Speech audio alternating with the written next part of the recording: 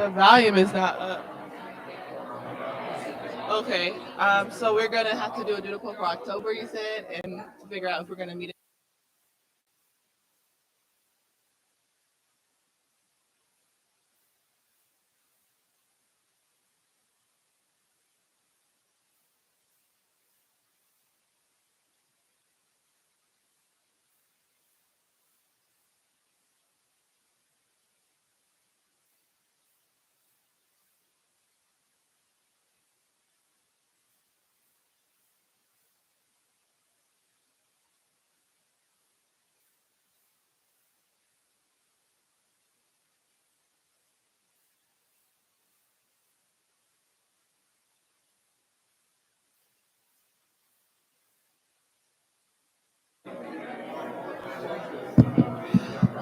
Okay.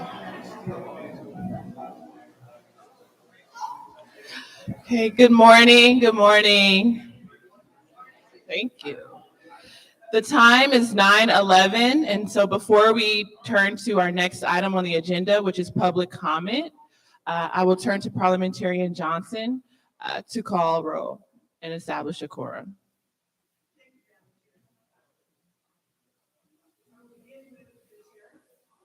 Here. Present. Here.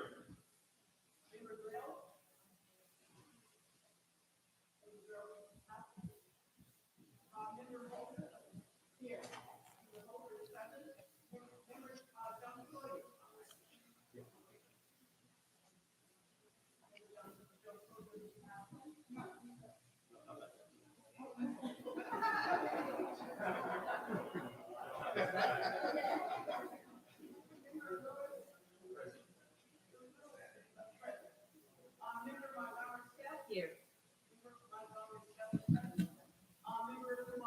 Here. Madam Chair, there are 9 task force members, and the number necessary for a quorum is 5. The number present today is 7. A quorum has been established. Thank you, Parliamentarian Johnson. Thank you, members of the task force and members of the public. Welcome to day 2 of our September 2022 hearing. We will now turn to public comment, but before we do so, I just want to remind everyone to be respectful. Everyone has 3 minutes each. Let's not interrupt folks as they give their public comment. And this time today, before we line up, we're going to go to the phone lines first. We're gonna go to the phone lines first. Please remember the order that you're in. Yeah, just remember the order that you're in. Maybe we can get someone, a staff member, to take a list like yesterday. But we're gonna try to do the phone lines first. Excuse me.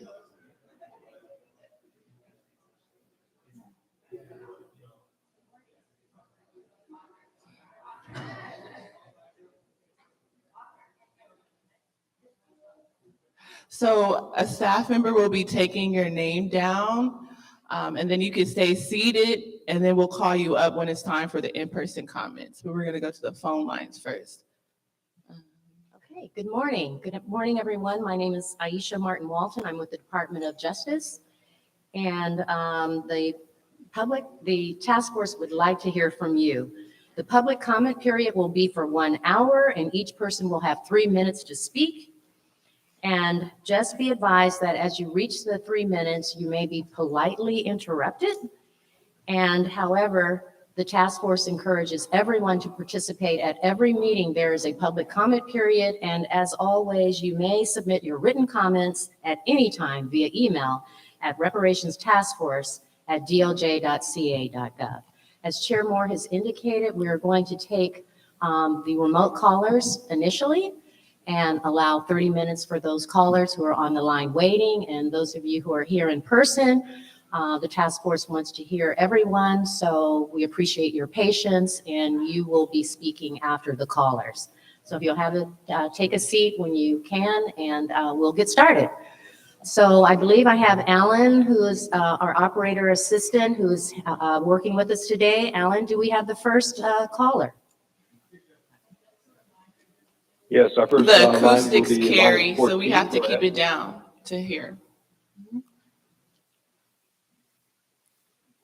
Alan, Line 14, your line is open. Go ahead.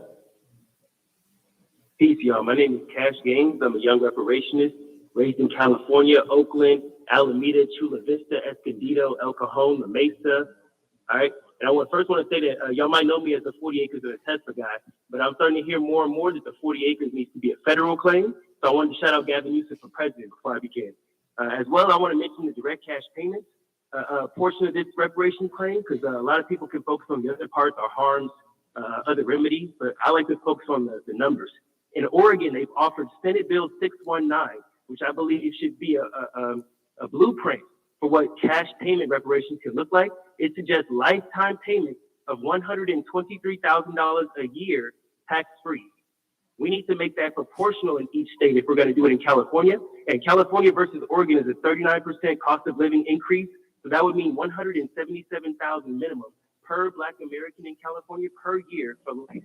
I know that California has a $97 billion surplus, so I don't necessarily want to hear the excuses about the thieves not having enough money to pay us in modern day. I can't stress enough that reparations has to be economic, has to be monetary based, as well as land grants, as well as protected class status and a lot of other things. But I know that Oregon has already set a precedent by putting numbers on page, and we need to work from that to a bigger number, because California is a way more expensive place and a way bigger economy. Thank you guys for letting me rock. thank you so much. Before we go to the next caller, I'd just like to formally acknowledge that Member Grills is present. You're welcome. All right, Alan, next caller, please. Line 21. Good morning. My name is Rose Cannon, and I'm calling from Evanston, Illinois. And I know that today you will be talking about the potential for domestic programs across California and also across the United States. I basically represent Evanston Rejects Racist Reparations, and we are a small city in the Midwest who is touting itself to be the first reparations city, municipality offering reparations. I'm here to say that our program has failed and is potentially failing. Municipal reparations can never be the solution. A $25,000 housing allotment has been specified for some of the elderly people in our community, and only 123 of those people have been identified, and only 13 have benefit from this $25,000 reparations program. Six of the elderly people have already passed because the program is not being able to be funded correctly like it was stated it was to be funded. We were supposed to use a 3% tax on a cannabis store that is in the city of Evanston. And as you know, state of Illinois is one of the most conservative states with regard to legalization of marijuana. So the revenue coming in from that store is not substantial, has not been substantial to fund this program. And we are failing. And I just want to say that municipal programs like the one that they've been trying to do in Evanston, and which we understand is being touted across the nation to various other municipalities as a solution for reparations, is not sufficient. The cities do not have the pockets to pay us. It is a debt owed to our people by the U.S. government, and we support the California Reparations Task Force as a first step, which should meld eventually into the U.S. Form of real reparations. We ask that the municipalities that are being courted by the Evanston folks are going across the country saying, this is the program you need. It is not the program you need. It is a failed program. And I rest my case with that. And thank you all. Thank you. Thank you for your comments this morning. Seven Hold on. lines in Can we queue. We'll move? go Sorry. next Can we to line turn up the 12. volume for the audio callers or maybe put a microphone near wherever the audio source is? I'm having trouble with hearing the virtual callers. And then I also would just ask the audience, as you all are already doing, to keep it down so we could hear it. Thank you. Line 12, your line is open. Go ahead. Good morning. My name is Bonia Quarles. I'm a native of California. I live in Riverside County. My father's ancestors were brought to this country in chains and then forced in and around Charleston, South Carolina. 12 generations of pain, trauma, and family displacement. My father escaped the South by going into the military at age 17. His father before him had done the same thing. In fact, during my grandmother's life, Black women in the South had the power to re-enlist their spouses for military service. My grandmother exercised this option, and I'm not sure how my grandfather felt about it. But they dreamed of different and better lives as they worked to take care of immediate life needs. They planted seeds of hope in their seeds, and they dreamed of a better life for them. And while they never left the southern shores of South Carolina or the Geechee Gullah culture, they saw hope in the future. And so we come. Many families come. This great migration to California from the South and from all over the world, people wanting to escape racism in all its forms, only to find it here, sometimes masked and sometimes not, but ever amorphous, working to create a permanent underclass of Black-skinned people on the backs of Black-skinned people. I think the point I'd like to make today is that reparations is not just a dream, it will soon be a reality. How it will look has yet to be decided, but I'm sure you will have great influence and power over that. It seems that one key step to ensuring that reparations is done is to avoid the false dichotomy that racism has only affected us if we are direct descendants of enslaved people in America. Racism doesn't check lineage. Racism doesn't check birth certificates. It errs on the side of itself. And for anyone that looks Black, you will be taxed, the Black tax. We've been impacted by it as Black people living in California, regardless of what country you or your ancestors came from or where your ancestors were enslaved. Slavery never ended, it just morphed. Instead of trying to craft or draft something that will adhere to Prop 209, let us think beyond that and focus on what is best for us as Black folks. I ask that you remain bold and courageous and that you all draft recommendations that are inclusive, because we are sisters and brothers, and as a direct result of slavery and racism, we don't even recognize each other. Reparations must include doing the work of repairing, and I believe that begins with a recommendation that embraces all of us from all over the diaspora that live and suffer in California as Black people trying to live. Make recommendations that represent all the beautiful Blackness around us. Let someone else come in and offer false dichotomies related to barriers of who should receive reparations in California and who should not you. Let us strengthen our unity around this and not be fragmented or divided based upon Ms. spirits Caller, of I am division. so sorry to cut you off, but your 3 minutes are up. Thank you so much for your valuable comments this morning. And Alan, can we have the next speaker? And if you could ask them to please speak loudly, that would be great. Thank you.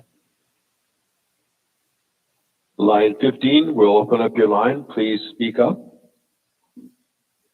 Good morning, task force members. My name is James Woodson. I am the executive director of the California Black Power Network. As you all know, our organization was a community engagement steering committee member and a listening session host. Yesterday, I was really encouraged to hear task force members speak about the importance of being respectful of each other and allowing for differences. Unfortunately, the premature vote on eligibility has fostered the opposite, working to undermine unity, trust, and credibility in the process. As Contact CBPN was tapped to host listening sessions in December 2021. In January and February of 2022, we worked within the steering committee to plan community engagement with groups like the Black Equity Collective and CGEP. However, in March, the day before your task force meeting, we learned of a secret vote on eligibility happening the following day. We heard about this vote not from the Bunch Center, not from the task force itself, but through another community group's listserv. How that community group found out about the vote before the public did, I don't know, but luckily the task force voted to delay the eligibility vote until later. Unfortunately, the very next month, the task force voted 5-4 for lineage, 2 months before most steering committee members were scheduled to host their listening session. The result of this premature vote was that it first created distraction during our listening session, where participants were quite confused by the fact that the task force would ask us to ask an eligibility question after it had already decided on the issue. Second, it raised questions about whether this task force is serious about engaging community and receiving community input and feedback from everyone. The task force has yet to hire a comms firm and has yet to make a firm commitment on continuing community engagement. In fact, it was funny to hear a commenter yesterday talk about how Community Coalition was not involved in the eligibility vote, which is exactly our point. The task force has made decisions without key stakeholders who have served the Black community for decades being brought to the table. The crux of this issue is not about eligibility itself, but it's about the way that the task force engages community. It's about basic fairness and whether people think this process is authentic or not. If this task force doesn't figure out a way to unite our community, no one will get reparations. As you move forward, the credibility of this task force will hinge on whether you move in partnership with community or move ahead of community. It's not only about what you decide, it's also about how you get there. And you'll need a united front to push your recommendations through the legislature. You will not get that united front on your current course. Favoritism, secrecy, and unfairness will only cause more division among our people. As someone who can trace their lineage back to chattel slavery on both sides, and someone who has indigenous ancestry, Excuse I pray me, you sir. take the opportunity to Thank you unify so our much for your people comments and do this your part morning. to Your ensure that time all is of us up. We recognize this appreciate you process. calling in. All right, our next speaker, And ladies, Alan. and as a reminder, ladies and gentlemen, if you do want to register a comment, press 1 then 0. We'll go next to line 22. Hello, can you hear me? Yeah, can you speak up just a little? Hello? Yes, we can hear you, but you need Okay, to speak yes. up. Okay, all right, thank you. So hi, I am Mara Chiavenseked. I am the Los Angeles organizer at the Black Alliance for Just Immigration, or BAJI. BAJI is a Black national organization fighting for the rights of African American and Black migrants through organizing, legal advocacy, research policy, and narrative building to improve the conditions of Black communities by advancing racial justice and migrant rights. We acknowledge the unique experience of slavery in the Black community. Anti-Black racism, however, does not discriminate, distinguish, or care for any hierarchy that we've subconsciously created among ourselves, right? And white supremacy's goal is to cause destruction to all Black people, regardless of where they come from. Slavery and anti-Black racism are really two keys of the same pod. While slavery hypothetically ended, but continues today through the carceral system that all Black people are affected by, not including Black migrants, and has morphed into a system now that's built on anti-Black racism and affects all Black people, regardless of when they came into this country. Slavery and anti-Black racism are not two completely different things. They are inextricably connected. Also, Black migrants and refugees don't come here out of choice or convenience, but because of the effects that U.S. colonialism and imperialism have had across the globe. California and the U.S. should be held accountable for its contribution to that dynamic and not be let off the hook in the form of reparations. Black migrants are the most criminalized immigrant community and suffer from the lowest housing of other immigrant groups, slightly higher employment rates, but have similar low income rates because we're working multiple jobs similar to our Black American counterparts. We acknowledge that there has been work done within the task force to address this issue, but the community has not heard about this soon enough. And as you continue your work, it's important to remember that not only is the Black community not a monolith, but the Black immigrant community is also not a monolith. People arrived in California by different means, but we all have a common experience of being Black in California and suffering from the vestiges of chattel slavery.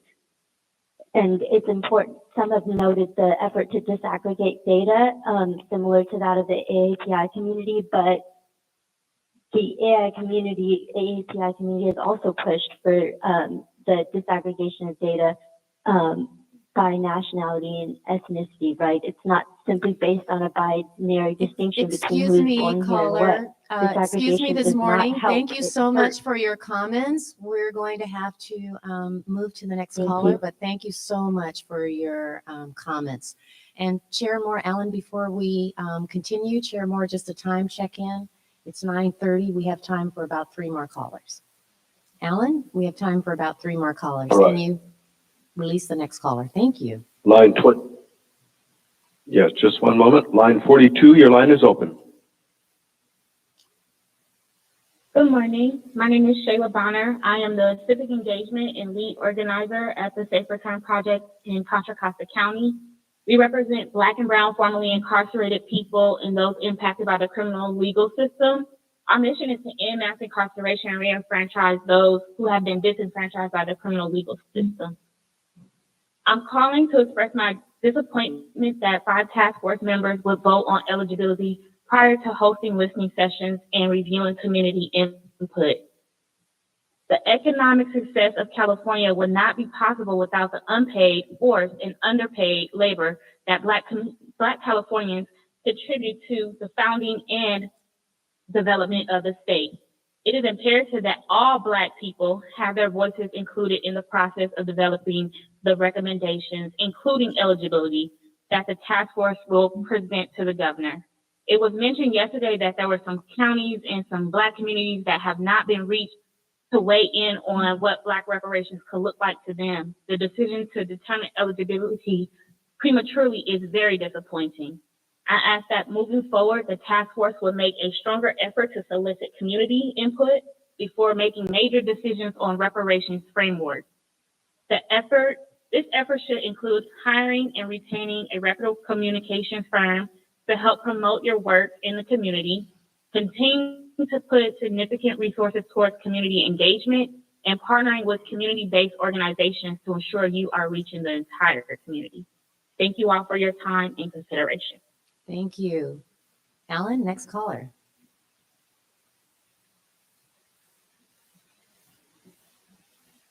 Line 16, go ahead, please. Thank you. Good morning. This is Angela Nirvana. Who should be eligible for reparations? Every American freedman in the state of California that is living with the vestiges of what happened in that 500-page report prior to AB 3121 being signed into law, and those who were legislated out of the state before and thereafter. As for that Bunch report, I'm giving it the side eye to have polled non-American freedmen who haven't attended a hearing nor listening sessions. American freedmen have never been polled by the state nor the Fed about how they spend trillions of our reparations dollars on whites and immigrants, refugees, and incessant wars. And I don't believe that they said words like monetary no cash of their own volition. No one talks like that. They were prompted. As for what I believe reparations should be, direct cash payments. No more programs that you give with the left and give away with the right to whites and immigrants. Free housing and eco-friendly neighborhoods, an American freedman town akin to Chinatown, full of our grant-funded businesses exclusively. Our own Office of Freedmen Affairs, akin to the Office of New Americas you've established for the immigrant. Anti-Freedmen Defamation League and enforced protections. 20% of the employees in the public and private sectors, from the low-skilled position through upper-level management, with a California salary that offers full benefits and a pension. And free education is nice, but please understand it doesn't guarantee us a job paying a California wage. It is purely symbolic. All of our debt should be waived, and we shouldn't have to pay taxes. You should also give us 800 credit scores. Lastly, California, it would behoove you to deliver our reparations prior to Governor Newsom running for president. lest these hearings will be a grift for our vote in 2024. Thank you. I'll end there.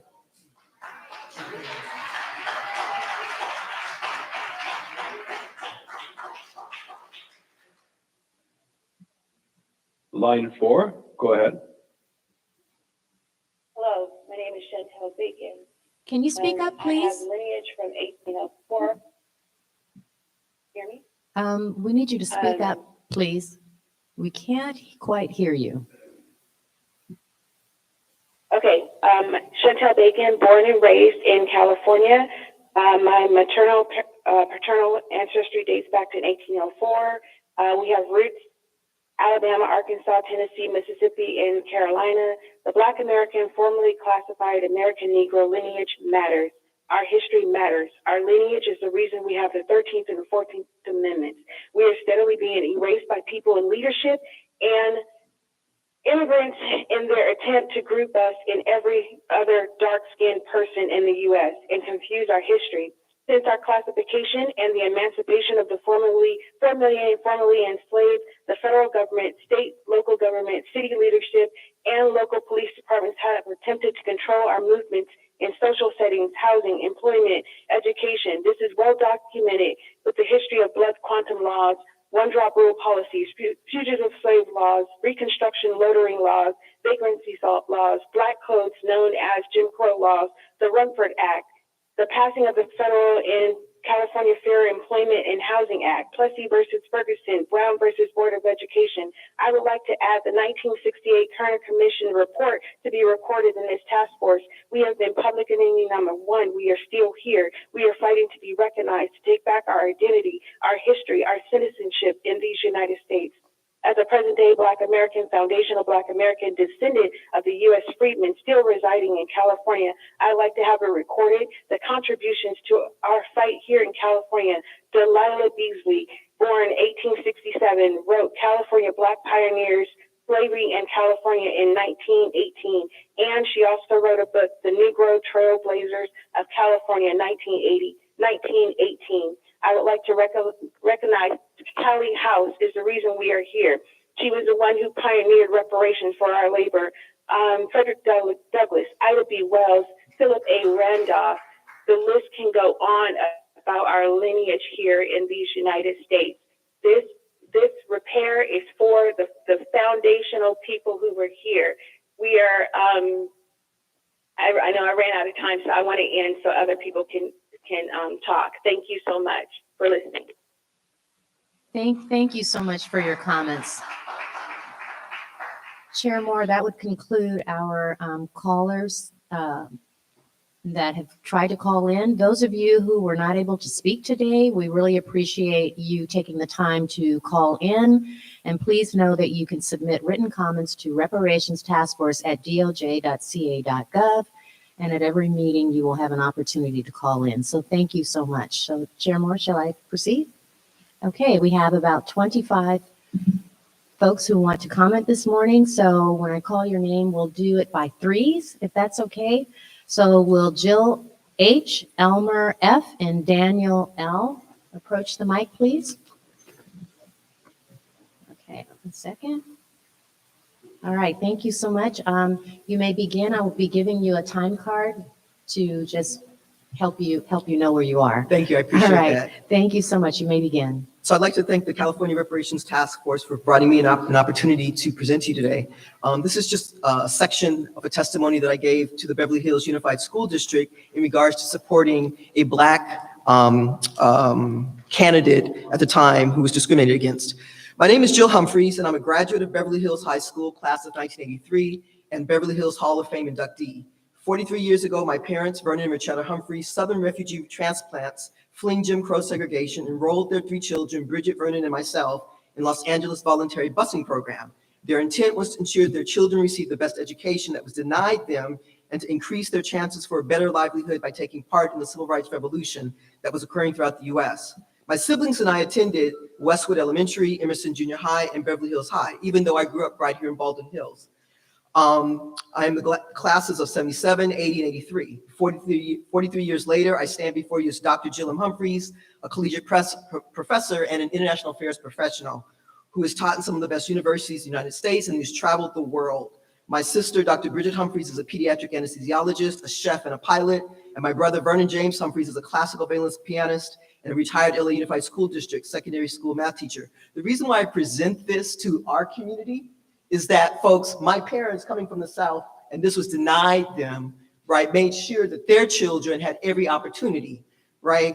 However, these integration programs, while they extracted the best of us, all of us out of our communities with the intent of us never coming back to our communities, diluted our communities.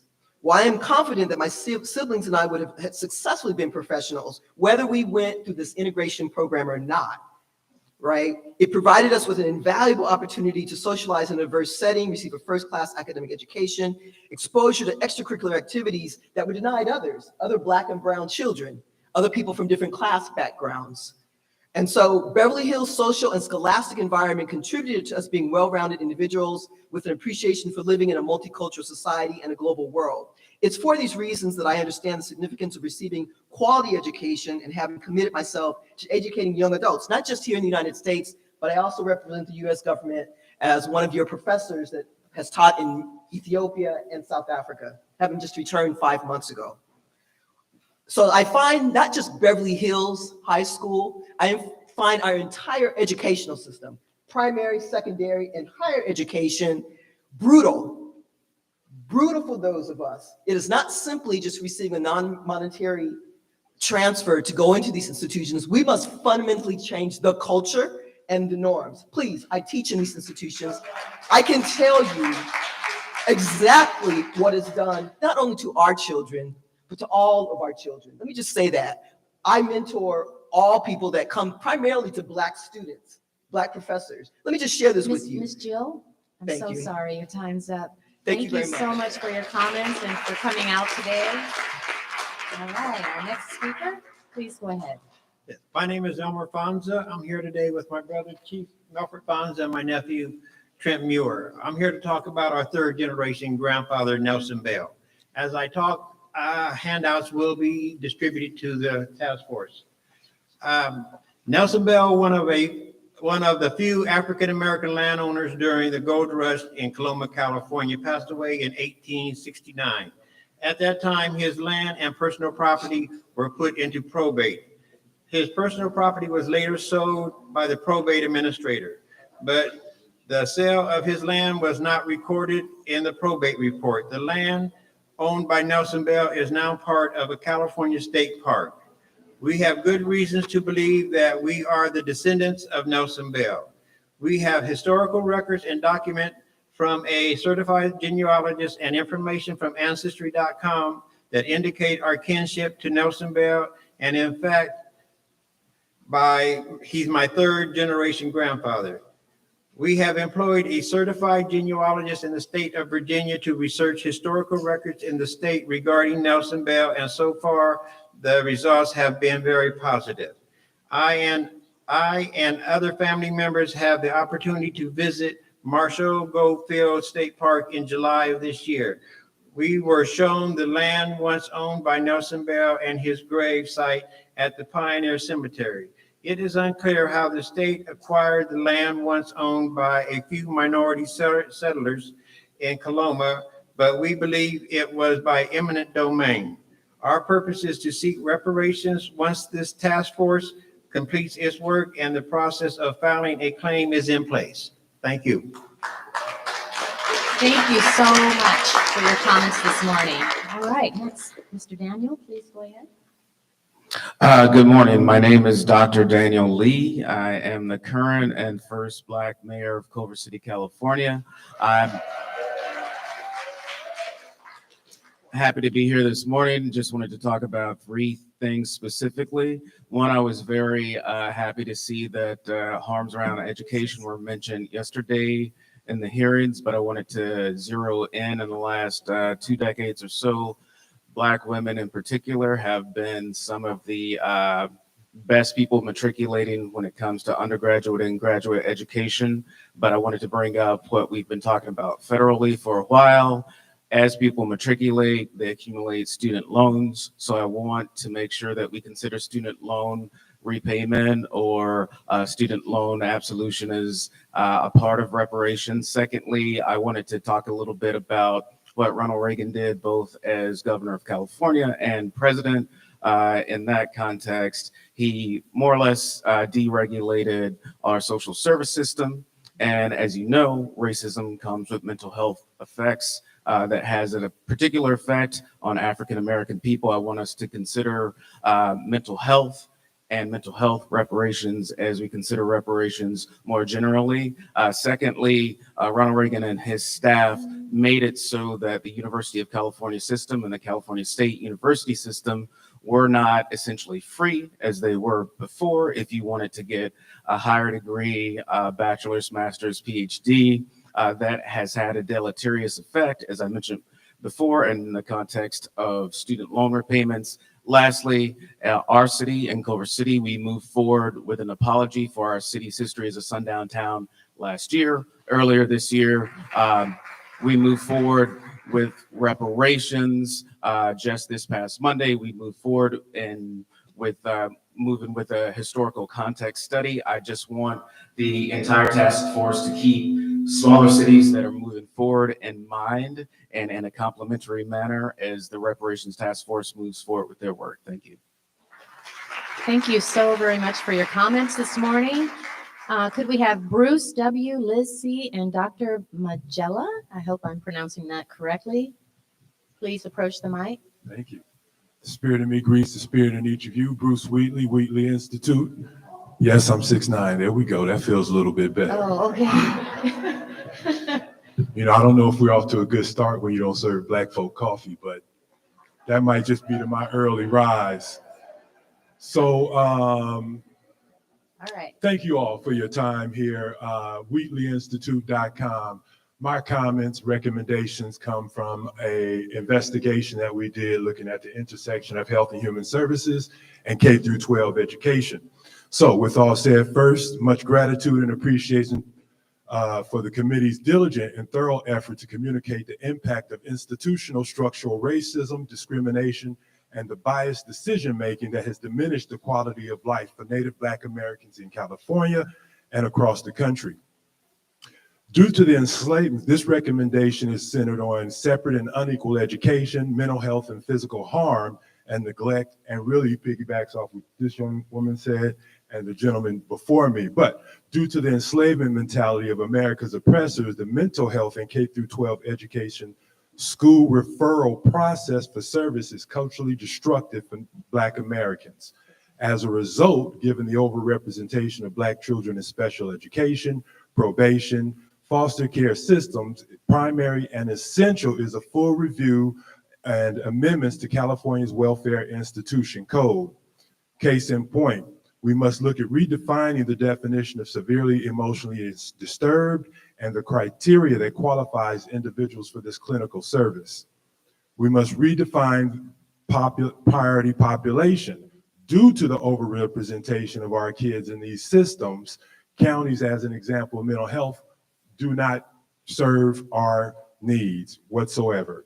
And so central to this issue suggests that higher education repurpose and eliminate terms like field work and case management and social work.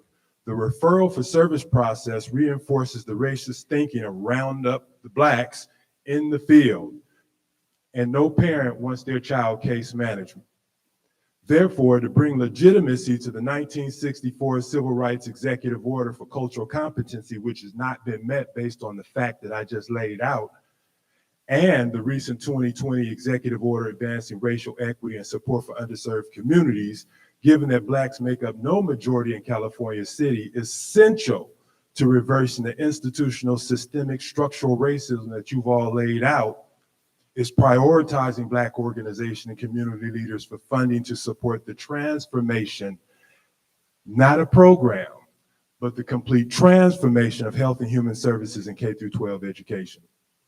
With that, concerning the control over creative control and intellectual life, California Health and Human Service related requests for proposals, bidding must permit innovators to maintain their intellectual property, program design process, and service delivery methods. As an example, the State released the RFP I'm so recently sorry, and Mr. Mark, suggested they would your have time is up, but take their thank you so innovation. much Thank for you all. coming Keep up out. the good work. All right, thank you.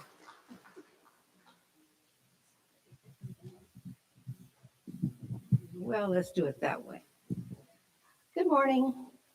I want to really commend you guys on the good work you're doing about reparations. But my name is Liz Chow, and I'm the historian for the Consolidated Board of Realtors and the Sanchez Adobe on Don Felipe, a building with over 200 years of use. And Mr. Bradford, I just saw pictures of you there when you were first getting started in politics. My task force here today is to try to save this Adobe. The original owner or builder, Don Vicente Sanchez, was sent by the Spanish and Mexican government to corral the African Americans, 35 of them that founded Los Angeles, Pio Pico being one of them, the first governor. So we talk about who was the first governor in the United States. It was Black governor, it was Pio Pico. Maria Rita Valdez on Beverly Hills. So we have all these African Americans that escaped Mexico and came to California, which Mexico did not own. And they basically annexed Mexico when the African Americans, or I shouldn't call them Afro-Mexicans, started to do so well. My task force is to turn that adobe, which was built in the late 1700s, right on Don Felipe, because there's a lady here from Baldwin Hills, 3725 Don Felipe. That's literally falling apart because the city wants that lot to provide housing for Metro. So my task force is turn this into a children's museum where children in the 4th grade, no offense to Dr. Dre, but by the time they get to high school, it's too late. They want to be a rapper. We're going to start with basics, going back to, how to penmanship, language classes, how to use a knife and fork. Your kids drive up to Jack in the Box and then they eat like this. So we have a museum over there that's ready to be retrofitted, because it's 200 years old and we need to fix it. It also was subject to the sundown laws. You couldn't come in there. And Paul Williams, the architect, was building us something in the West Adams area. I'm going to cut to the chase real quick. You're talking about reparations. The realtors came in 1949 because their land was seized in the Palos Verdes Torrance area, just like Bruce's Beach. We pooled our money together to buy this land, right? And then they snatched it. O'Melveny was the head of the Board of Supervisors at that time. They just snatched the land and pushed us back into the Watts West Adams district. Paul Williams had to use white people to buy land in Watts to build apartments. So when this building became available, at that time was a white women's club with signs that said no blacks, no Asians, no Mexicans after a certain period of time. He thought it was better to buy that. That's a curse because we were building something much nicer in the West Adams district. So I won't go on too much further, but I would invite this task force to please come and tour our Adobe. It's so important that we teach our children earlier. I mean, no offense to Miss Liz, Beyonce. I'm so sorry to interrupt you in the Can I middle just of your close with this? sentence, Let but me your just close with time this. is up. Okay, let me just close with this. Please come to our Adobe and visit it. If you guys can have a tour, we'd appreciate it. And Senator Bradford, I sent you a big package. Thank you so much. And now we'll hear from the doctor. Thank you so much for your comments, Ms. Liz. Sound good? Yes, please go ahead. Acknowledgement first to and reverence to my ancestors, stolen people forcibly settled within the socially engineered, violently maintained imaginary borders now known as America. Acknowledgement to the traditional land stewards, the Tonga and Gabrielino peoples. And then finally to my elders in this community with whom I've consulted, requested, and received permission to speak today. To the task force, to the California DOJ, and more specifically to all to convene on behalf of the liberation, restoration, and reparation of African people in the state of California, the U.S., and the world. Good morning. I am Dr. Michaela Bethune, an assistant professor and the Department of African American Studies at Loyola Marymount University. I am a community psychologist trained in community research and action, and I'm here in the capacity of being a Black mama, a Black scholar, a diasporic African of the world residing in America and in the state of California. I am here to speak on behalf of a group of African people who have neither the personal agency nor the social power to be meaningfully or civically engaged in this process. I am here on the behalf of young Black people. I have read and reviewed this task force 500-page interim report and comprehensive account of the systemic, institutional, structural, and existential harms of American white supremacy. The structure and organization of this report carefully lay out the historical and ongoing impact of slavery, racial terror, civic and political disenfranchisement and marginalization, residential segregation, violation and desecration of our communities, educational segregation, environmental and structural racism, the demonization of Black families, the assault on Black art, culture, scholarship, and identity, stolen labor and opportunity, the criminal injustice system, and the continuance of slavery, mental and physical harm, neglect, and diminished generative reproductive capacity and thriving, and the wealth gap. There is mentioning of the impact of these atrocities on Black infants, youth, and young adults. I've read that report, and in it, the term youth is mentioned 187 times, the term young, 69, the term children, 595, babies, baby, infant, 15. As a scholar on Black youth and adolescents, this leaves me hopeful and also invested in this process. However, from pages 19 to 24, which house the 5 pages of preliminary recommendations, youth was mentioned twice and children 5 times, and mostly in the context of detailing how incarcerated residents should have access to those children as their caregivers and family unit. My appeal today is for you members of this task force, agents of the DOJ, and members of the General Assembly and government of the state of California to deepen your consideration and commitment to a comprehensive agenda and reparations plan that meaningfully includes and centers the needs of Black youth. May we all seek to see and understand young people not to be only our possessions, but rather the future bearers of this great work of restoring our people to the expansiveness of our humanity and essence. Young people Dr. are Magella, the Black I'm people. so sorry your time is up, but please, I'm so sorry to interrupt you in the middle of your Absolutely. thought. Please But- center our youth. Please center our youth. I'm happy to email the rest of this statement. Oh, for public please, comment. please do, please do. We encourage everyone to use the email. Our next speakers who have signed up are Mark G. So if you could please hold on. Sure. Thank you so much for being patient with us. Mark G., Ms. Cryer, and Kevin C. If you could please approach the mic. How you doing? Can you hear me? Yes. Well, my name is Mark Garth. I was born and raised in Los Angeles, California, and I'm an American Indian. I'm gonna read an article for, this is the Treaty of 1866 with the Choctaw and Chickasaw Indians in the United States. It's just a section. And they further agree that all laws shall be equal in their operation upon Choctaws, Chickasaws, and Negroes, and that no distinction affecting the latter shall at any time be made. There's no difference between a Negro and an Indian. Slaves are Indians. Freedmen are Indians. We're all Indians. The only definition of the word Indian means the aboriginal inhabitant of North America. Please, we have too much conversation going on. If you wish to talk, please go outside. You're interfering with the persons who are speaking. Could someone help us in the back? Ask everyone to be quiet. Let us focus.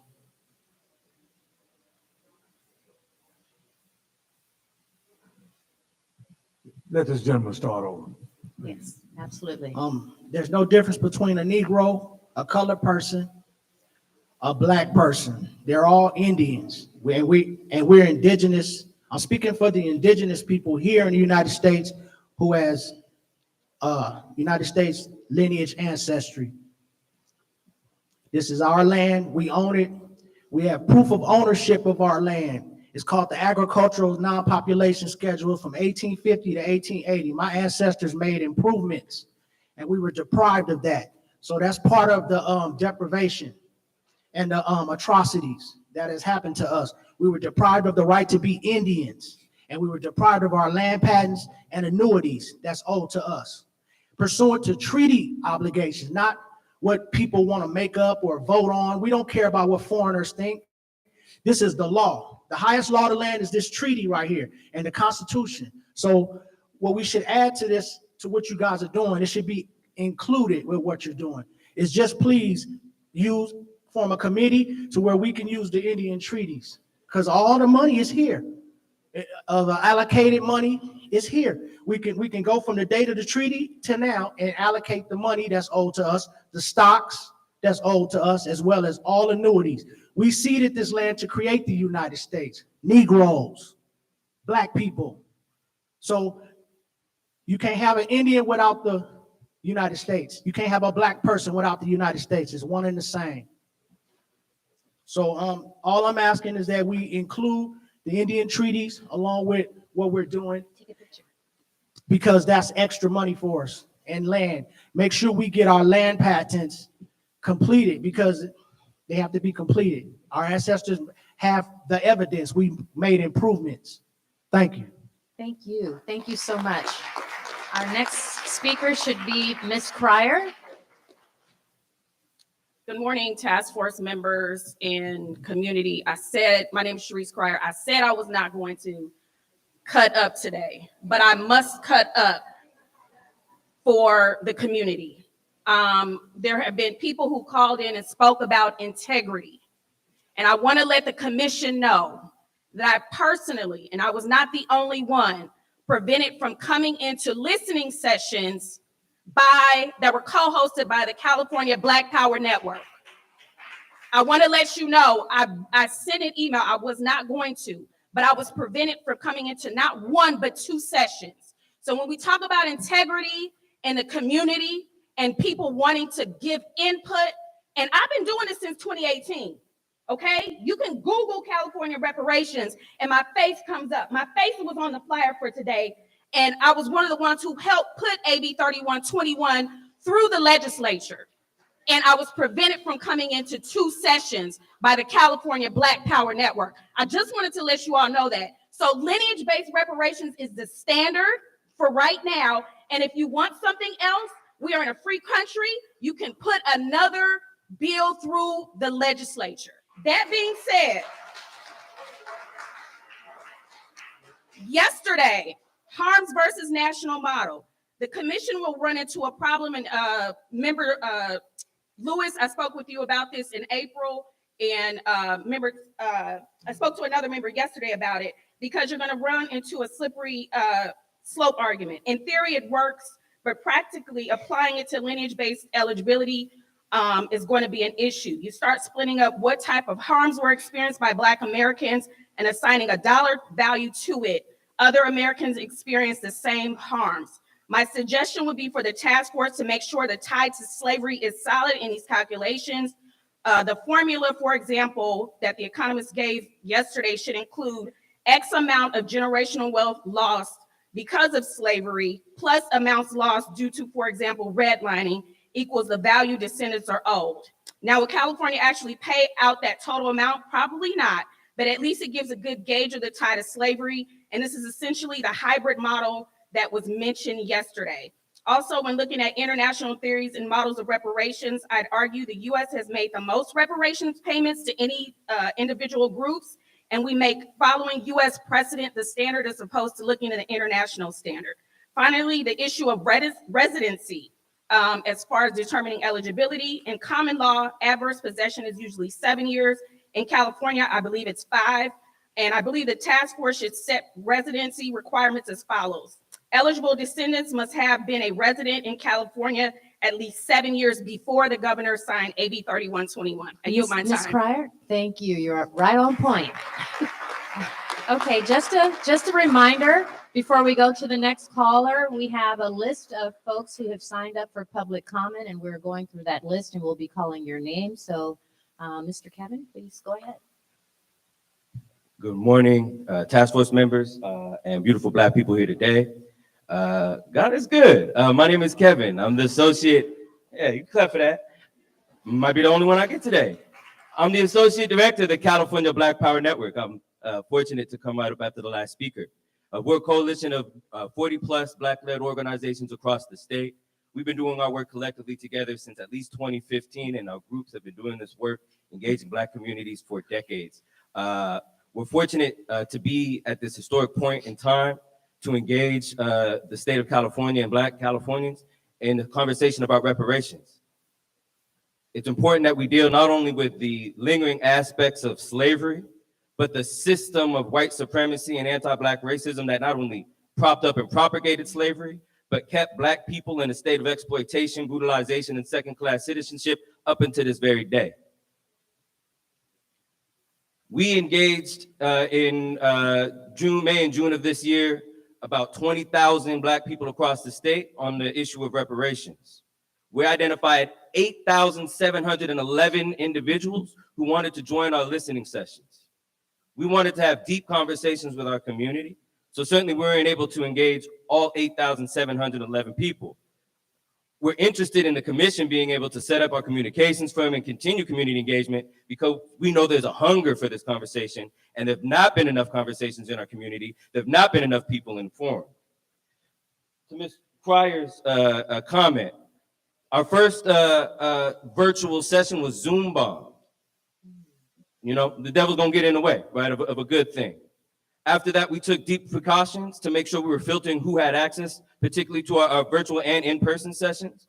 We created a registration list of those who had signed up and said they were interested, and only allowed those who signed up and were registered into those. We also filtered out people who had previously attended listening sessions to make sure that we were hearing from new individuals. We were highly aware that there were a number of people from a certain organization who attended multiple sessions in effort to, again, kind of thumb the scale. We think that we want to encourage this task force to be transparent, bold, courageous, expansive, and unifying. In its work, there's a diversity of opinion. We saw that through the Bunch Report. We've seen this through all of the engagement. You have an opportunity to unite folk and present recommendations that include all of the harm and recognize all of those who have been harmed. In America, you were Black upon arrival. During slavery, if you came from Africa, if you came from the Caribbean, if you were a Native American, you were Black upon arrival. During Jim Crow, during segregation, during the war on drugs, you were a Black upon arrival. The fact that you made premature, rushed, and secret on eligibility is problematic, and it disrespects the community's voice. We would like that to be reconsidered and taken into account. There are opportunities that we agree that there should be special consideration for those who can trace their lineage back. But we also know and understand that the systems of white supremacy impact everybody who is Black on this planet, in this country right here and right now. Kevin, Please be I'm so expansive, sorry. be inclusive. Kevin, Thank you for your your time. time is up. All right. All right, I'm going to do a time check-in with Chair Moore. Chair Moore. All right, can we be respectful? Thank you, everyone. All right, Chair Moore,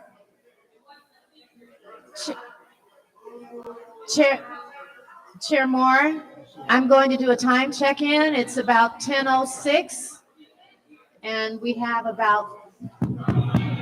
Yes, everyone.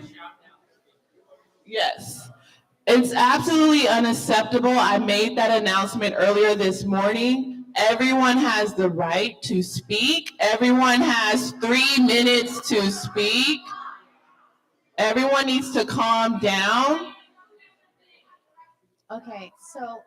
Excuse me, in respect of, if everyone is passionate about the issue of reparations, I need people to be quiet right now. This is disrespectful to the ancestors. You all need to be quiet. Okay. So Chair Moore, it's about 10:07, and we have several people still on the list. What is your pleasure and the task force pleasure at this point? We're gonna have to keep going with the schedule. So we're gonna have to go to the next item on the agenda. You'll be the last person. Man, Jeanette. Thank you, ma'am. Thank you, ma'am. The next person would be Melvin. The next person would be Melvin G. Could I have everyone's attention, please? Shh. Everybody, please. Let us make silence, please. Let us make silence. Excuse me. I want to be short. Let us make silence. I'm going to say this before I leave. Let us make silence. Let me say this.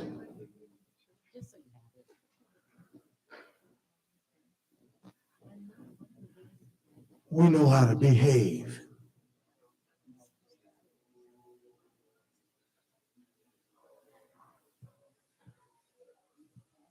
And we do not need to discredit ourselves. And somebody back there appears to not have respect for our ancestors and respect for themselves.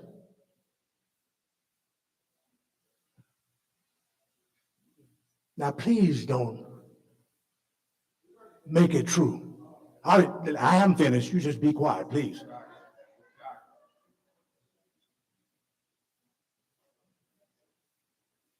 Madam Chair.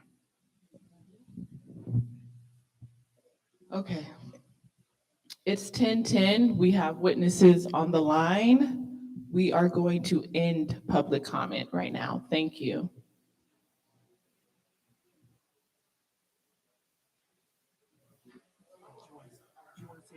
Yes.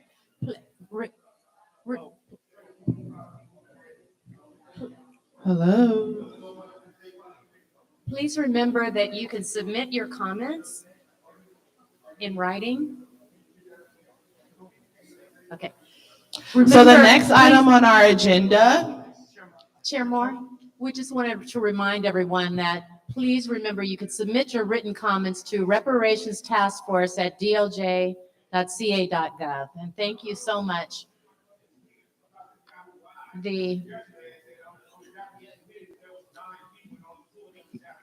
Sir, would you please sit down? Sir, would you please sit down? Please sit down. Please sit down. Please sit down. Thank you. No, please, thank you.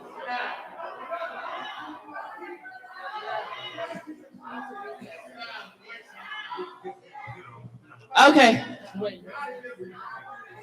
Yeah.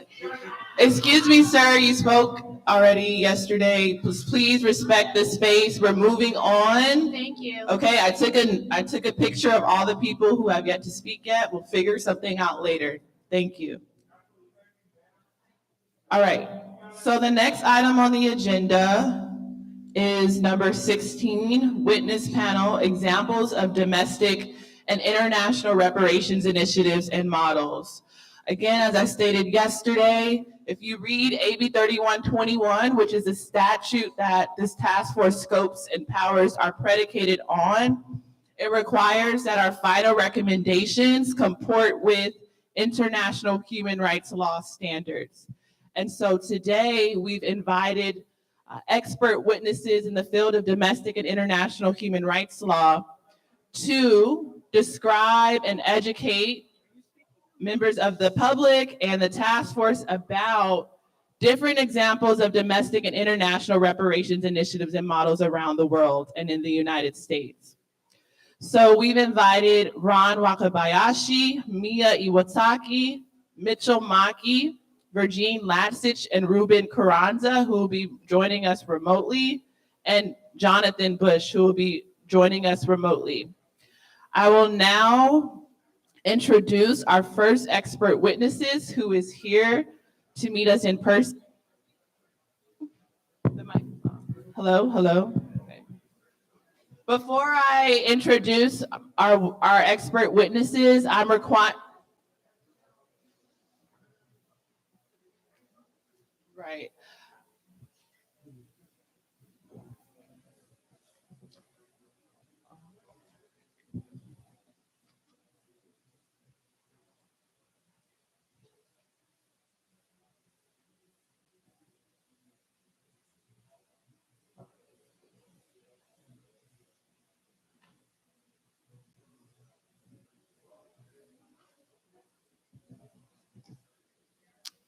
Damon, if you could check your text.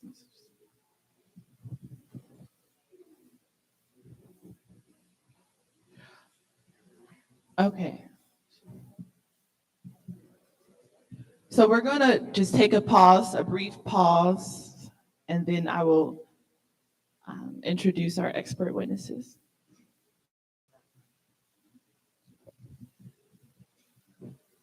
Let me say this, as vice chair. We're gonna have to bar this young man from this meeting. He's nothing but a provocateur, and he's not here to be focused on what we are about. So with everybody at the door from the staff, make sure that he does not come back in here.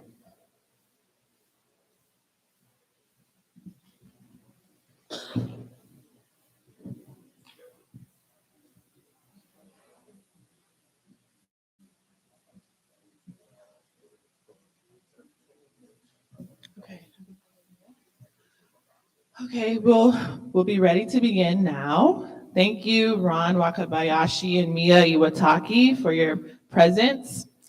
Ron Wakabayashi retired from the U.S. Department of Justice Community Relations Service in 2020 following a 20-year career.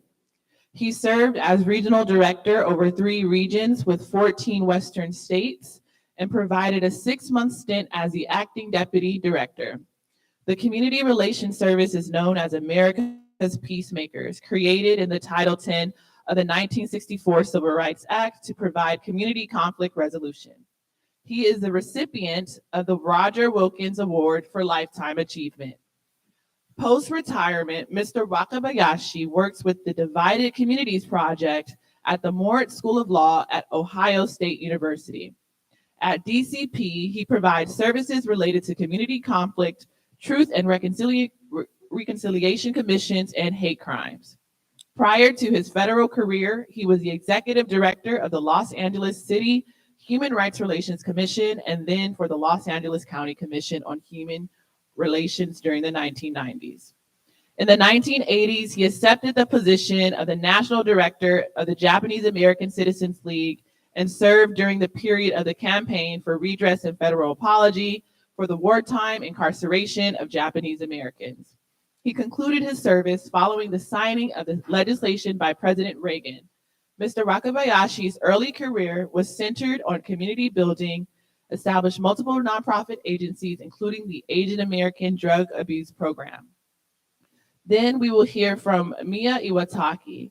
Mia Iwataki's life experiences as a poet, writer, host, producer of East Wind radio series, designer of diversity and cultural competency programs for LA County, NCRR fighter for Japanese American reparations, one of 30 women sponsored by the United Nations NGO to the UN Decade for Women Conventions in Nairobi, Kenya, and co-author of the first study on cultural barriers to reproductive health care in 8 API communities that have shaped a long life understanding, awareness, and commitment to justice and equity.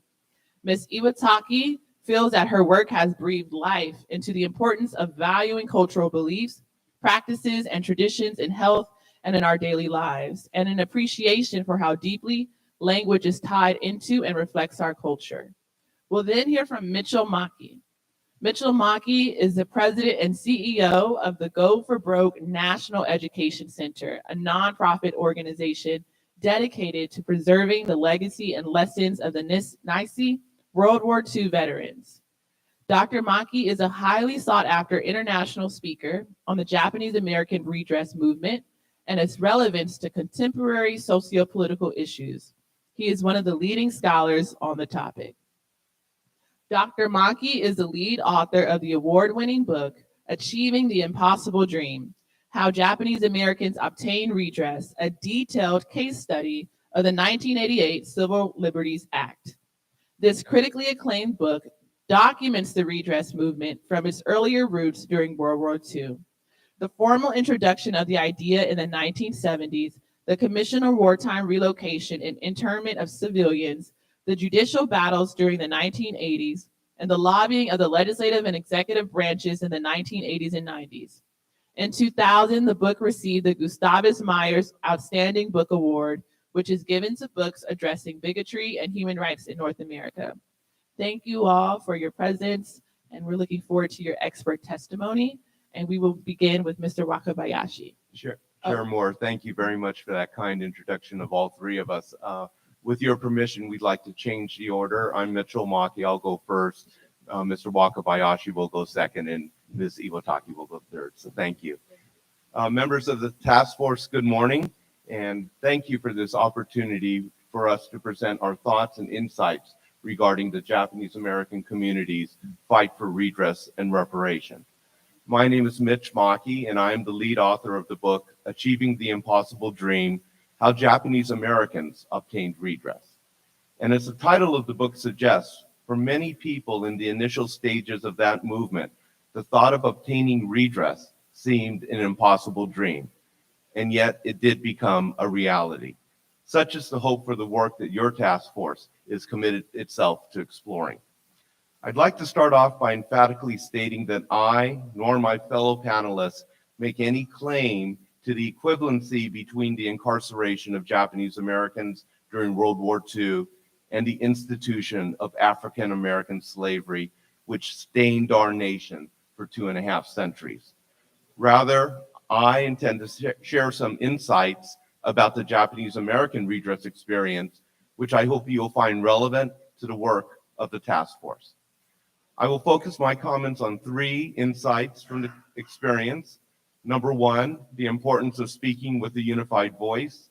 Number 2, the public commission hearings and the education of the general public and the American Congress. And number 3, the objective of redress for the Japanese American community. Number 1, speaking with a unified voice. In the initial stages of the Japanese American redress movement, there were many different perspectives on whether to pursue redress and reparations.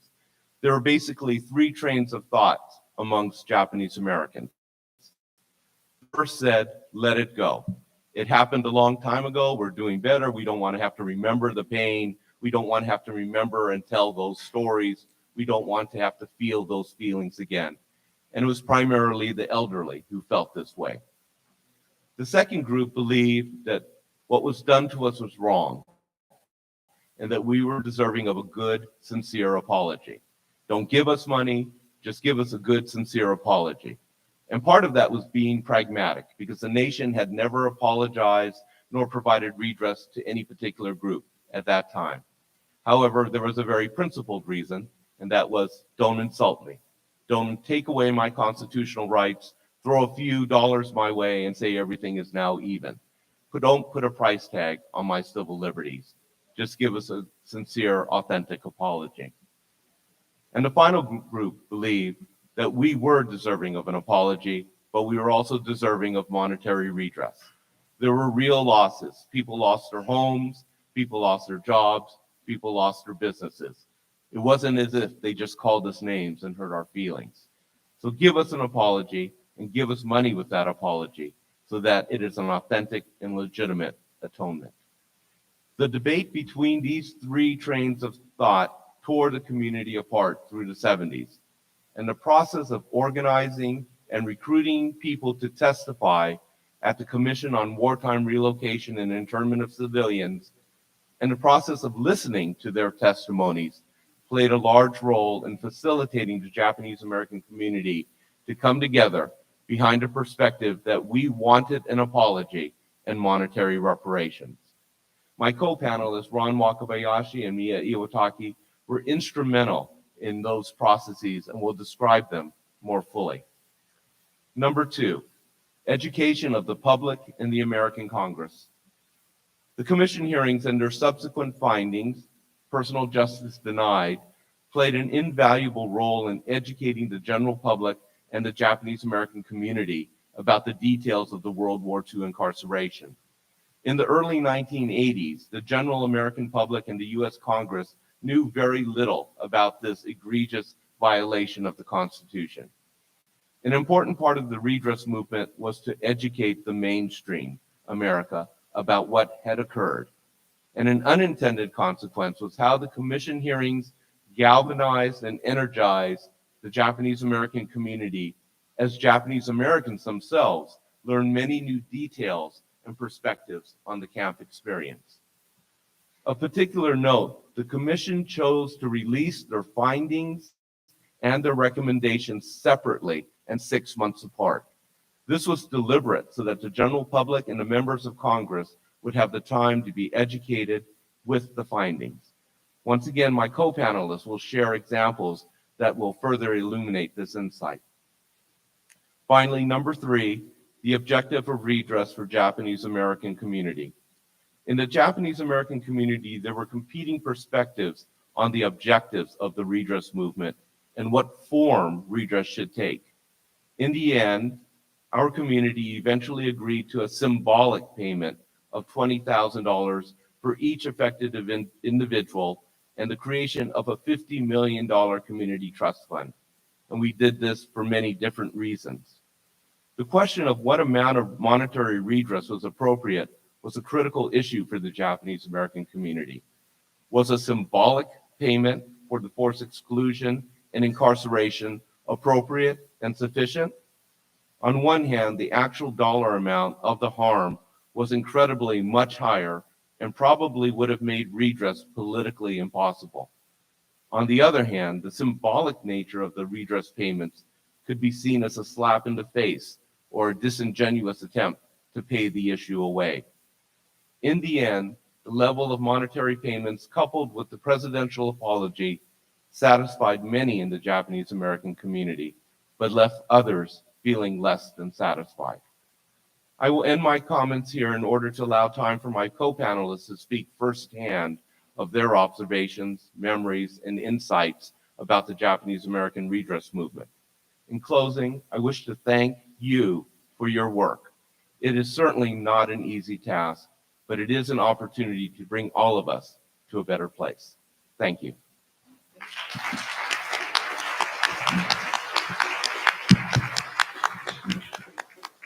Thank you. Thank you. I want to just start with sharing an episode during this redress time that we were working in, and that was that the Sony Corporation saw the documentary Eyes on the Prize and made a decision to do a Japanese language version of that. So they dubbed it, and they disseminated it to every school in Japan. And I was one of the readers of an essay contest that followed that showing of Eyes on the Prize, which is about the struggle of African Americans in the civil rights movement. When I got my first stack of papers to read of the essays, the very first one was an 8th grade young girl in rural Japan. Young lady had never seen an African American in real life in her life. So her only picture of Asian American, of Black Americans was from the documentary and other things that she might have seen in the media. Her very first sentence in her essay was, "I have never seen people who love their country so much. I've never seen people who love their country so much." Now, I would suspect that would not be the opening sentence of most American people viewing Eyes on the Prize. There are other lessons they would draw from it, and rightfully so. But I'm just trying to point out that fresh eyes looking at the experience and the struggle of African Americans is really a legacy that's really important, and it's something for Japanese Americans, is something that we have a deep appreciation for. And in fact, it was the civil rights movement and the anti-war movements in that period that raised the question for us. What do those issues being raised by African Americans, what do those issues mean for us? And in the mid 60s, Asian Americans started looking at those issues for the first time. And the discovery was, and we're talking about the camps. Now think about the camps. The entire community on the West Coast, 120,000 people, were uplifted from their homes in a matter of weeks and placed in desolate camps in 10 locations throughout the country. And in fact, today, when I leave here, there is a ceremony taking place at the Japanese American Museum. And that ceremony is the revealing of a new compilation, a compilation of 125,000 names of Japanese Americans who were locked up in 75 different locations by the United States government. We're still learning about what happened to us. We're still learning. But I want to kind of do some contextual things. The Japanese American community is a relatively small community. I know Senator Branford has some experience. He's a city councilman in a city called Gardena that has a few Japanese running around there. In fact, Ron Ikejiri, one of your colleagues, was a JCL, Washington representative during his time of redress. Anyway, just a window on Japanese Americans and just a few things, just to kind of give a framework and a lens. We're a very stratified community, meaning that the first generation immigrants, align in a cohort, in a time cohort that's very tight. And the second generation consequently, aligns as a separate cohort. And the third and the fourth, and this panel here, I think we're third generation. And we might even have some eighth generation in the room because it's been that long. But the stratification is an aspect that's important to us. It's a unique experience. And to point out that the stratification is because of government laws, exclusion laws, policies, and practices that created, a situation. My own father, came into the country undocumented because, it was prohibited from coming into the country. So we have a stratified community. That meant that during the Second World War, our first generation were classed as enemy aliens. Not as persons ineligible for citizenship, but as enemy aliens, to make the case of military necessity, which was the case to lock us up. The stratification also has this impact. The average age of the second generation. Now, mind you, the first generation is now disempowered. They're enemy aliens. So the second generation, are the legal ones. They represent the community. The average age was 18 years old. Consider that, 120,000 people uplifted in a matter of weeks, placed in desolate areas. Their parents can no longer speak for the community. You're 18 years old and you've got to stand up for them. That's a hell of a situation to be in. And still, it doesn't compare to the African-American experience. It doesn't compare, but this want to just kind of have a lens on what the Japanese-American experience was. Fourth item was that we were less than 0.5% of the population of the United States. My own experience when I went to the East Coast for the first time, standing in a national zoo, was to have a lady come up to me and say, "What are you?" And we know what that means, what questions being asked. What are you? And then it goes to, where are you from? California. Where are you from? Los Angeles. No, where are you from? I think you're asking if I'm in my ancestry. My father came from Japan.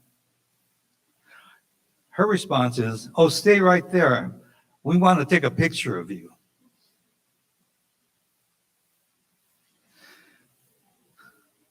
So in the 60s, with the impact of the Black Civil Rights Movement, me and I, when we were young once, we're examining that question. But imagine the lens that we looked at it through was through the lens of what we learned from the Black Civil Rights Movement and the anti-war movement. Is learning stand up, protest, dig in. A popular history of the Japanese American community at that time was a book called Nisei the Quiet American. Oh, you can imagine how the third generation took that. Quiet American. Yeah, they are quiet. They are timid. They are passive. They didn't stand up. They're an embarrassment. We're ashamed of them. So how do you compensate that? During this time period, like that we were doing when I was at the JCL, I became a father. And what I remember most in being a father was that, I had a friend tell me that his son graduated high school. And they were talking, and the son said,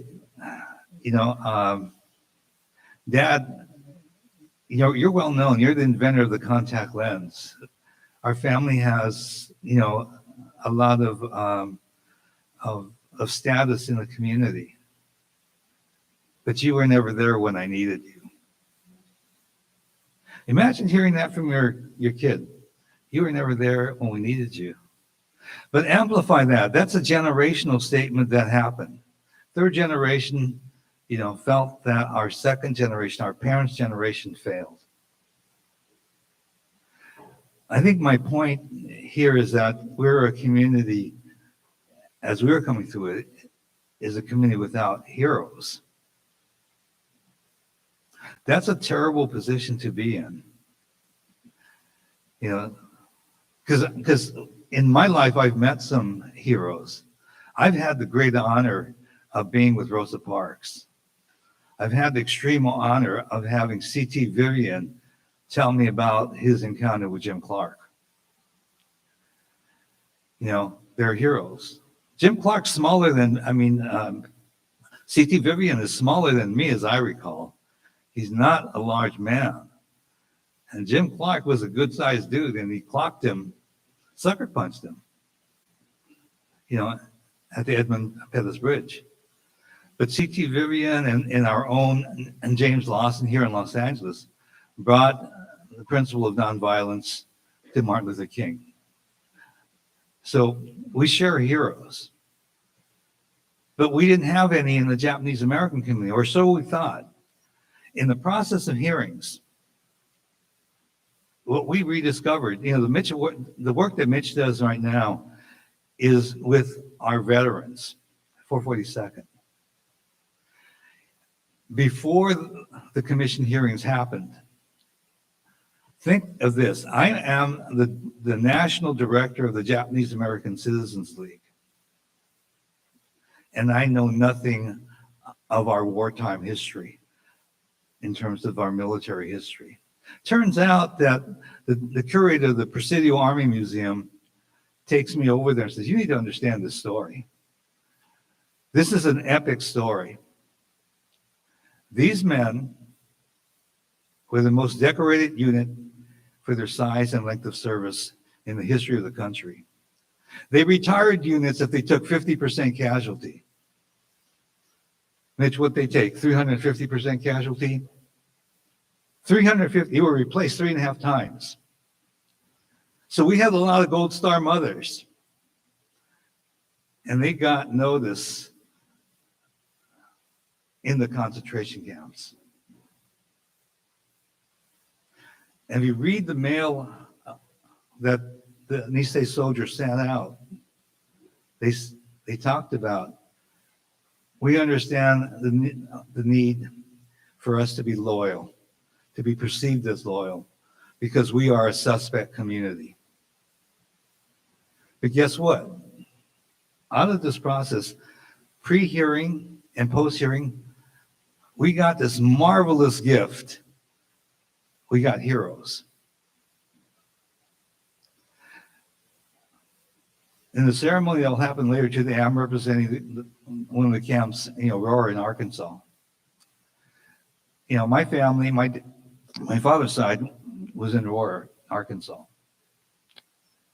But they then got sent to Tule Lake. Of the 10 camps, Tule Lake was the camp that was a segregation camp. They were for the people who resisted who are going to renounce their citizenship, who are going to go back to Japan, not willingly, but because they were standing up to saying, we're going to resist because our rights are being denied. The resistors, and I got to tell you, I was a JCL national director. The JCL was not friendly toward the resistors because the JCL had an interest in promoting that theme of having the country perceive us as loyal. And the resistors, took away from that, that kind of account. So I just want to give you context of what we went through. But what I'm trying to point out is that in our experience, what we went through, the $20,000, and I can tell you the story of the $20,000. The $20,000, we didn't have a special field order 15 as a basis of calculation to even think about it. So there was a back of the envelope activity one time when someone said, well, minimum wage at that time for the length of time that the camps were in operation would roughly equate to about $25,000. And so that became a why not? What else? We had no precedent. So that was a number that the JCL, adopted. And I want to point out, initially, with the approaches that that our communities had on redress, and Mitch made reference to it, is that there were folks who said, look, this was wrong. We know it was wrong. We know our community. It was just plain wrong. We were not a military necessity. It was not a problem. And so, because we knew it was so wrong, people said, why mess around with a commission bill? So people wanted direct class action. Neil will talk a little bit about, what Mervyn Dimely did. Another Congressman, Mike Lowry, also introduced a money bill. They were not successful, in terms of passage. But the commission bill was a compromise. And I'll tell you the truth, at the very beginning of all of this, when we sat down with the Japanese American members of Congress, we had 5 members of Congress. It was a unique situation. Pretty strong guys. In that meeting, what they told us was, we don't have a chance. We don't have a chance to get a bill. But we do have a chance for a marvelous public education campaign where people can know the story and know that we were here and that we had heroes and we had mothers and we had resistors. The $20,000 that the commission recommended was just kind of an action they took because they didn't want to be perceived as being in the JCL's pocket. So they didn't want to say 25. It was an arbitrary number. It was enough not to be insulting in that time period, and there's enough to get by. And even for the Japanese American community, I think it was enough to get by. Today, it's student loan forgiveness is $20,000. I don't think it'd be acceptable to us today, as a symbolic gesture, but at the time it was. So, that's acceptable for its time and place. 20,000 is all right. That shouldn't be a guide for what happens with African American reparations. What's documented in this magnificent piece that Mike, you and your staff put together at the Department of Justice is just remarkable, just remarkable. And it's by itself the gift that this task force already gives to the community and to ourselves. So I think our basic thing, and I really departed from my text here because I just wanted to just talk to you, because Don gave my presentation yesterday, and he did it, like impromptu yesterday, because I think that's what we feel. I want to leave with this one kind of image, and those of us who are in this work that's kind of referred to as DEI, diversity, equity, and inclusion. Some of you know there's a graphic. This is hard to see, but I don't know if you this graphic of that's supposed to explain equity of boys looking over a fence to see a baseball game. And one is tall enough to look over the fence. And another needs one box to see over. And the youngest one needs two boxes. So these images, one is equal is to give everyone a box, regardless of what their situation is. The other one is it's identified for their needs. So it's a equality, equity kind of graphic that shows there. Earlier this week, I was talking to a friend of mine, Andrew Thomas. Andrew Thomas was a key figure in another redress activity of sorts. He was active in responding to the Trayvon Martin killing. He was the city manager in Sanford, Florida. Andrew looked at this and he raised the question, and it's what I want to leave you with. Who put up the fence and why they put up the fence? Thank you.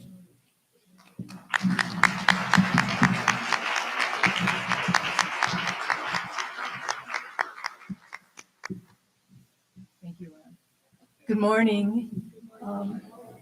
I'm going to take a different road a little bit. I was with the National Coalition for Redress and Reparations, which was a grassroots organization, and I'll kind of be sharing our journey in the campaign for redress and reparations. But first, I want to acknowledge the difference in our fight for reparations for the injustice of the concentration camps and the 400 years of history of enslaved people. We're not here to make recommendations or to prescribe lessons learned. I'm here to share the experiences of NCRR and all volunteer grassroots organization that fought for reparations and to express our continuing solidarity for Black reparations today. So,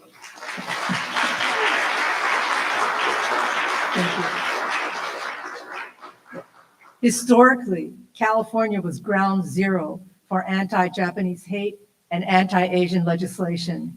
This set the stage for imprisoning Japanese Americans in World War II concentration camps. We recognize the origin of this violence and racism began with the white supremacist and colonialist actions against indigenous peoples and kidnapped and enslaved Africans. And we see that winning Black reparations is specific, deserved, and long overdue. And your victory will give hope and inspiration to other communities. I feel like this is a political rally. So my mother was imprisoned in Manzanar concentration camp.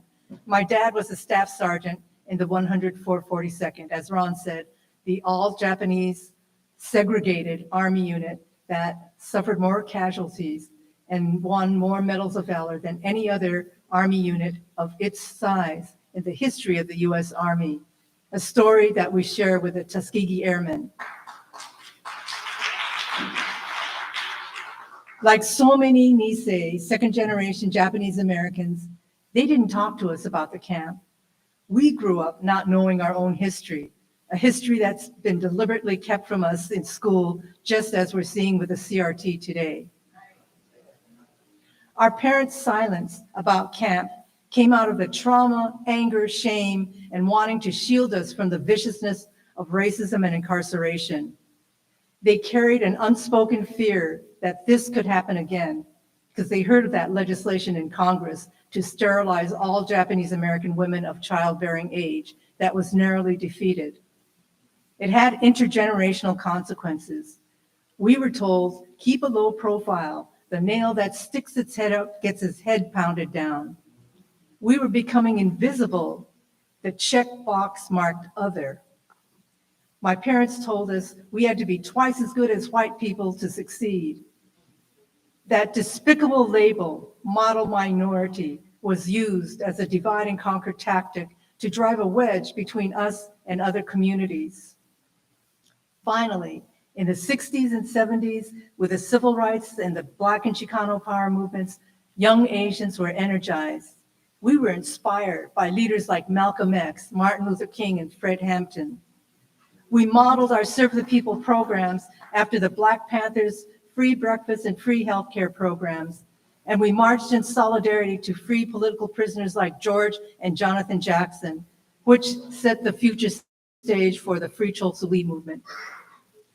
We learned and lived Third World unity, the power of grassroots organizing, and our history through the movement for social justice. I first heard about reparations through the Republic of New Africa, who also told us about Queen Mother Moore and the Deacons for Defense, and I had read about it in the Panthers' 10-point program. As Ron and Mitch talked about, there were several national Japanese American organizations with different strategies for reparations. JACL was more mainstream and took a legislative avenue. NCJAR was looking at a class action suit. The Quorum Nobis Supreme Court Committee that was Don Tamaki played a key role in, was looking towards overturning the Supreme Court case against camps. And then there was NCRR. Our founding members were 60s and 70s movement activists. Our principles of unity called for uniting Japanese Americans around reparations, restitution to the community, overturning the legal basis for the camps, and demanding direct individual monetary reparations now. I know that I'm really cutting everything close, but these were the days before there was social media. So organizing and outreach meant getting in your car and driving places. So I was sent to a town hall meeting in Gardena, which had the largest Japanese American population outside of Hawaii in those days, right? Steve Bradford. The keynote speaker in that town hall meeting was Congressman Mervyn Dimely. And I was there to ask him what his position was on reparations. He wanted to know more and invited me to his office. We talked. The next weekend, he came to the NCRR steering committee meeting and offered to introduce legislation calling for reparations. Mervyn Dimely is an unsung hero of our reparations movement.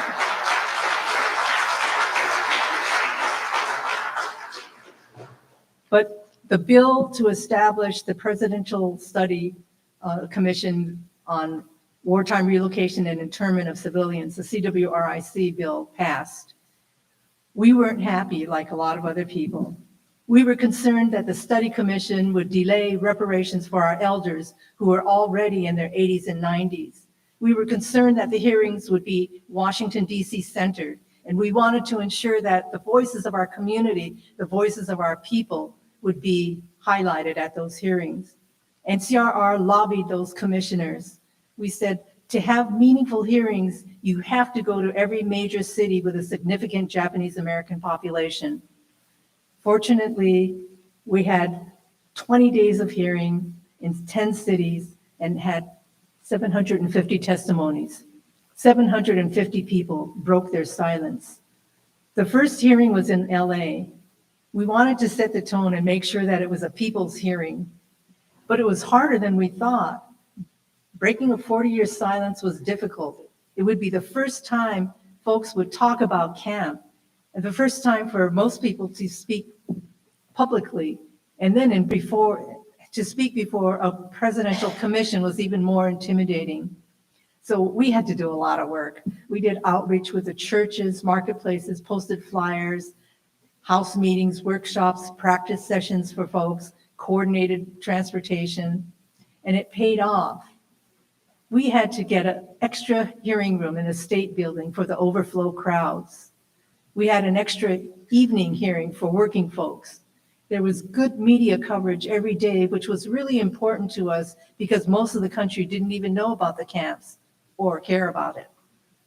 During the lunch breaks at the hearings, we provided obento lunches and programs with solidarity speakers from other communities to build allyship. The value of these hearings were incredible, as Ron said. standing up and speaking out was powerful and transforming for our community that was told to be quiet Americans. The testimonies educated my entire generation. Those stories exposed a little-known history, and the hearings gained national media attention and started generating support. Those hearings and our people that spoke put a human face on the Japanese American concentration camp experience for the nation and for the world. And each testimony of family separation, lives lost, stolen lands, peeled layer after layer and revealed an ugly core of white supremacy, systemic racism, and economic exploitation. The commission report, Personal Justice Denied, called it race prejudice, war hysteria, and a failure of political leadership. They found no military necessity for the camps. The commission recommended a presidential apology, the Civil Liberties Education Fund, and direct monetary reparations. It was immediately put into legislation where we faced a real uphill battle in Congress, maybe similar to what the task force will be facing when they introduce legislation in the state and Senate and Assembly. For us, we were such a small population, gaining allies was really crucial to our campaign. We needed to get those votes. Our one advantage was that we had 4 Japanese American legislators who were leading the fight in Congress. It was like years. And finally, Congressman Norman Ninetta called and said, the big vote is taking place. It's do or die. NCRR, you got to pull out the stops. It was the call we were waiting for. And so we went into organizing mode, as did all the organizations in the community. We ended up organizing a delegation of 141 grassroots lobbyists. And these were folks from all walks of life, gardeners, doctors, attorneys, truck drivers, students, elders. These people saved up their money and saved up their vacation time and went to Washington, D.C. to fight for justice and redress.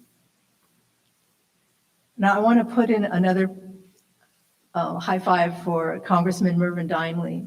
He was the chair of the Congressional Black Caucus, which stood behind the Japanese American reparations all the way. They were the strongest allies. They brought the Hispanic Congressional Caucus with them too. But Congressman Dimely flew me out to Washington, D.C. 3 weeks early so I could schedule 101 lobby visits. He offered his office as kind of an unofficial headquarters for our grassroots lobbyists. And none of them ever had lobbied before. None of us had ever lobbied before. And so, 141 people getting lost, losing their schedules. The congressman's office was like our lighthouse. We won 243 to 141 in the Senate. And of course, senators like Sparky Matsunaga almost single-handedly got those 69 votes in the Senate. In August 1988, the Civil Liberties Act was signed by, why did it have to be President Reagan? Then began the whole ordeal of fighting for appropriations and then working to identify folks. But that's a whole other long story that you can read in NCRR's book. Okay, so what is our legacy? What are the takeaways? Well, one, the importance of the hearings. It was the opportunity for our people to stand up, stand together, and speak out, and it unified our community. Those testimonies put a spotlight on the role and the character of the United States government. And I believe that our community recognized through that our shared history with other communities of color in this country. The campaign, the struggle for redress connected the dots for us as we saw our commonalities. So when 9/11 happened, Japanese Americans were among the first to step out and speak out against the racial profiling that was being done to the Muslims, because we know what racial profiling does. When ICE started to try to open some of the detention camps that once imprisoned us, to house families seeking asylum, Japanese Americans stood up. And then when Black reparations began building up steam, Japanese Americans stepped forward and saw that as part of our struggle. The other thing is the importance of unity. There were differences in our community, and NCRR, and I think back from the movement days, our principles of unity always talked about building unity, and from unity comes strength. And even people like Congressman Mineta, he kept admonishing us, you got to present a united front to the public. Keep the infighting within our family.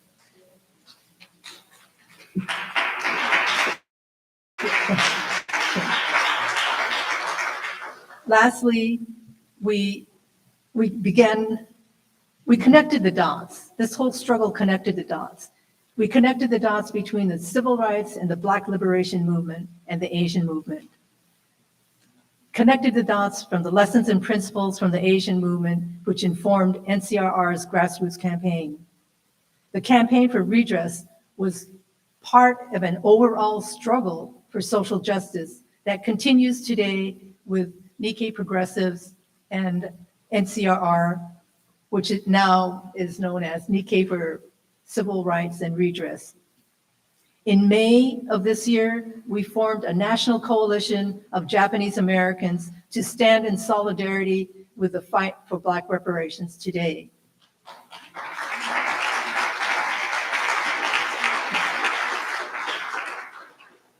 And lastly, I really want to give a shout out to the AB 3121 Task Force report.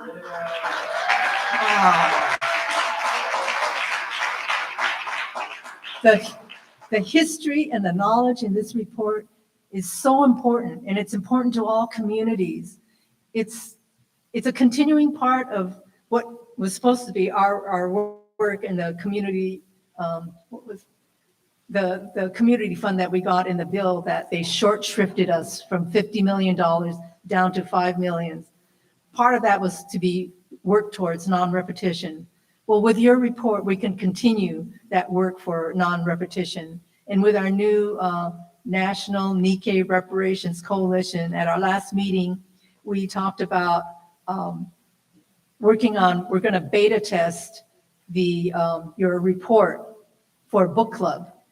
Maybe taking, 1 or 2 chapters at a time and using that as a tool, not only to further educate ourselves and our community, but to organize and mobilize people in support of African American reparations.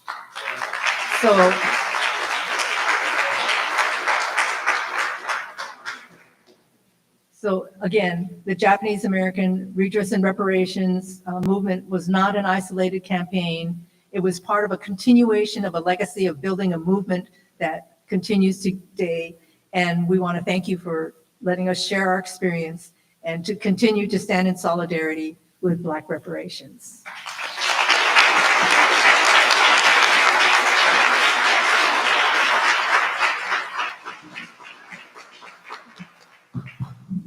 Thank you, Mr. Wakabayashi, Ms. Iwataki, and Mr. Maki for your esteemed expert testimony. We'll now turn to our fourth expert witnesses, which is Virgine Lasich and Ruben Carranza. Before we go to our witnesses, we will have some remarks from Vice Chair Brown, and we're going to take questions and comments as well at the end. Before they leave, I want them to hear this. Before you leave, please. Yeah. Madam Chair and members of the task force, I beg for personal privilege to say something.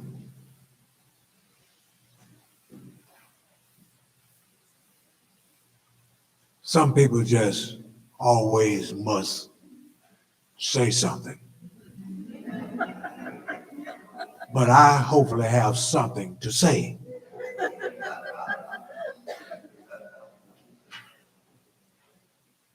And I want to sincerely apologize for raising my voice to that young man. But I became righteously indignant over his behavior. Because on yesterday,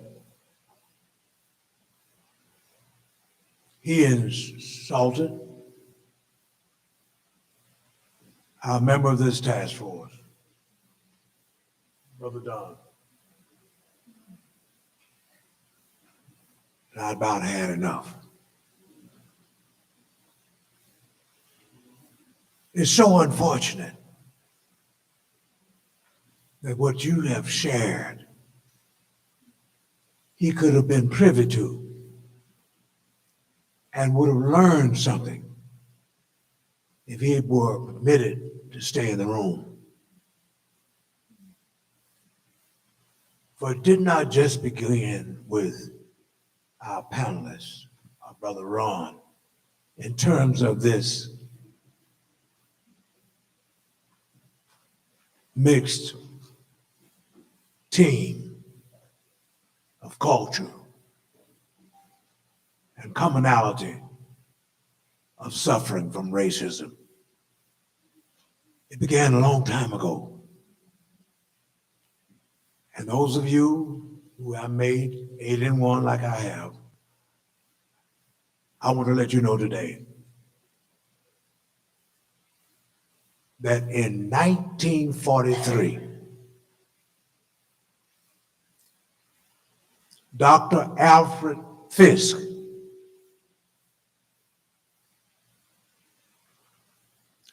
and Dr. Howard Washington Thurman, a black man and a white man, when this nation was so unkind to the Japanese community, founded a church in San Francisco on Russian Hill that became the Fellowship Church of All People. They were the first interfaith aggregation to come out swinging, calling out America for the crimes against the Japanese community. And when I witnessed that young man who came here with no manners, didn't realize what my mother told me when I left home in Jackson, Mississippi. Amos, behave. Mind your manners. Don't ask for anything. Don't take anything that doesn't belong to you. And be kind to everybody.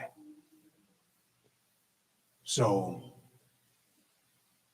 thank God this day that we have a repeat in 2022 of the Japanese and the Black community working together.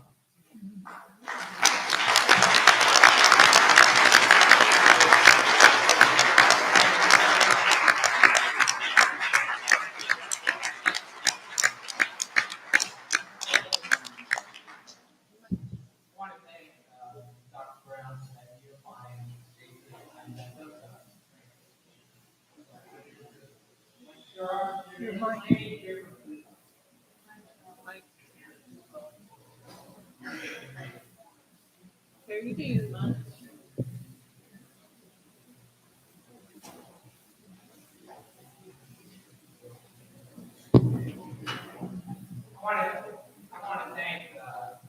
Brown for that personal lift up. I appreciate it. And also his words of unification. There are many differences between the African-American reparations movement and what Japanese Americans went through. I think it's plainly clear from the speakers, there's no equivalence in the harm, certainly. But I think there are 3 takeaways on this journey that are similar. The first one, which was accomplished in the first year of the task force, was to shine a light on the harm. this buried and erased history. And the manifestation of that is the interim report. Now it's our job to amplify that and make sure it penetrates America's consciousness. The second thing that we're engaging on now is to develop forms of reparations. We went through that and was briefly discussed by the three speakers. The third thing after that, when the recommendations in June of 2023 are presented to the legislature, is the organizing campaign. This is a campaign, it is a movement. And so that in many ways is the most crucial aspect. And Mia Iwataki, Ron Wakabayashi, and Mitch Maki talked about the importance of the organizing effort. So that I think, those are the three things that I think are similar and are applicable.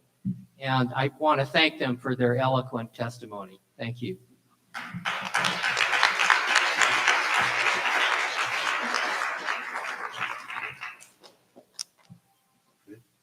Thank you. So our next expert witnesses we'll be hearing from are Regine Latsich and Ruben Carranza. Ruben is the current Reparative Justice Program Director at the International Center for Transitional Justice. He has worked for 22 years in the field of human rights, international justice, and anti-corruption. He has taught human rights at New York University, advised the International Criminal Court, United Nations agencies, and various governments on designing and implementing transitional justice measures, including reparations measures for human rights violations, war crimes, and historical injustices. In his work for the ICTJ, Mr. Carranza has guided Global South policymakers on transitional justice approaches that cover remedies for economic and social rights violations, seek the recovery of ill-gotten assets, and address the root causes of conflict, inequality, and marginalization. Regine Latsich is a senior expert at the International Center for Transitional Justice. She currently leads ICTJ's work in the United States and Australia, as well as the Children and Youth Program. She has provided guidance and technical expertise to a wide range of transitional justice approaches across the globe, including Canada, Colombia, Cote d'Ivoire, Cyprus, Liberia, the Gambia, Kenya, Nepal, Tunisia, and Uganda. Across all of her work, Latsich focuses on how engaging citizens, particularly youth, in transitional justice processes can serve to catalyze broader public debate and ongoing civic activism. Committed to listening to survivors and problem solving with them to advance effective responses, Ms. Latsich seeks to open spaces for more inclusive participation in policy and programming discussions. Mr. Ruben Carranza and Ms. Regine Latsich are joining us remotely, and they may begin their testimony when they're ready. Thank you so much.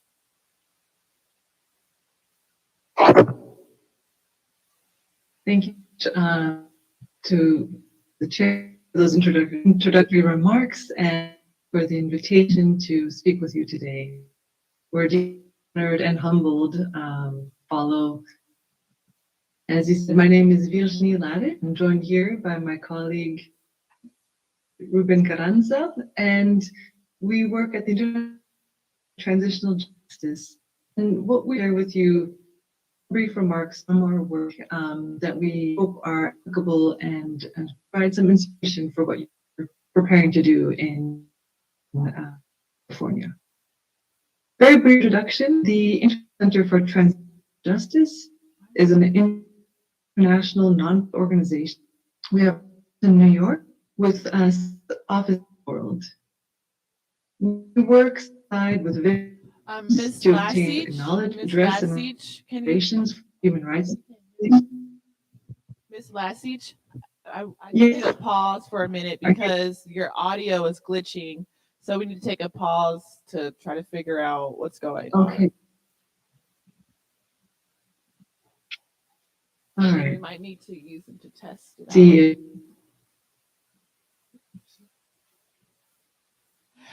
I had Can you just say testing, testing, just to make sure we can hear you clearly? Something better? With headphones? Just continue to say testing, testing. I want to make sure there's no break in the audio. Sure. Okay. Testing, testing, testing, One moment. testing. This is Virginie. Just one moment. The tech people said one moment.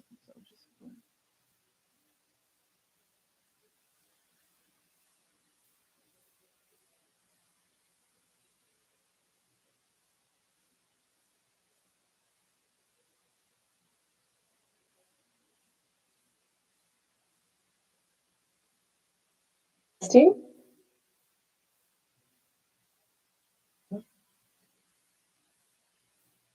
Now, better?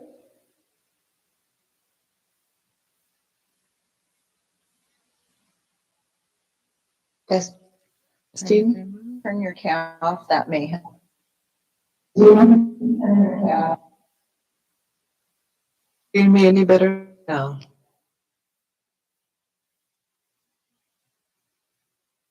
Testing, testing. I think we can hear you great now, so you can begin. Thank you so much. Okay. And more often? Yes. Maybe if you can show the PowerPoint instead of my video, maybe that will work better. All right. Do you hear me fine? Yes. Yes, it's better. Thank you. All right. Well, I was just, it's better? Okay, great. Thank you so much. I was just saying briefly by way of introduction, the International Center for Transitional Justice is an international nonprofit organization with headquarters in New York and offices in 6 countries around the world. We work side by side with victims to obtain acknowledgement, redress, and reparations for massive human rights violations. Hold those responsible, build prevent oppression. We do work is by relevant example. Is noted is different and unique. What we have in our work, certain less that are across certain. Oh, sorry, that Ms. inspiration and other Latsich. Ms. Latsich, we're still Yeah. having trouble hearing you. So maybe we can hear from Mr. Carranza. Okay. Just test if it's just Let's- you or Mr. Carranza. Yeah. So, yeah. Well, hear me.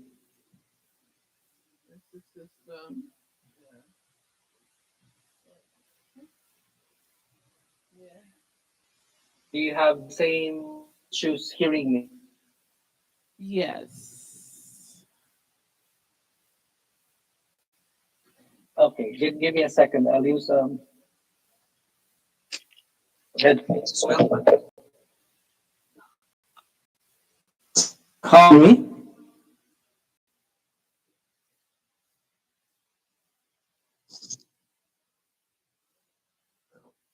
One, two.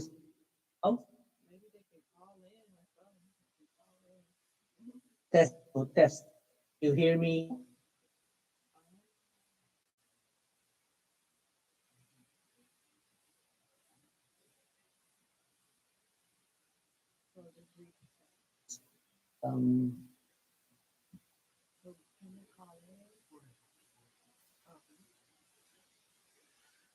We can actually. Okay. So Ms. Lasich and Mr. Carranza, I think there's some trouble with the Wi-Fi in the venue. And so we are working on having you all call in instead. So just stand by for now.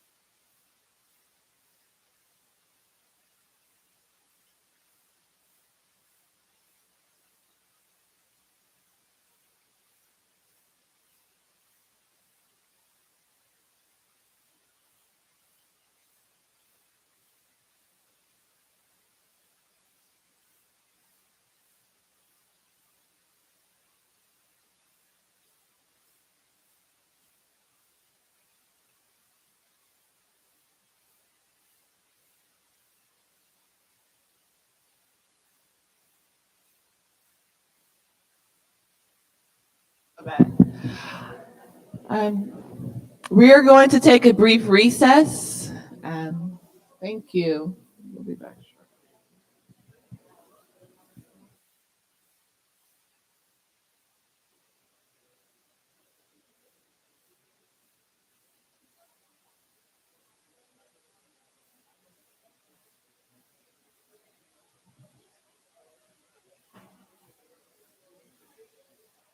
All the mics are actually on, but muted.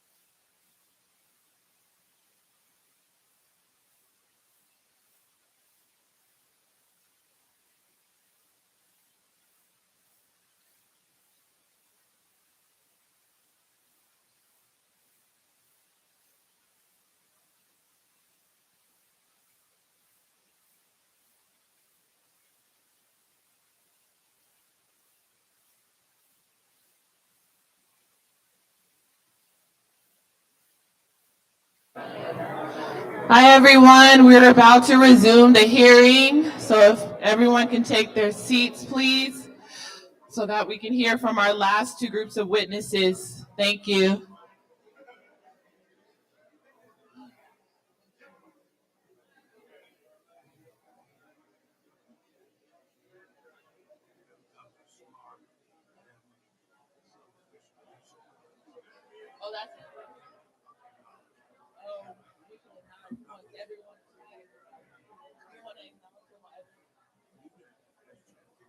Okay.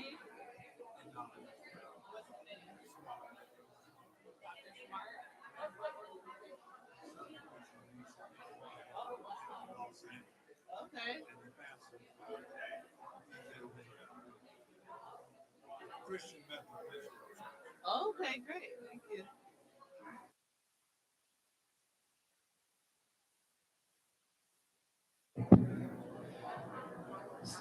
So since we took a quick recess, everyone, please be quiet. Thank you. I will now turn to Parliamentarian Johnson so that we can reestablish a quorum.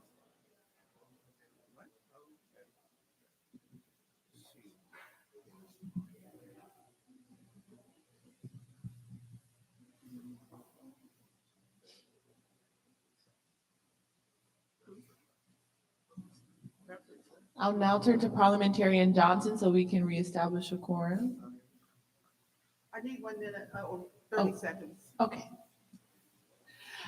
As we wait, I would like to acknowledge Dr. William Smart from the Southern Christian Leadership Conference of Los Angeles. Thank you for being here.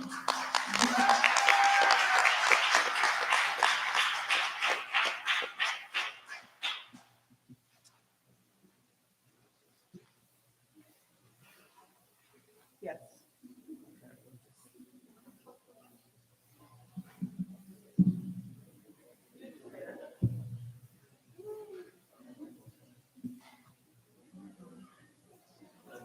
Madam Chair, I'm ready. Thank you. So we'll now turn to Parliamentarian Johnson so that we can reestablish a quorum.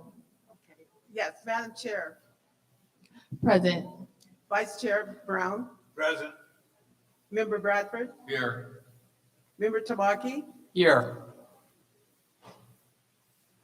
Member Grills. Present. Member Lewis. Member Holder. Here. And Member Stepp. Here. Madam Chair, there are 9 members on the committee. I'm sorry, on the task force. 5 are necessary for a quorum. There are 8 members present. A quorum has been reestablished. Thank you, Parliamentarian Johnson. Now that a quorum has been reestablished, we will now return to our expert witnesses, Ms. Virginie Lasich and Mr. Ruben Carranza from the International Center for Transitional Justice, who will be giving us a primer on domestic and international reparations initiatives and models. Thank you for your patience, Ms. Lasich and Mr. Carranza. You may begin your testimony when you are ready. Thank you very much, Chair Moore. Do you hear me okay now? We need the volume up a bit, and if you can speak up as well, that would be great, Ms. Lasich. And also, Okay. thank you, Professor Great. Bush, I will- for waiting. Thank you very much for the opportunity to come speak with you. I really wish we could be there in person in warm Los Angeles so we wouldn't have all these challenges. But I'm calling in from Washington, D.C., and my colleague Ruben Carranza is calling in from New York. We are here on behalf of the International Center for Transitional Justice. You can go to the next slide, please. Just very, very briefly, by way of introduction, ICTJ is an international nonprofit organization with our headquarters in New York and offices in 6 countries around the world.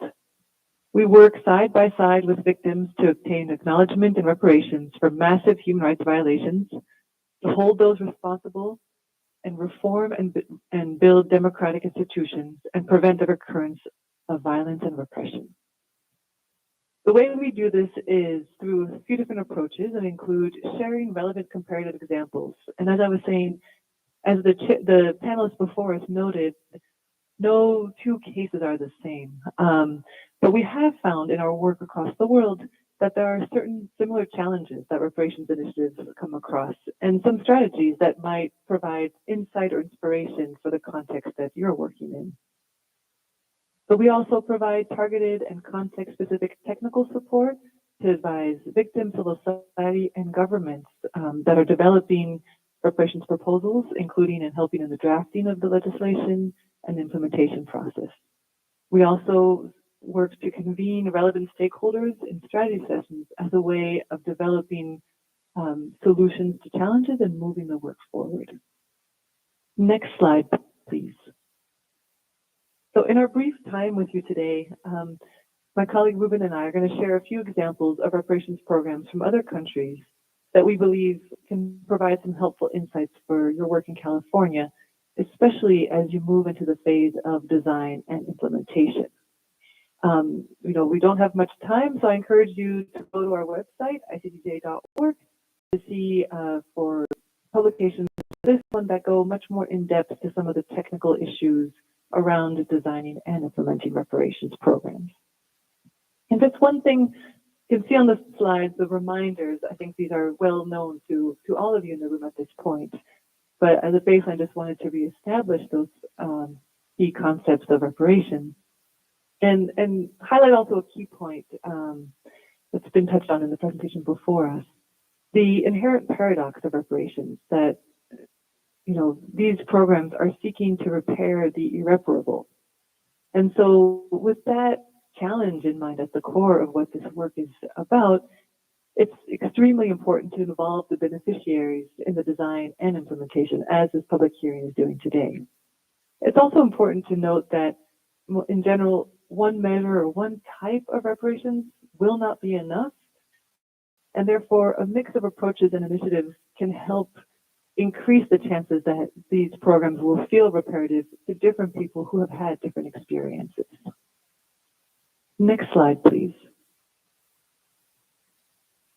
So another reminder is to think this is, often said, but when people hear the word reparations, the first thing that comes to mind is often individual cash payments. And those are an important and essential part of reparations programs. But we also want to emphasize that reparations can be and should be much more than cash payments.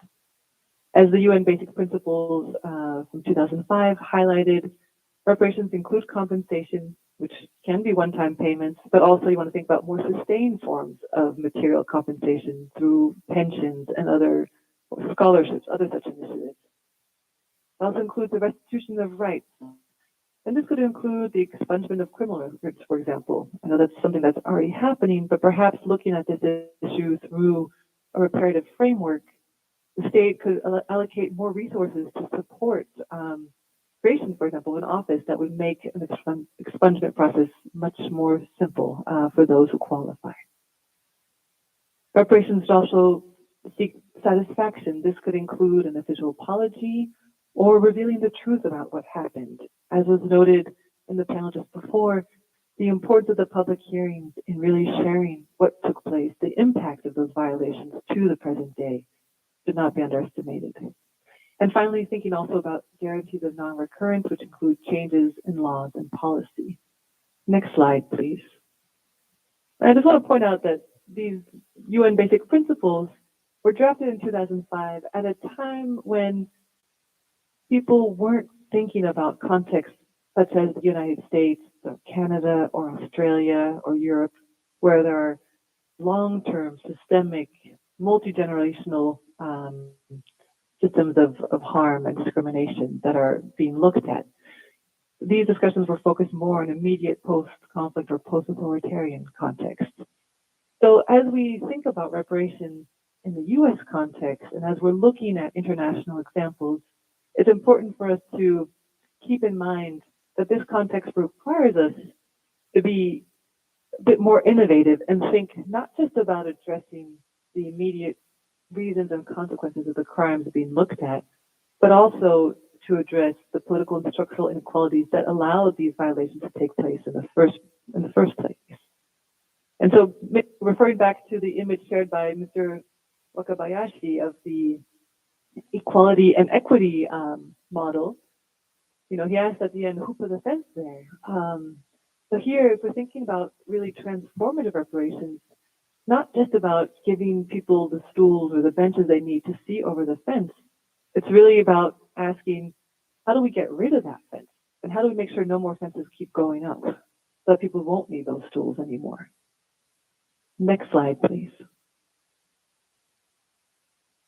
And actually, on that last slide, it's okay, you can stay here. There was a billboard, and that was part of, yes, it asked, can we move forward without confronting our past? And as you think about public education around the reparations program that you will design and we're at the implementation phase, I think there's been a lot of creative work around thinking about how to reclaim public spaces, in this case, not for advertising, but for getting people to reflect on critical questions facing our society. So this was part of the Four Freedoms Project led by artists from actually an artist based in Los Angeles. Just one of many ideas that you can also think about as you start rolling out the reparations proposals. Thank you. Next slide. So now with those general points in mind, we're going to focus on a few case studies, Canada, South Africa, and Germany, just to extract some relevant lessons. And I mentioned Canada, our neighbor to the north, in part because it's a similar context as the United States of established consolidated democracy, a fair amount of infrastructure and resources. So what can be done in a context like Canada or the US is much more than other contexts where we work, where it's post-conflict and there's not the infrastructure to support complicated programs. In Canada, what they had was a settlement agreement where churches, First Nations people, and the government of Canada entered into a settlement agreement to deal with the legacy of the Indian residential schools, which is very similar to the boarding schools that we've had in the United States. This was a government-run, church-implemented policy by which Indigenous children were taken from their homes forcibly and put in boarding schools where the intention was to kill the Indian and the child. So not only were these schools a tool of cultural genocide, there's also massive physical, psychological, and sexual abuse. So when the government and the churches finally were forced to reckon with this legacy, they came upon, they designed a program that had multiple components, again, recognizing that one initiative wouldn't be sufficient to address this legacy. So just to share a concrete example that could, again, a very different case in the United States, but might give some insights or some ideas. So they had two tiers of reparations within their program. One was the common experience payment for all former students who attended the residential schools. And the way it worked is they tried to make the application process quite simple and the burden of proof also quite simple. So it was a 4-page application process that you had to fill out. And as a first step, the government would then run the person's name and the school they went to through a database that had all of their records to see if there was a match. If there was no match, they would then go through the information manually. And if there was still no match, they would only then go back to the person who had applied to try and get some further information. And each student was eligible for 10,000 Canadian dollars for the first year they attended, and then $3,000 for each year after that. The average payout was 20,457 Canadian dollars.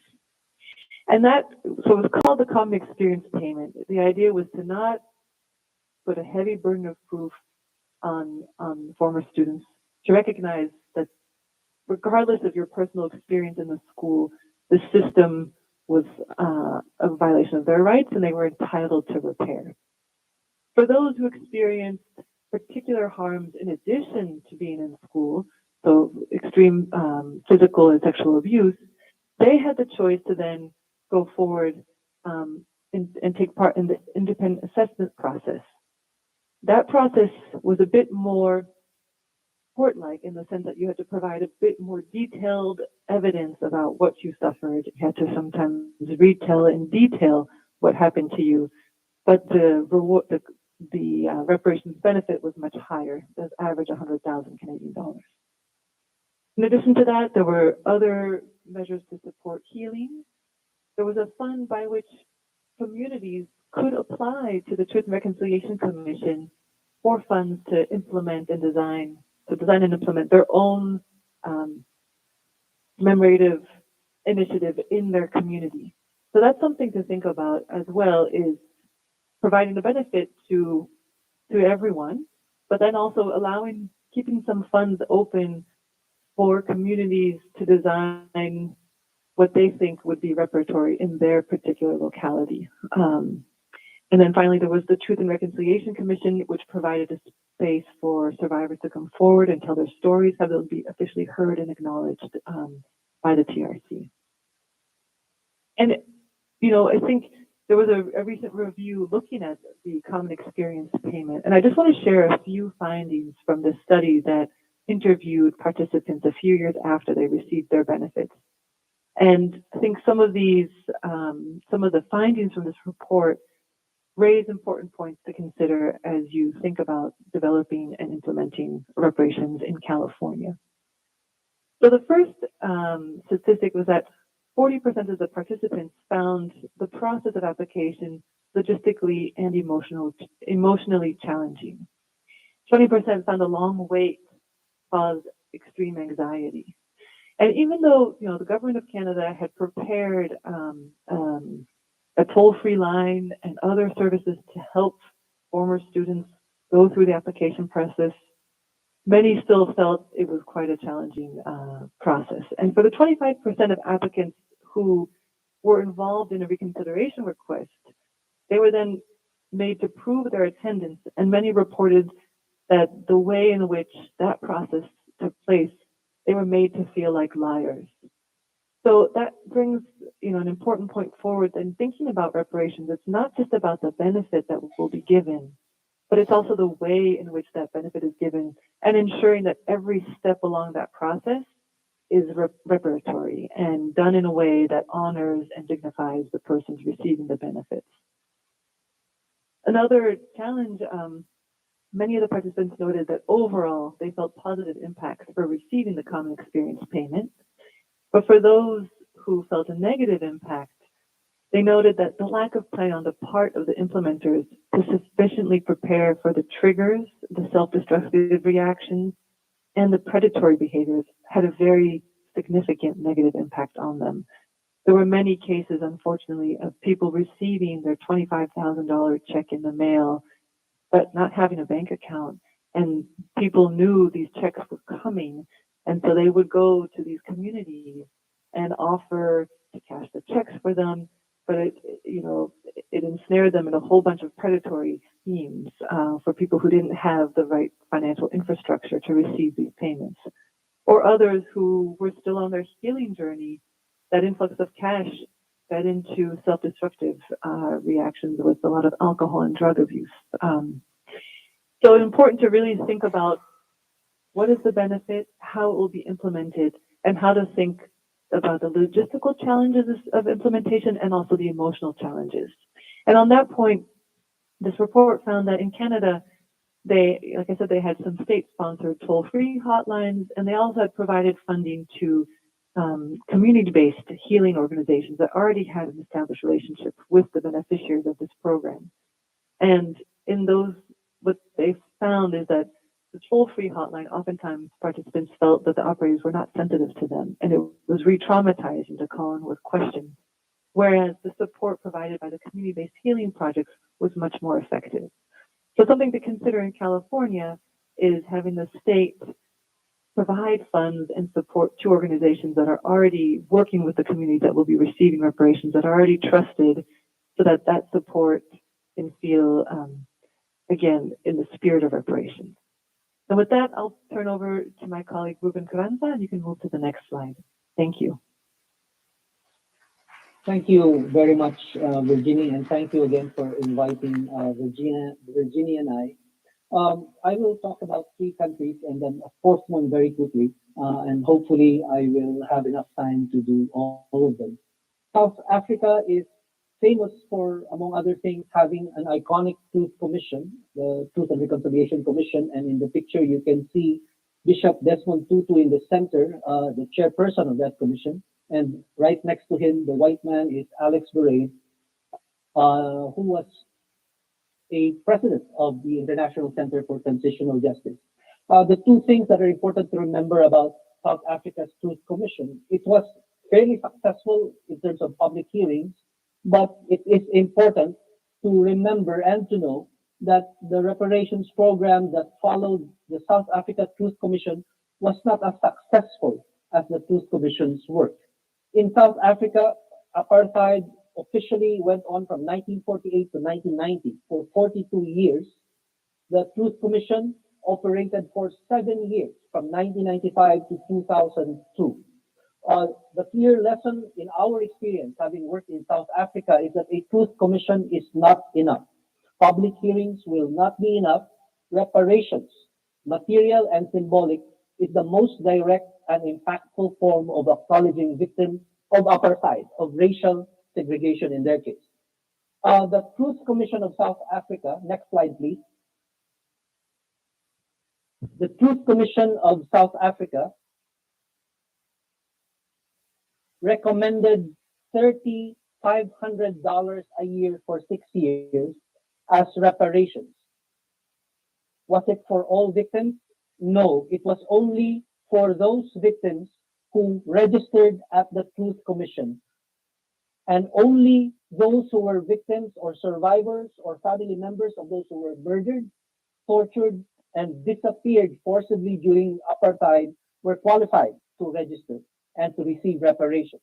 But even this recommendation of $3,500 a year for 6 years from the Truth Commission was not in fact implemented by the South African government that followed apartheid.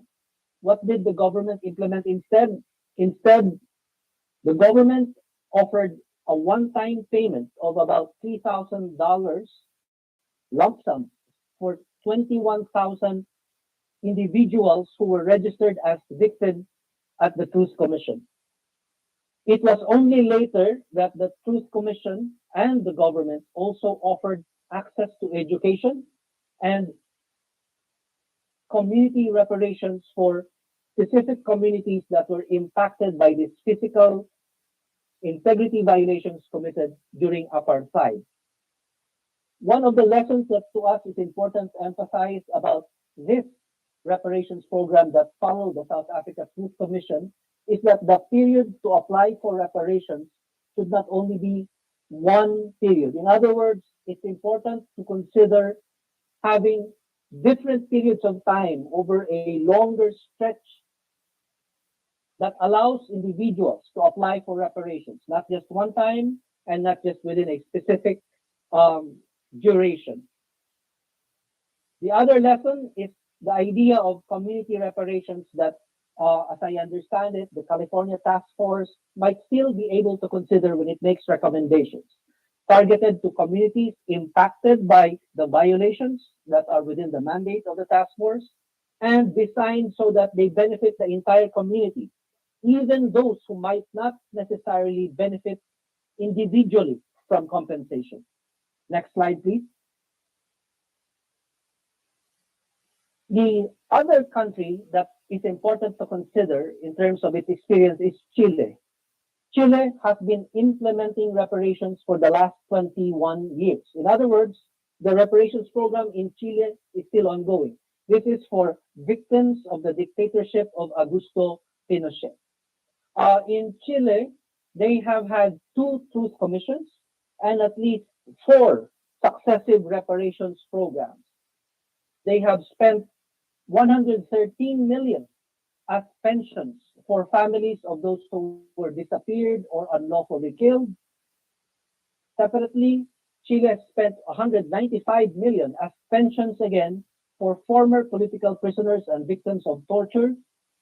And then another amount of $1.2 billion as compensation for persons who were dismissed from their employment on political grounds.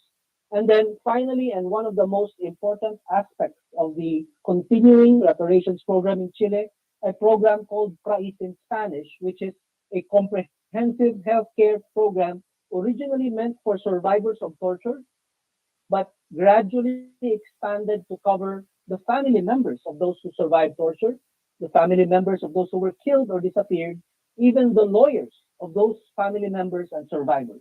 In other words, this is an example of an ever expanding set of reparations that depended on what the government discovered were needed by victims of the dictatorship of Augusto Pinochet, and at the same time were also dependent on the resources available to the government of Chile.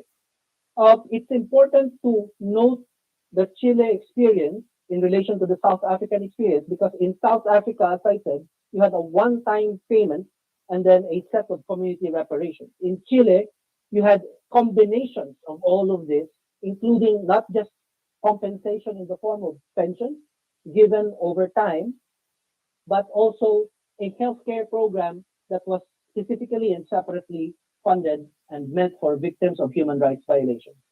Next slide, please. Another example of incremental reparations being given is Germany, and many of you will be familiar with Holocaust reparations. But it's important to emphasize the programs of reparation implemented first by the then West Germany and later by the Unified Germany did not only benefit Jewish families who were targeted during the Holocaust, but also benefited Roma families, Sinti families, as well as LGBT families who were targeted by the Nazi regime. They also created a separate reparations program for individuals who were forced to work for the Nazi regime.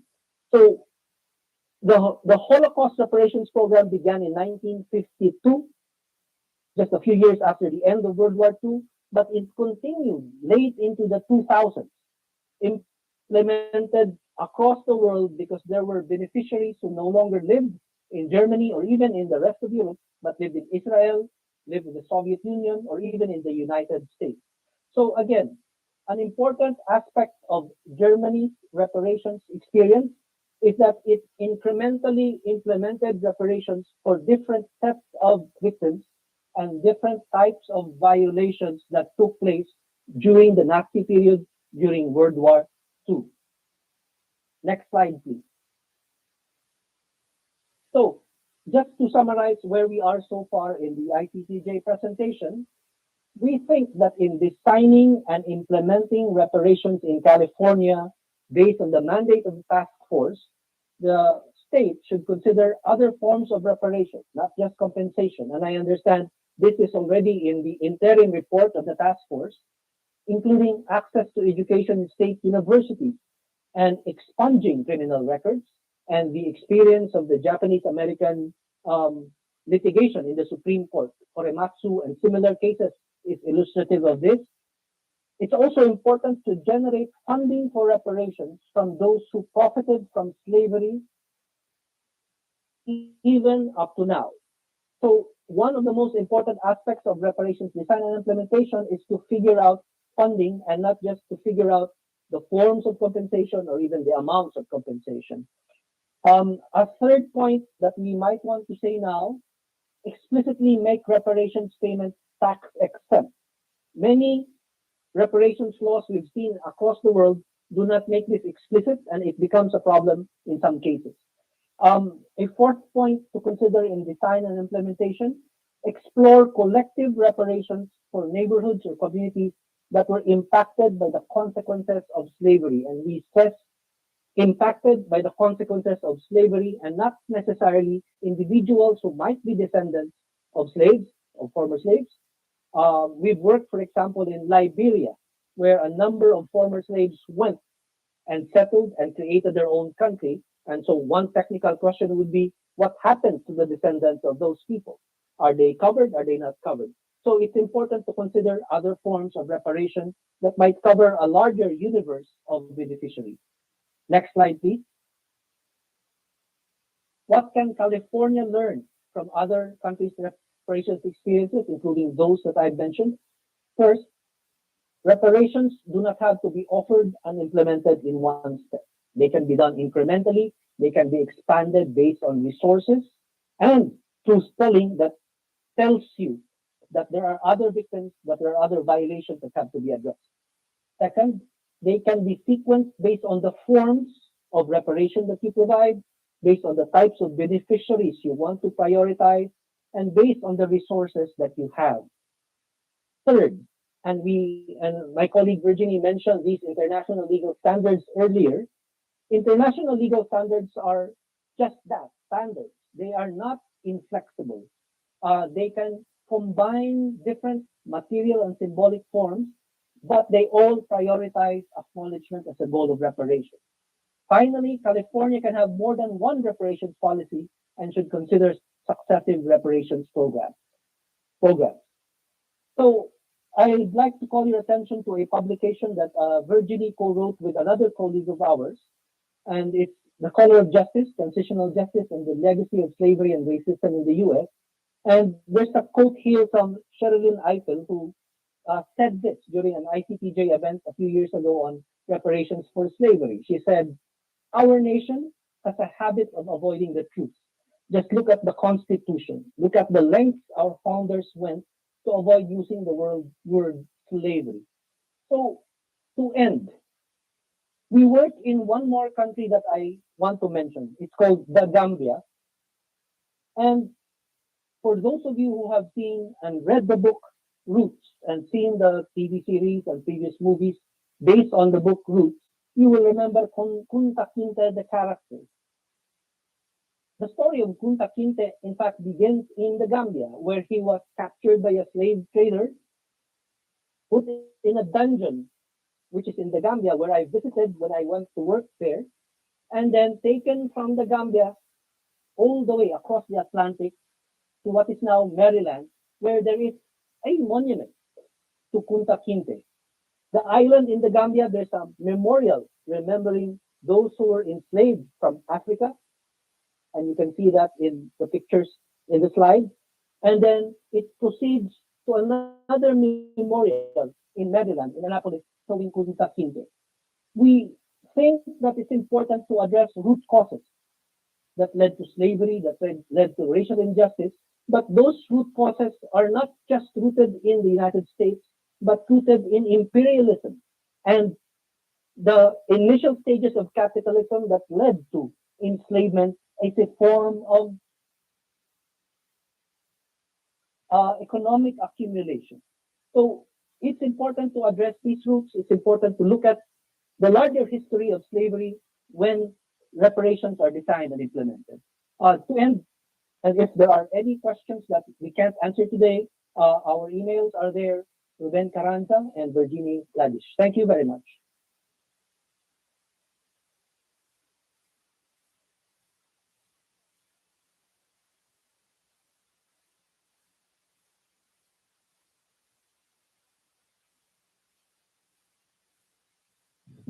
Thank you, Mr. Carranza and Ms. Lasich, for your expert testimony.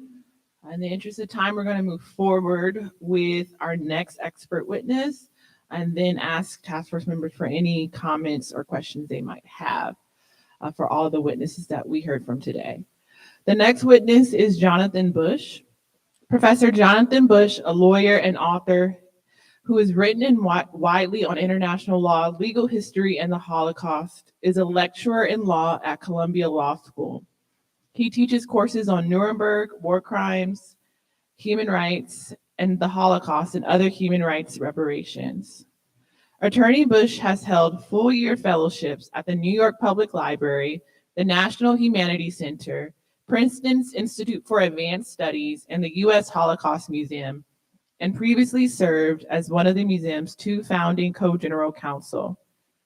A staff prosecutor from 1980 to 1983 with the Criminal Division, U.S. Justice Department in the Office of Special Investigations, which pursued and prosecuted Nazi war criminals. He clerked for a judge on the U.S. Court of Appeals, Second Circuit, and before that earned degrees from Princeton, Oxford, and Yale.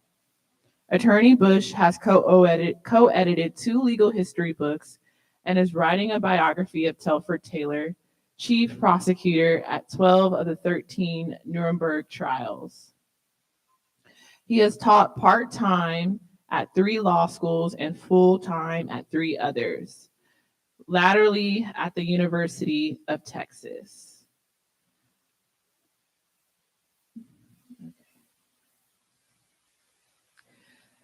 Without further ado, we'll now turn to Professor Jonathan Bush. You may begin your expert testimony when you're ready. Thank you very much. Chairman Moore, Chair Moore, can I be heard? Yes, you may be heard. Sorry, we've changed technologies a few times. Thank you very much for that extravagant and generous introduction, and thank you for the honor of inviting me to speak before you and your 8 colleagues on the commission. I'm honored, and I'm also really happy to learn from my fellow witnesses, which I've been doing. With your permission, I'm going to jump straight into things. I know that this panel officially is called Examples, and the afternoon's panel is called Principles. And I'd like to tell a few stories from the international law and legal history that I work with, and some of them are examples and some of them are principles.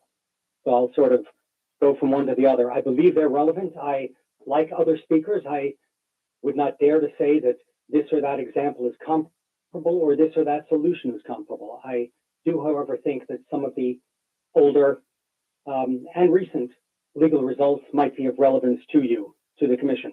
I will cover a lot of ground lightly and therefore not give any documentation or too many details. If the commission wants, I can submit a written text with footnotes and bibliography. But let me speak now orally. Black reparations are old, long before Ta-Nehisi Coates, before Randall Robinson, before James Forman, before the 1950s manifestos. There was Callie House, and long before that there were Reconstruction activists and so on. In the early years of the 17th century, on which I have written in the past, there are first-generation Africans who sued for freedom dues, for wages, and for land. So this goes, reparations, not just enslavement, goes back to the very, very start of our country. These efforts fit comfortably within international law practice, which is really kind of twofold at the broadest sense. After wars and revolutions and peace treaties, there have always been what we've called reparations. Note that there's almost nothing about moral reconciliation, rehabilitation, nothing. And I'll come to that in a few minutes. This is about money and territory, or riches and territory. Secondly, there's always been domestically what you might think of as restitution or compensation. You stole my cow, you stole my land, give it back. Oh, you've destroyed it? Well, then give me something else in exchange. You did things along the way, I want punitive damages. But just domestic reparations of some sort. Mass disposition doesn't really fit into the latter model of private law. Usually it's done by treaty or legislation. And the large examples we know from the past, of royalists returning after the French Revolution saying, give me my riches and palaces back, or British slave owners saying, give me compensation for all that I'm being forced to free, is done by treaty or legislation, rarely by domestic litigation. And we'll come to that in a few minutes. At the end of World War II, and this is really where I want to begin, you see both kinds of reparations programs. At the very beginning, in Yalta and in Potsdam, at the big treaties done by the big powers, Stalin insists there will be $20 billion of reparations. That's the term he uses. And this is back in the day when a billion was really a billion. And that process started. The West dismantled and gave entire factories to Russia, knowing that Russia was entitled to the lion's share of these reparations. France, meanwhile, took its own, as did lots of other countries. The U.S. was giving this kind of state-to-state reparations to Russia, to the Soviet Union, as late as 1949. So pretty much when we ended our occupation, we were still giving things. At the same time, there's desperate poverty all through the European continent. In the U.S. zone, at one time, there were as many as 13 million refugees. And the zone was only, wasn't that large. southern Germany, basically. We were down to giving people 1,100, almost 1,200 calories per day below starvation was the diet that we could afford to give. So everywhere in Germany and elsewhere in Europe, in 24 countries, there are starving people, refugees, expellees coming home or coming to where they want to be and saying, that was mine, I want it back. And the result is that in all sorts of countries, you see a creaking, groaning, breaking private law system where the law has to make adjustments and doctrinal changes. Okay, we'll assume this, because how many people coming home from a death camp have their title deeds to their property with them? Within Germany, there's no way, within Europe as a whole or within Germany, there's no way to know how much was given at the beginning. When we speak of reparations, when the State Department puts on its website now, pursuant to statute, their estimate that $86 billion was given by Germany to Jewish Holocaust survivors, they do not include this. And this was the lion's share. And it's one of the themes of reparations. But let me come to that in a second. One reason, though, we look to this post-war practice is that there's a lot of money involved. You know, as soon as I say $86 billion, you usually have the undivided attention of anyone working in modern reparations. And that is why everyone from sober tax lawyers like Boris Bittker to activists and writers like Coates or Randall Robinson to congressmen like Conyers, like John Conyers, even to Fidel Castro in the Durban conference in 2001, all say Germany paid the Jews. Let's look at what they really did very briefly. This is not my point to give history, but to give history that relates. Starting in 1947, the US and France in our respective occupation zones started saying that we would give real property back to legitimate claimants and non-fungible property. These are small programs. They don't amount to much because, as we've just heard for Canada, the difficulty, probably magnified here, of victims coming up with documentation after they're coming home from a camp was virtually impossible. And in fact, the laws were drafted really poorly because of exchange control. We didn't want people getting land there and then selling it with different currencies. And we actually said at the beginning, you can have your house if you can prove it and if you live there. This wasn't going very far. So as soon as Germany gets a little bit of its sovereignty back in 1949, they set up indemnification programs. The initials are BEG. There's lots and lots of law about it. Eventually, people can claim for jobs, pensions, interrupted schooling, personal injury, medical costs, and so on. It sounds fantastic, and over the next decades, the amount given was very large. Most of the claimants were not Jewish by any means. Most of them are Germans who were expelled who were fleeing from the East, who were bombed within.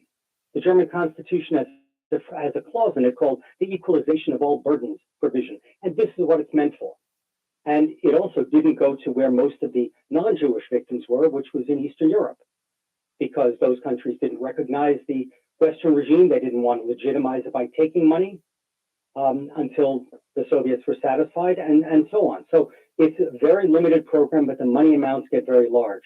At the same time, Germany also, trying to get the monkey of guilt, of hatred off its back, enters into state-to-state treaties with Norway, with Greece, and most famously with Israel, starting in 1952, where they give lump sums or sums paid over years in the billions to these countries. Finally, the final element to reparations in this first phase is claims against corporations for slave labor. It's probably what you've heard about the most because it's what Germany ended up paying the most for 50 years later. But claims in the 50s and 60s went absolutely nowhere. A few companies, mainly those selling retail goods in the Western market, like Volkswagen and Mercedes, made modest settlements, in the neighborhood of $300 or $400 per survivor. And when they found more survivors coming forward, they reduced the payments, saying the pot isn't that big.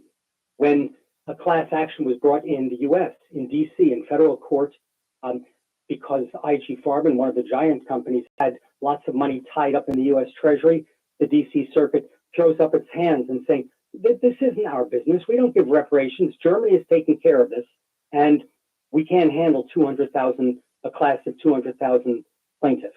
That was for Auschwitz. So the lesson of the story, weirdly enough, is that by around 1970, Germany feels that the program is closed unless you filed by 69. So Germany feels we've done enough. We've done lots, and they have, mostly to their own people. Israel feels you've given lots to us because they had. Almost no one else feels that Germany has done enough in the survivor and Holocaust community. But here's the wrinkle. Here's the mystery to it all. The rest of the world had a creative misunderstanding or reinterpretation, because all around the world, and I'm talking around 1970, people accepted that Germany seems to have taken care of what it had done, its mass atrocities, and therefore we can do it too. Why not others? And you see literally that the direct reference in all sorts of writings and speeches from the time in the African American reparations, which get another boost in Japanese American circles, which I think is a critical point and a critical movement. And I'm delighted we heard from it today, because it really changes things in the sense of saying money isn't enough. We need historical truth. We need reconciliations and apologies. These German programs, as of 1970, the domestic ones resemble Social Security Administration. They're just, if you qualify, you get your money. There's no apology. The country-to-country things always come with Germany saying, this is not in respect of any fault we may or may not have done. This is like foreign aid to a country, a neighbor that we hear needs help, not a country that we committed massive crimes on. So the Japanese American example is really one of the first successful programs that brings in cultural and moral dimensions, which is critical. But in the 80s, all sorts of other people are picking up on this. Reparations are getting normalized. The Second Circuit, in a very famous Philartica case, finds an ancient statute from 1791 that's essentially never been used and says that victims of international crimes anywhere in the world can sue in the U.S. Now, it gets off to a slow start. But again, if you want to see the comparison, 4 years before the Second Circuit had dismissed a reparations claim saying, this is the last one of these we want to hear, this stuff doesn't belong in U.S. courts. So there really is something in the air, whether it's Japanese American activism, whether it's the human rights emphasis of Jimmy Carter, of the Carter administration, I don't know. But suddenly you start seeing there are 200 odd cases within a decade or so against multinationals for big money. The South African process that we've heard about starts in the 90s. All around South and Central America, there are, in effect, transitional justice post-Junta cases that we've also heard about in Chile, Argentina, Brazil, Honduras, El Salvador. The UN does it after the first Iraq-Kuwait war. There's a massive reparations fund. No talk of fault, no talk of apology, but like the earlier German cases, big money. And if you look at the UN deliberations, everybody's rhetoric is, Germany did this after World War II, why can't we do it now? And it's even true of cultural property and art. We're all with the start of an impulse to give things back. If you want, the ultimate irony is that this misunderstanding of what Germany had done comes back and gives new life to Holocaust reparations, which in the 90s, the various German statutory funds get expanded to cover things like non-survivor widows of survivors, or Kindertransport, or medical special funds for medical experimentation victims, etc. And eventually, when the Cold War ends and the Iron Curtain comes down, they tackle the last big class of uncompensated victims, which are Eastern European, mostly non-Jewish, Eastern European slave laborers who had never been able to claim until the end of the Cold War. But what an irony that Holocaust reparations really expand radically because of the way earlier Holocaust reparations had been misunderstood and expanded all around the world. And around the same time, and I'm talking now about 2000, there's Swiss bank funds, there's Italian insurance company funds, the Woman in Gold painting is given back. There's a Washington conference where every country pledges what it will do to give back looted cultural property. there seems to be another uptick in the Black reparations activism. The California Senate passes its insurance disclosure bill in 2000. The first, I believe, and everyone else, you will know better than me, I think the first call for California Reparations Commission is 2001. The first Tulsa case is brought in 2003. Ms. Farmer Pailman, whose work I greatly admire, brings her first case, I believe, in 2002, and so on. And there's an explosion of apologies as Britain apologizes to Ireland, and the popes apologize for pedophilia, and so on. Canada apologizes for its First Nation. So if all this is true by around 2000, if there's in effect a successful resolution by this misunderstanding of Holocaust reparations, why are we still fighting? What's the problem? Why doesn't the California proposal just sail through with a unanimous bill? I think there are two reasons. One is, as you'd expect, practicality, and one is politics. The practicality is, of course, lots of people don't really want to give and won't. The political will is missing. If you just want to take the easy example of art, the Soviet Union, which under the Yeltsin administration admitted that it had taken something like 300,000 major artworks and keeping them as trophy art, things that have been kept secret. More reparations for World War II, they said. Under President Putin, as you can imagine, that is no longer on the table of giving that back. Even Germany, when it discovered 300 old masters and fabulous oil paintings in the apartment of the son of a Munich art trafficker, decided that it was too complicated to find the former Jewish owners. 3 of 4 were given to former owners. The other 295 are going to a new museum in Switzerland. Eastern European countries consistently have announced that they will not give, that they were victims, not perpetrators, and that they will not give land, even synagogues and cemeteries, back to things like Jewish communities or Roma and Sinti people, and so on. So that's sort of what you'd expect. I mean, Austria, with much ado, finally willing to say that it's at fault as the home of Hitler, sets up a little bit of reparations, but for publicly owned land that had previously been owned by Jews, it's basically land on the side of highways that was claimed for eminent domain and then not used. It's tiny, and very few of the cases win. And a leading historian and activist, Stephen Temple, who wrote about this, was put in prison in Austria in 2015 for fraud and defamation and things like that. The political will is not really there. And of course, there's poverty. So we heard about the tiny amounts given in South Africa, that they dwarf the even tinier amounts given in Cambodia. What do you do with a country where everybody, almost everybody, was a victim, that's desperately poor now, and where the dozen or so elderly people put on trial are judgment proof? Where's the money coming from? At a recent check, I saw that a total of $770,000 have been donated, $1,000, not million, not billion. So those are the practical sides. What about legal impediments? And that is really what I'm supposed to be talking about, I guess, principles. Let me just rattle off 3 or 4 and then try and end on a happier note, because I think none of these are disabling. 1, there is no international law requirement for reparations. There's a lot of soft law, there's a lot of principles, there's a lot of hopes, there's a lot of you really ought to, you can, and you should. There is no hard law. And in fact, on the other hand, the ICJ, when faced with a major suit by Italy and Greece against Germany, well, actually the other way around, Germany against those two, affirmed the old rule saying sovereigns are absolutely immune if they choose to be. That's 2012, and it has not been changed. The US Supreme Court has rapidly retreated from all sorts of the doctrines that I just ticked off. They've totally gotten rid of, or almost totally gotten rid of the ATS, the Alien Tort Statute. There's right now a small case in which a Vietnamese victim of Agent Orange who had lost in the US is trying to get money in France. I don't think she'll win.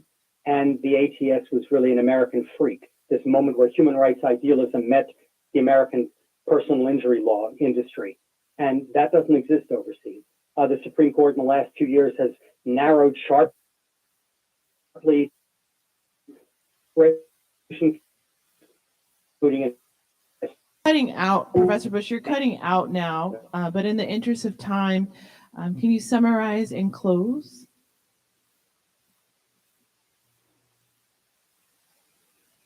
Yes, I'm happy in court. There's bill. While it may not be better. Professor Bush, you're cutting out. Thank you so much, I'm Professor sorry, Bush. is this, wait. Thank you so much, Professor Bush. Am I there? Hello? Yes, you're here. So if you can just do some quick closing Can you hear words, me? because we're having some technical difficulties, so we can't really hear you.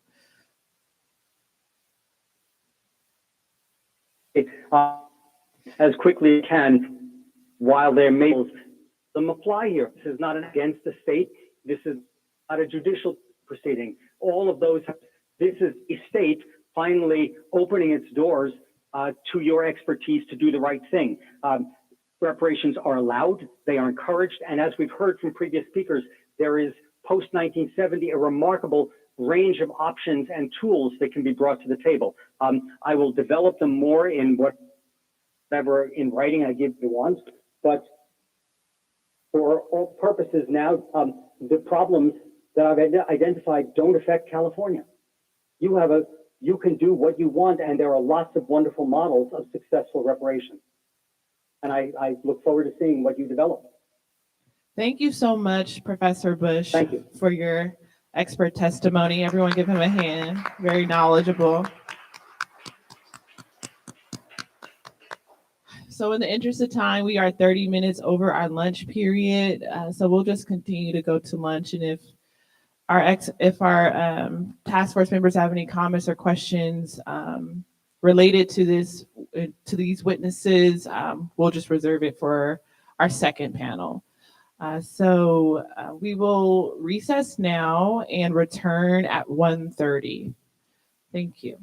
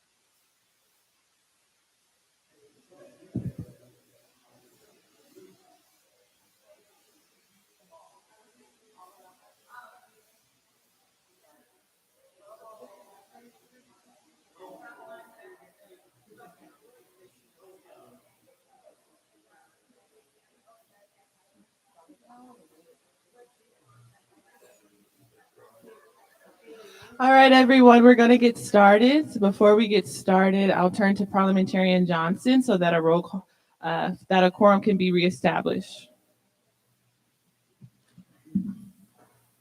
Thank you. Thank you, Madam Chair. I will begin with the chair. Chair Moore. Present. Vice Chair Brown. Present. Vice Chair Brown is present. Member Bradford. Member Bradford is absent. Member Grills. Member Grills is absent.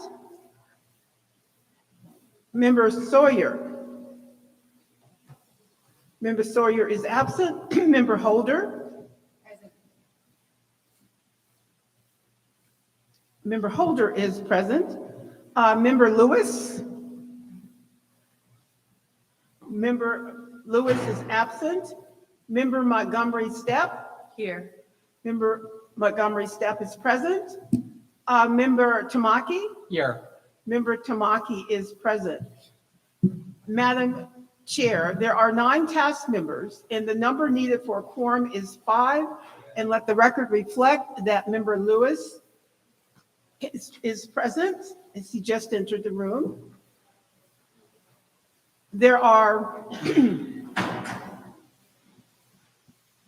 6 members present. A quorum has been reestablished. Thank you. Now that a quorum has been reestablished, we'll return to our agenda. The next item on our agenda is item number 18.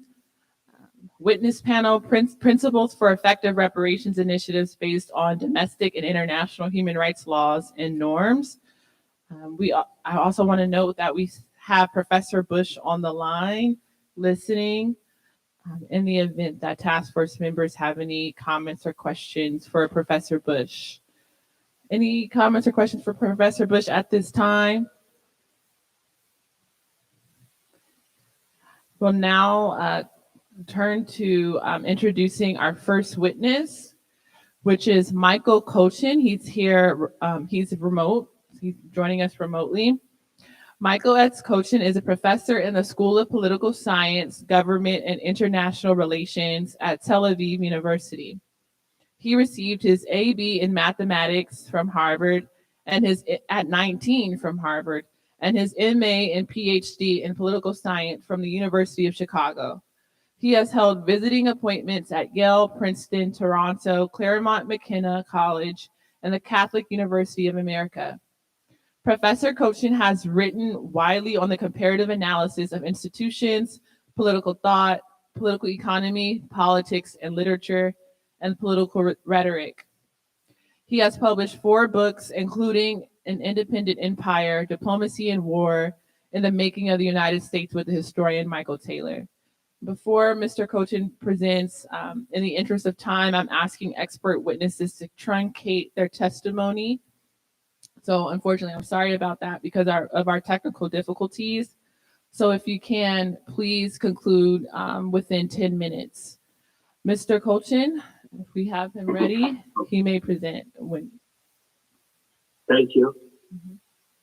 Thank you. Thank you for your time, and thank you for agreeing to take my presentation remotely. I say at the beginning, I speak as an American academic, a political philosopher, and historian of the United States, and not on behalf of my institution, Tel Aviv University, itself a recipient of Holocaust reparations. I was trained in political philosophy, that is to look for the questions not asked, and see asking those questions changes our thinking on the questions usually asked in public debate. My goal in the next few minutes is to shock you into thinking a bit differently about some very familiar questions. Now, the pressure for reparations from American slavery comes from 2 sides. First, from moral outrage. It is part of a legacy that in other respects and for other reasons, we Americans are not ashamed of but proud to claim, right? That is, as Americans, we participate and aim to perpetuate institutions, the Union of the States, the Constitution, the free market, that a century and a half ago actively worked to hold innocent men, women, and children in wrongful slavery. Second, pressure for slavery reparations comes from the recognition of persistent caste-like inequality between the descendants of persons held as slaves in the United States and other Americans. As I wrote in 2018, summarizing other people's asserts, the descendants of American slaves live shorter lives than other Americans, are less likely to have stable families, are more likely to be victims of violence, have lower incomes, less wealth, and lower levels of educational attainment. As Americans, dedicated, as Lincoln said, to the proposition that all men are created equal, this persistent inequality outrages us. This outrage is all the worse because it is incoherent. It is incoherent because we do not have a current term or word that marks out the people whose unequal condition today outrages us. The relevant category is not a racial category. We do not feel the same obligation to mitigate inequalities toward Black immigrants and their descendants, even Black immigrants from other places outside the United States, where Black men, women, and children were held in legal slavery by whites or Europeans. The peoples whose relative deprivation outrages us are not an organized community or people separate from other Americans. We are not speaking of a nation or of what in political science is called an intentional community. We all know or should know the exchange from Jordan Peele's 2019 horror movie, Us, a film that is an allegory of the relation between privileged and less privileged Black Americans. What are you people? Asked father of the Black upper middle class family, Gabe Wilson, of their newly emerged clone rivals and enemies. And the answer comes, we're Americans. The problem with reparations is to find some way of mitigating inequalities that distinguish some Americans from other Americans in order to atone for moral outrage that still stains the institutions that we Americans cherish and wish to continue.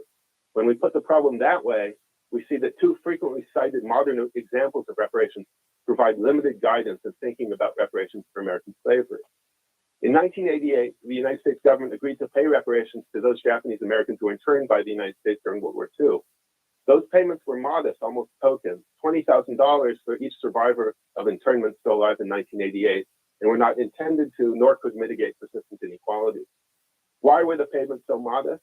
Partly, I think, because the kind of persistent inequalities that concern us regarding the descent of persons held as slaves in the United States are simply not found in relation to Japanese Americans, whether we speak about those individuals who were interned, the generation of those interned, or their descendants. There's also the example of Holocaust reparations, which is cited in Ta-Nehisi Coates' well-known essay, The Case for Reparations. Those reparations were paid from one community to two other communities, from the German state to the Jewish community organized in various bodies, such as the World Jewish Congress and the Claims Conference, and from the German state to the state of Israel, the national state of the Jewish people. The whole point is to repair by compensation in money and goods the relation between one people and another, between Germans and Jews, and between the Federal Republic of Germany and the state of Israel, even when the recipients are or were individuals, and when their claim is calculated on the basis of individual deprivation by Nazi crime. This matters because the state of Israel could use the payments it received for the benefit of Jewish Israelis. It had a parliament, a government, and a bureaucracy to debate and decide how to use reparations for the common benefit of the Jewish people, the collective victim of Nazi outrages. For slavery reparations, the problem is within a single community, the American people, and there's an attempt to deal with the outrages that some Americans inflicted on other Americans through the American institutions that for other reasons and in other respects we esteem and wish to perpetuate. Unlike in the case of Holocaust reparations, reparations for American slavery, in whatever form it takes, will have to be worked out by the same institutions and for the same American people as both victims and perpetrators. Unlike in the case of reparations for Japanese Americans, also paid on behalf of Americans to Americans, the problem to be addressed by slavery reparations is not to symbolically to atone, but to respond to persistent inequalities, which reparations should do something visible and tangible to mitigate. What about affirmative action? Well, I was asked to be here today because I published an essay in 2018, The Whipped Cream Boys of Affirmative Action, arguing that affirmative action programs of the kind that exist today are not a suitable vehicle for mitigating the persistent inequality between the descendants of persons held as slaves in America and other Americans. First and most important, they haven't worked. In fact, those inequalities such as crime victimization are in important respects as bad, if not worse today in 2022 as they were in 1965, when President Johnson announced his affirmative action policy in a speech at Howard University. The failure of affirmative action programs is obscured because government media, think tanks, and universities use racial categories such as black and white to study inequality instead of gathering separate data on the descent of persons held as slaves in the United States. Second, because affirmative action policies are defined in racial terms, they are not an answer to the real problem. Reparations are for victims, and while it is true that slavery in America and everywhere else on the globe where slavery was practiced was racialized, in the United States of 2022, such programs as as affirmative action that designate beneficiaries by race are not reaching those harmed by the persistent legacy of American slavery. In my view, California's response to the question of reparations should be to seek out programs that, in the light of more than half a century of modern experience, have some prospect of mitigating the relevant inequalities. Here, I think the best thing to focus on is education, and in particular education at the K-12 level. Make it easier for the descendants of persons held in slavery in the United States who live in California to get a good school education. My authority is California economist Thomas Sowell, a descendant of persons held as slaves in the United States, born in 1930 in Gastonia, South Carolina, amid the last living memories of American slavery. As Thomas Sowell details in his 2020 book, Charter Schools and Their Enemies, the 2019 California charter school reform legislation goes the wrong way, making it harder for impoverished parents, and I would add, especially for impoverished parents descended from persons held in slavery in America, to ensure that their children are enrolled in schools that will teach them adequately. Rather, California needs to make sure that every California child, and in particular every California child of descendants of persons held in slavery in the United States, is guaranteed a free K-12 education. Education does not mean time in the classroom chair between birth and prison or birth in the streets. Education must mean actual scholastic attainment that will give these children and all California children the skills and talents required for a fulfilled adult life.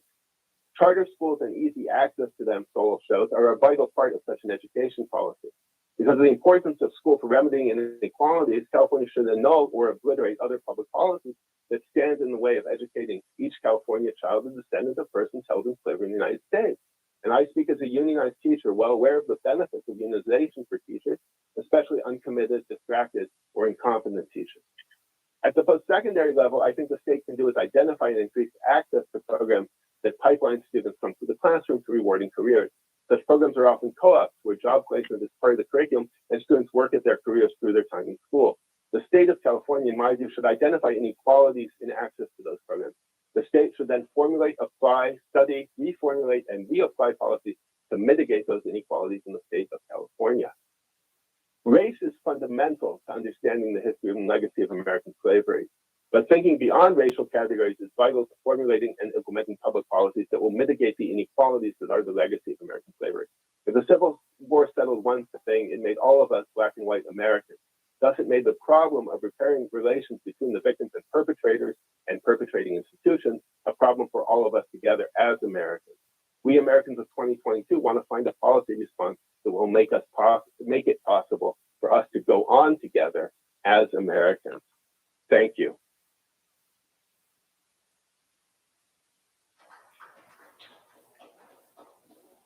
Thank you, Professor Colchin. Our next expert witness is Professor Jennifer Mason McAward. Jennifer Mason McAward is an associate professor of law at Notre Dame Law School and the director of the Clough Institute for Civil and Human Rights at Notre Dame's Coe School of Global Affairs.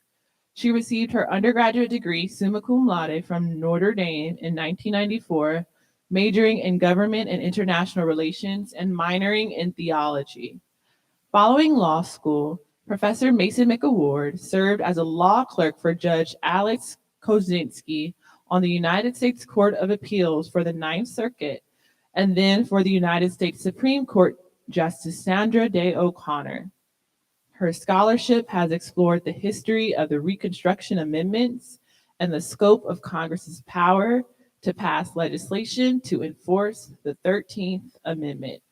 I'm extremely excited to have you, Professor Mason McAward, and you may begin your expert testimony when you're ready. Thank you so much. It's an honor to speak with you all today. I hope that some of my work on 13th Amendment enforcement law will be of use as you continue to think through the appropriate role that the state of California can and should play in addressing racial disparities and inequities. Section 2 of the 13th Amendment gives Congress the power to enforce this article by appropriate legislation.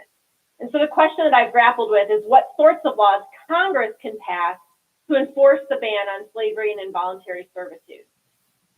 So Congress has been empowered to pass not just direct enforcement legislation banning, for example, human trafficking, but also to pass all laws necessary and proper for abolishing all badges and incidents of slavery. And that concept of badges and incidents of slavery, which appears in your own work as the task force, originated with the 1883 Supreme Court decision in the civil rights cases. And it's since taken on canonical status as the outer boundaries of Congress's 13th Amendment enforcement power. And my scholarship has considered the roles of Congress and the Supreme Court in addressing the badges and incidents of slavery. And I've tried to come up with a definition. Incident of slavery was a legal term of art that referred to legal aspects of the institution of slavery. And badges of slavery was a more malleable term that referred to the broader set of political, civil, and legal disadvantages imposed on slaves, former slaves, and free Black people. And so in determining what the badges and incidents of slavery are that Congress can regulate, I asked three questions. Whom can Congress protect, from what conduct, and by what actors? And in answering those questions, I looked at the historical record and considered structural separation of powers concerns. And ultimately, I concluded that badges and incidents of slavery have the following characteristics. First, they are policies or widespread practices that mirror a legal incident of slavery or infringe upon an aspect of liberty that was denied to slaves. Second, they're implemented by public or widespread private action. Third, they are aimed at disadvantaging African Americans or other populations that have been enslaved. And fourth, they point not remotely to a violation of Section 1 of the 13th Amendment. In other words, they pose an imminent threat to freedom or the ability to participate in the basic transactions of civil society.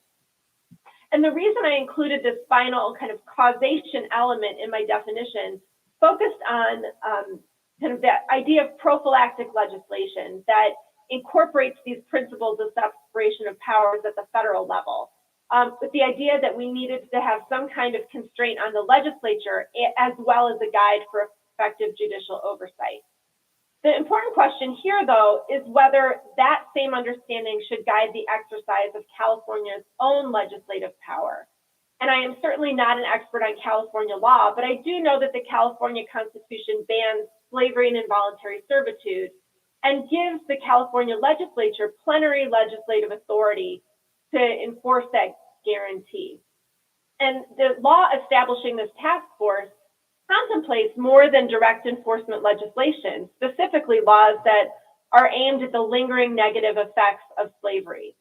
And in many ways, the focus of this task force's work maps onto my conceptualization of the badges and incidents of slavery. Our work especially appears to align on the questions of actors and conduct. The findings of this task force, which recognize that slavery and its aftermath were the product not just of law, but of private conduct and custom, is of course entirely accurate. Its correlate that remedies must also engage public law and private systemic conduct reflects an important operational insight that can serve as a guide for legislative efforts.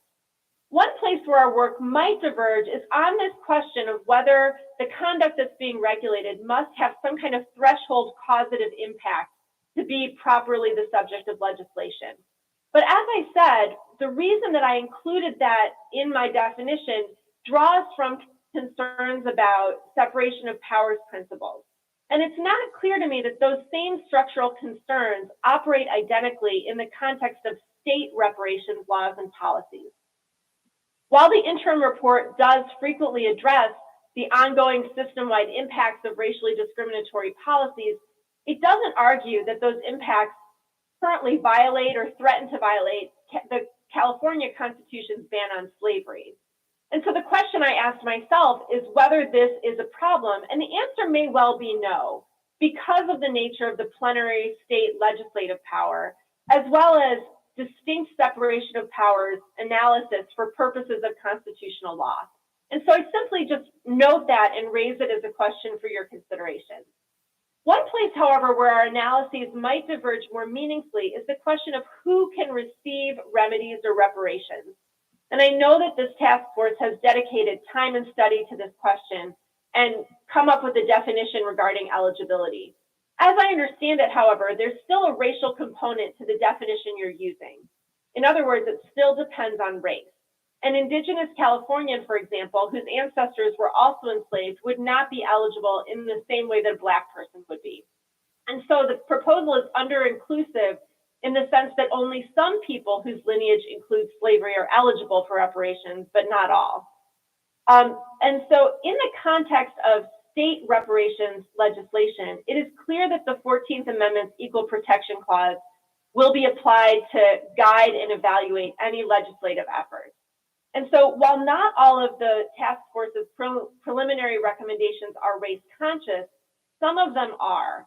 And those strike me as requiring further analysis to determine their viability. As you surely know, the Supreme Court applies strict scrutiny to all racial classifications, saying that strict scrutiny applies whether a classification is invidious or benign, and it requires a showing of a compelling governmental interest as well as narrow tailoring.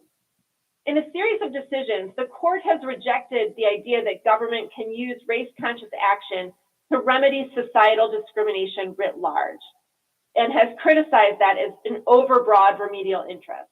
However, the court has said that remedying the present effects of the state's own past discriminatory conduct may be a compelling interest, as long as there's a strong basis in evidence to show that there has in fact been past discrimination and that remedial action is necessary. I raise this because, among other things, as you also surely know, there's an affirmative action case pending at the Supreme Court this coming term. And given the composition of the court and the view of at least some of its members highly skeptical to race-based classifications in general, I just wanted to recommend that you closely follow the court's arguments and its upcoming decision. Even if the court, however, stands by its position that remedying specific past governmental discrimination is a compelling state interest, there would still be a question of how the preliminary recommendations of this task force might satisfy strict scrutiny and be deemed narrowly tailored. And again, I would just raise that for you to consider as you move toward final recommendations. My final point draws from that, which is that an effective reparations initiative must be both implementable and implemented. And so even if you were to conclude that all of your proposals would withstand strict scrutiny, I just would think that you would also want to use as a criterion the likelihood of litigation. To what extent would something be likely to draw a legal challenge? Even if it wouldn't succeed, what would be the financial and logistical cost of advancing a particular recommendation versus the benefit of having it in place ultimately? And so that is where I will wrap up my testimony, but I just want to thank each of you. The knowledge and research that you have amassed is incredibly important, and it has been a real privilege to be a small part of the community that you're dialoguing with. So thank you so, so much.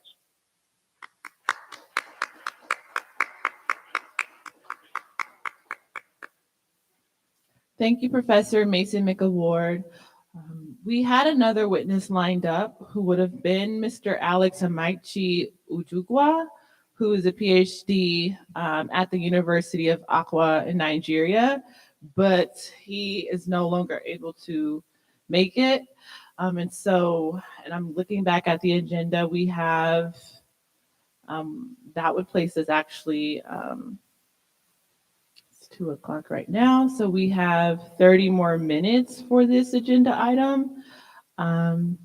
Does anyone have any comments or questions for Professor Mason McAward, Professor Jonathan Bush, or Professor Cochin at this time?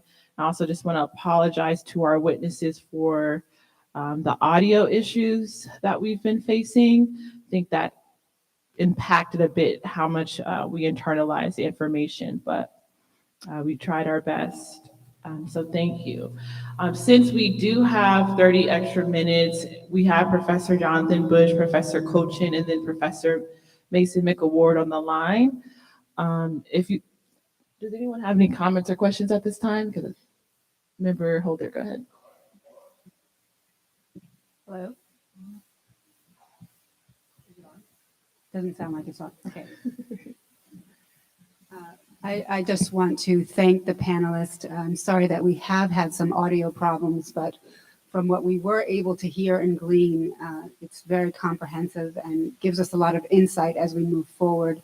I did have a question specifically for Professor McAward regarding your 14th Amendment analysis and your equal protection analysis.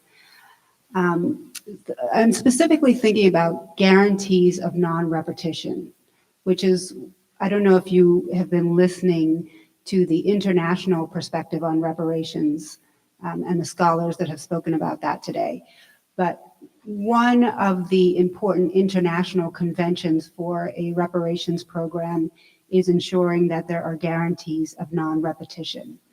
And I wanted to get a sense from sort of a constitutional perspective, how that can be synthesized with the 14th Amendment and equal protection, because it's forward-looking, it's prospective.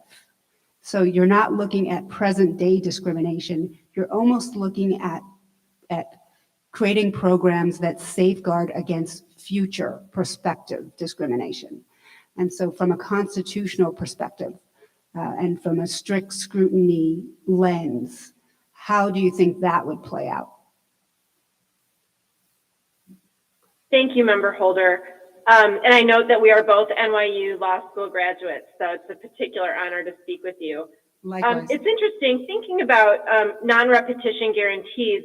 I think typically we would think about that as kind of injunctive relief that could get entered in the course of a lawsuit. And I think it's an excellent point to think about how that would play out in a more legislative context, to think about how programs can safeguard against backsliding. So my work has focused on kind of this idea of prophylactic legislation that can address something more than simply an actual constitutional violation in order to protect against future constitutional violations. And that strikes me as somewhat similar to what you're talking about. But the question then is, how would that play out if a kind of prophylactic type of law were to be passed and then challenged under the Equal Protection Clause? And I would have to think more about it.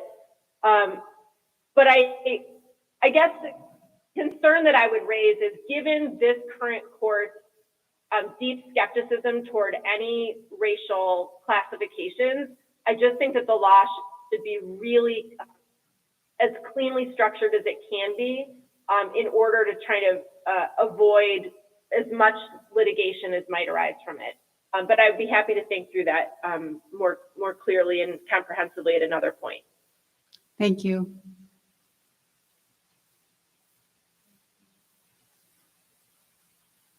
Is there any other comments or questions for our expert witnesses from the task force at this time?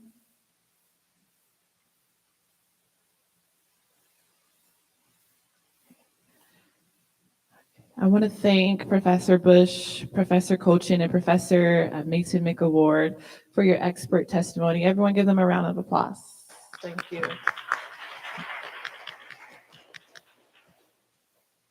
Okay, so it is 2:00. Our next item on the agenda is break, which would have occurred at 2:30 to 2:45. So now I'm turning to the task force for any advice or counsel. Should we take a break now or move forward with the agenda, which would be planned for future meetings, including schedule, whether virtual, and subject matters to be addressed? All right. Move forward. Okay, so we're going to move forward with the next item on our agenda, which will be facilitated by the DOJ with comments from myself and Jovan Scott Lewis.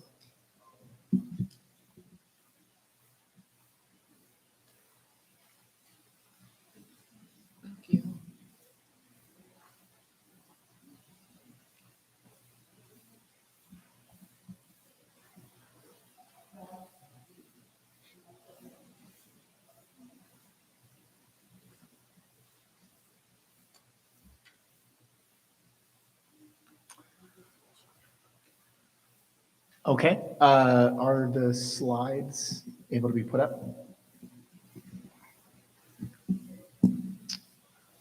we may need the extra time, so. Thank you very much. So in this agenda item, I plan to present to you a few slides about the remaining work combined with a follow-up on the discussion we had yesterday regarding advisory committees, and then leading into a plan for the future meetings schedule. So I'm sure you're reviewing those as you go. I will walk you through the slides. So slides 1 and 2 outline the remaining task force work. This work basically boils down to the work that was not covered in the interim report. So what this work includes, first and foremost, redressing the harms covered by each chapter of Report 1 through specific remedies. I'll come back to that, but essentially in plain language, that is taking the issues that the experts, the economics expert team talked about yesterday, converting that into concrete recommendations and the hard numbers around what reparations amounts are and how those reparations should be delivered.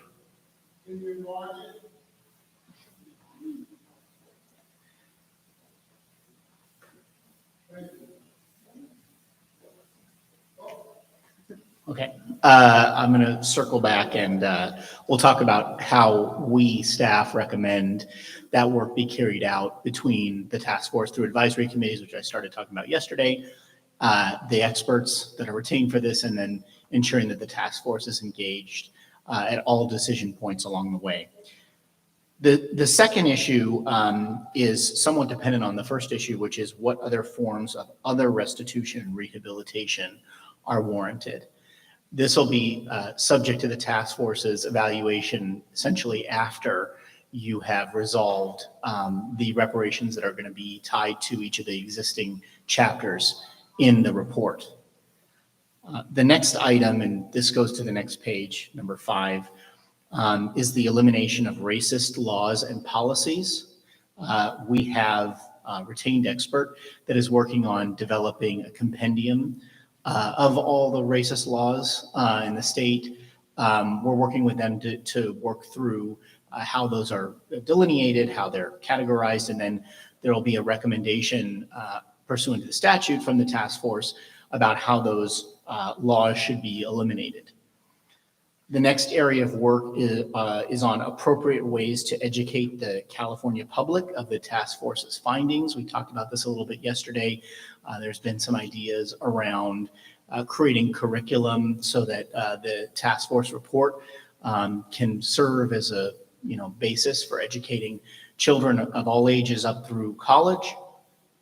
We are, as you can see, recommending that the task force instruct the Department of Justice to retain an expert to work on this. And finally, the last thing is how and when how and what form a formal apology should take. That is going to be something obviously that the task force will work through. So that is the remaining workload following what's set forth in AB 3121 that was not covered or addressed in the interim report. Does anybody have any questions about that?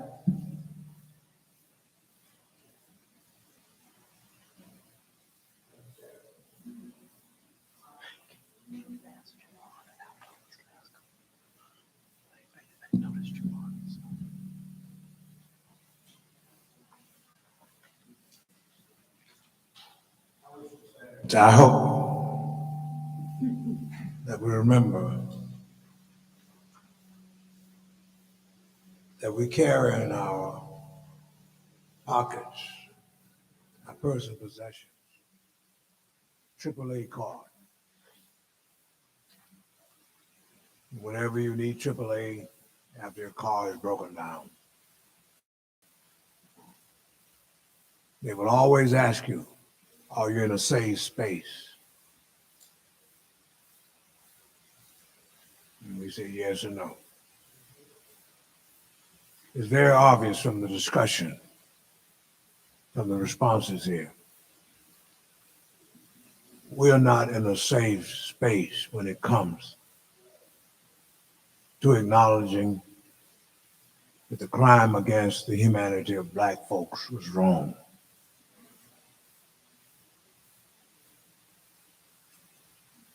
But remember, AAA has 3 A's, and I would like to brown eyes those A's. The first A is to admit that you got a problem. Something's wrong. It appears to me that the low-hanging fruit is for us, as we go through our process concomitantly, push with this state under this present leadership to admit, give an apology. We can get running with that. Number 2, there is atonement. That's where actual reparations comes in. You have a plan, like it was for that little man, Zacchaeus in the Bible. He told Jesus, the prophet of Nazareth, that if I wronged anyone, I'm going to pay back 4-fold. That's reparations. And the final A is action. Action.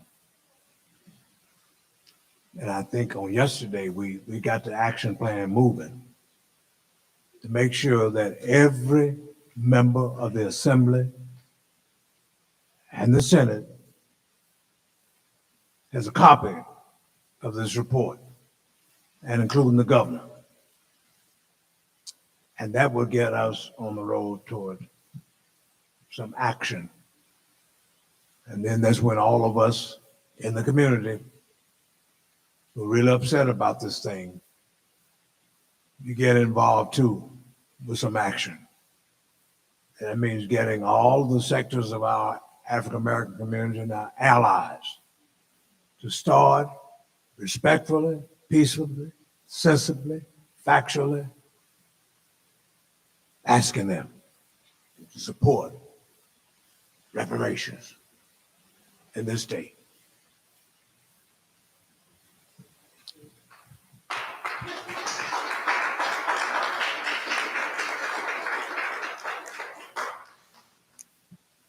Thank you very much for that. I certainly appreciate that very much.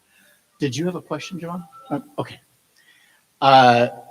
So are there any other questions or comments about the work that is remaining to be done under the statute? Okay. So we'll proceed to the third slide. So you all asked yesterday for some proposals around how this work would be done in a way that engages the members of the task force and ensures that the task force is working through the issues. We discussed internally and worked through a concept for the creation of advisory committees. As I alluded to yesterday, we talked about this a little bit, how that would look.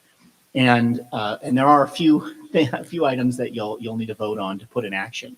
But our recommendation is, in order to engage the task force directly in the work of working through these issues and making the decisions in a way that you could be working directly with us, and then we can bring items back to the task force for votes rather than waiting for the length of time between meetings for the DOJ to be working on and then come back each time, is to have 1 or 2 advisory committees that would take on each of the 5 topics delineated by the experts in their presentation yesterday as atrocities. Those include unjust property takings by eminent domain, devaluation of Black businesses, housing discrimination and houselessness, disproportionate Black mass incarceration and over-policing, health harms, and then I have added into this list education, because there was an extensive discussion yesterday about the need to really prioritize education. And so our recommendation is to create either one advisory committee to work with the experts in the Department of Justice to work through the actual reparations framework for all of those items, or to divide that work into two different advisory committees. And I've presented here a proposed way in which I think logically those 6 items can be grouped. So that's going to be one or two advisory committees. And those advisory committees are going to need to answer the 5 questions that were laid out. First thing is to answer the 5 questions that were laid out by the experts yesterday, which is the questions that they need answered in order to calculate what reparations looks like, what the amounts are, who would be getting the reparations, what are the damages. And so that would essentially be the first work of the advisory committees. And then there will be, as we discussed in the scope of work, a little bit of back and forth between the advisory committee members and the experts, with the Department of Justice attorneys facilitating that conversation and drafting up the proposals. Eventually, we'll get to the future meetings plan, and eventually the role will be the advisory committee members will then be presenting this information back in future task force meetings, presenting the proposals along with the experts, who will provide the factual data-based case for reparations on each of those items. So that's one set of advisory committees. And then if we go to the next page, there's 2 additional advisory committees. One would be an advisory committee that would essentially work on everything else, all the other chapters that are not sort of taken up with those 6 atrocity areas.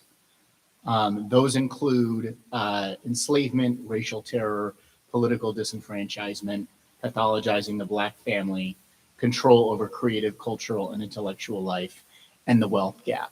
And the idea here is that those are, as we heard from the experts, not necessarily areas that can be boiled down to an amount of damages or an amount of compensation, but there are going to be a number of policy recommendations that we can leverage the preliminary recommendations that were included in the interim report into some final general policy recommendations on each of those, which could be turned into legislative proposals or something like that, and following the publication of the final report. And then the second advisory committee that we're recommending are what I've grouped together as remaining issues. And that includes how we eliminate racist laws and policies, what are appropriate ways to educate the California public on the task force's findings, and how and what form a formal apology should take. And each of those are rooted in one of the components of AB 3121. I'm trying to make sure that we check every single one of those boxes in that statute. You'll also see here a reminder of where the task force stands with regard to existing or previous advisory committees. We have the Communications Advisory Committee, which is Chair Moore and Member Grills, the Subpoena and Survey Advisory Committee, which are members Tamaki and Holder, the designee for the Bunch Center contract, which is Member Grills, and then the Economic Experts Advisory Committee, which is essentially, as of yesterday, really completed the work in terms of bringing on the economics expert team, getting the contract going, figuring out the scope of work. For all intents and purposes, that work is completed. That was Chair Moore and Member Lewis. And then the report finalization advisory committee, which is sort of on hiatus until we get to report 2.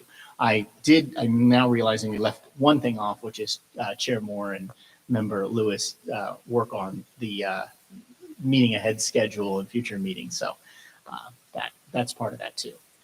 I'm going to stop there. Are there any questions about the staff recommendations? It's a lot. It's a lot. We're certainly, the second part of this process is more work intensive, I think, for the members of the task force, and less focus maybe on the testimony and things like that.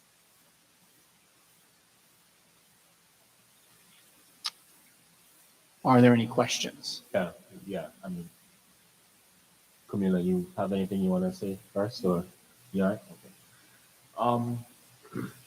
Your mic's not. Can you not hear me? Now I can. Oh, you can? So thank you for the recommendations. I think, I think I understand, I understand the kind of the argument for the economic expert, Chair Moore and myself, that stage of the work being done. But I'm not quite in, in agreement that, the role of us as a advisory committee is done.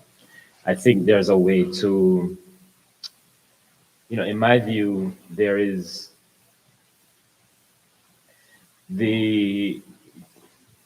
let's make sure I'm understanding myself here. Okay. So on the first page, you have, the two categories that comprise about 3 areas each. This is the previous slide. So the staff recommendation, the first, yeah, that one. So I'm in total agreement that I think there should be an advisory committee for that first cluster, an advisory committee for that second cluster. What I don't necessarily agree with is that the role of those advisory committees is actually to answer those 5 questions. I think the role of those advisory committees should be to further probe those areas. My concern is that there really is like a tick box approach to some of these things, and we're really not getting into a certain level of depth of what we're talking about here. So for example, let's just look at those first 2 clusters. Some of the kinds of questions that advisory committee could work with the economic experts on is saying, well, let's, how can we identify all complicit parties in these acts? These aren't really questions we've even really asked, right? How do we think about the variances and calculations between one activity and another? So these are the kinds of things that I think an advisory committee should actually work with the economic experts on. I think a third advisory committee, which could perhaps be, Chair Moore and myself continuing in our current role, to actually, work on those 5 questions, right? The kind of parameters, that kind of thing, because that would also have to be looked at from, I think, someone of a higher scope, to kind of think about, well, how do we think about qualification, damage timeframes across all of these different areas? So I think, I don't want to call it a hybrid approach, but I do want to make sure that we are paying significant attention to and devoting adequate time to a kind of deeper analysis and probing of these different areas. And I don't think that a model that's proposed accomplishes that. So I just wanted to kind of put that out there, as an alternative to this. And I think, just jumping ahead quickly, I have a question about the hearing schedule. I know we haven't gotten there yet, but that's not the hearing schedule that is in the agenda materials or that Chair Moore and I submitted. So I'm not sure, what this one is. And the reason why I asked that is because the proposed hearing schedules that Chair Moore and I came up with actually did, I think, in a detailed manner, agendize some of the remaining responsibilities or issues. And so I just want to make sure that I understand what this proposed hearing schedule is meant to do in relationship to that, because I think that would have some consequence in how we portion out some of the work.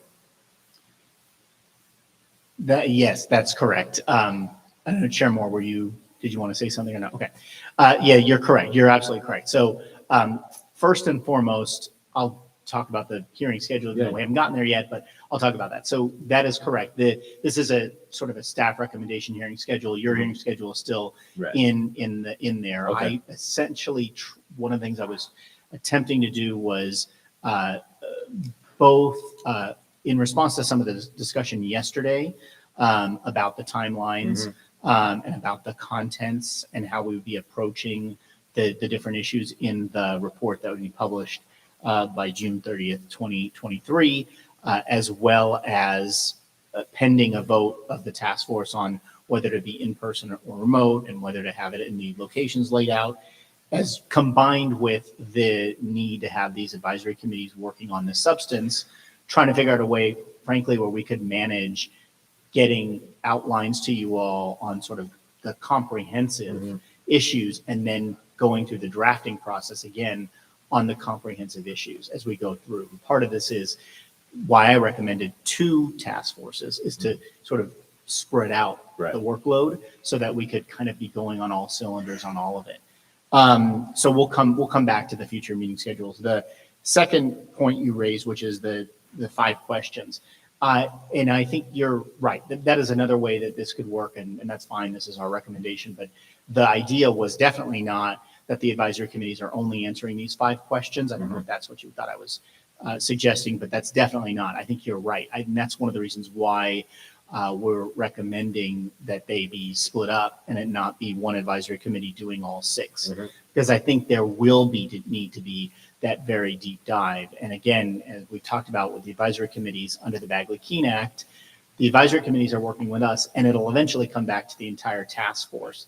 And so back to the future meeting schedule, I wanted to make sure that we had an opportunity for something on each of these items to come back to the task force to weigh in, to make sure the task force is invested and on board with what each of the advisory committees is developing along the way. So that also necessitated a little bit of a switch in terms of accommodating that time, because that's going to be pretty time consuming. If you think back to when we went through the drafts of the original report and the outlines of the original report, going through all of those different topics is going to consume quite a bit of time in the meeting. Right. So I hope that answers your question. And obviously, you know, this is going to be, I'll come back and say what I need votes on before we finish this module. But that's certainly another way to go if you want to have the existing expert advisory committee of you and Chair Moore handling these 5 questions essentially for all of the issues. That's certainly another way to go. The only complicating factor there is that 2 advisory committees can't communicate. So you'll have to resolve that issue in a meeting where it's discussed amongst the whole task force, and then each of the advisory committees will proceed based on whatever the outcome is of a vote of the entire task force on the answers to these 5 questions. So we would need to probably, frankly, agendize the answers to the 5 questions for whatever the next meeting is. Vice Chair Brown, you're recognized. Madam Chair, I would like to invite us to consider starting at page 5 and going forward. Why? Time is of the essence. And we made a commitment as a task force to do a job. And what we've heard here is nothing new. We heard it from day one. And we can end up with information indigestion. And actually, I think we should look at the schedule and see if it's realistic, and in no way become guilty of the allegation that's been made that we haven't heard everybody. We have a schedule. And my appeal as vice chair is that we would do all we can as humanly possible to move forward. Why finally?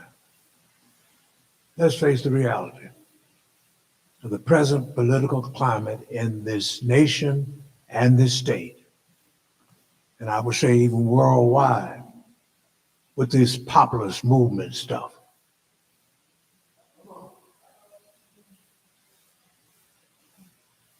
And put your hand up, feel it.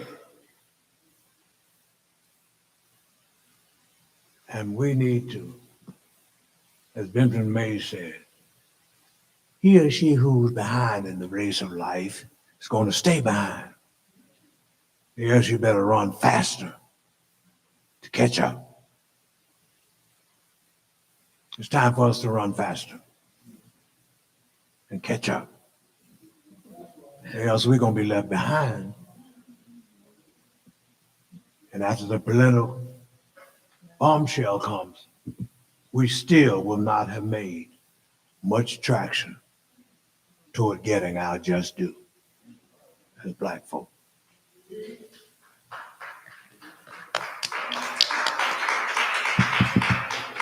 Okay, and I'm making an appeal as chair, since we are ahead of schedule, that we actually take advantage of our break. So it's 2:30, and the break is from 2:30 to 2:45. And during this break, I think it would be good just for us to review the material a bit, kind of internalize it a bit, and then we can come back and see how task force members feel about what's on the page, and if there's any alternatives, we can discuss that as well. How did that sound? Okay, so we'll take our break since we are ahead of schedule, and we'll resume at 2:45.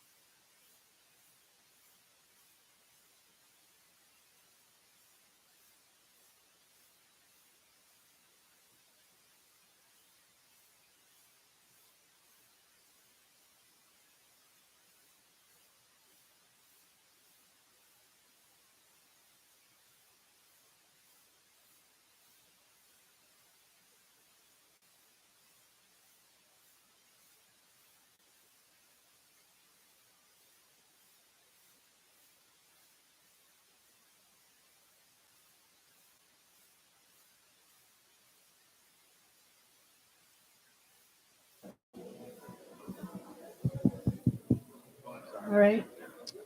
Thank you. So we'll resume now.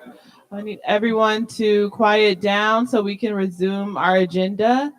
And I'll turn to Parliamentarian Johnson so that we can establish a quorum.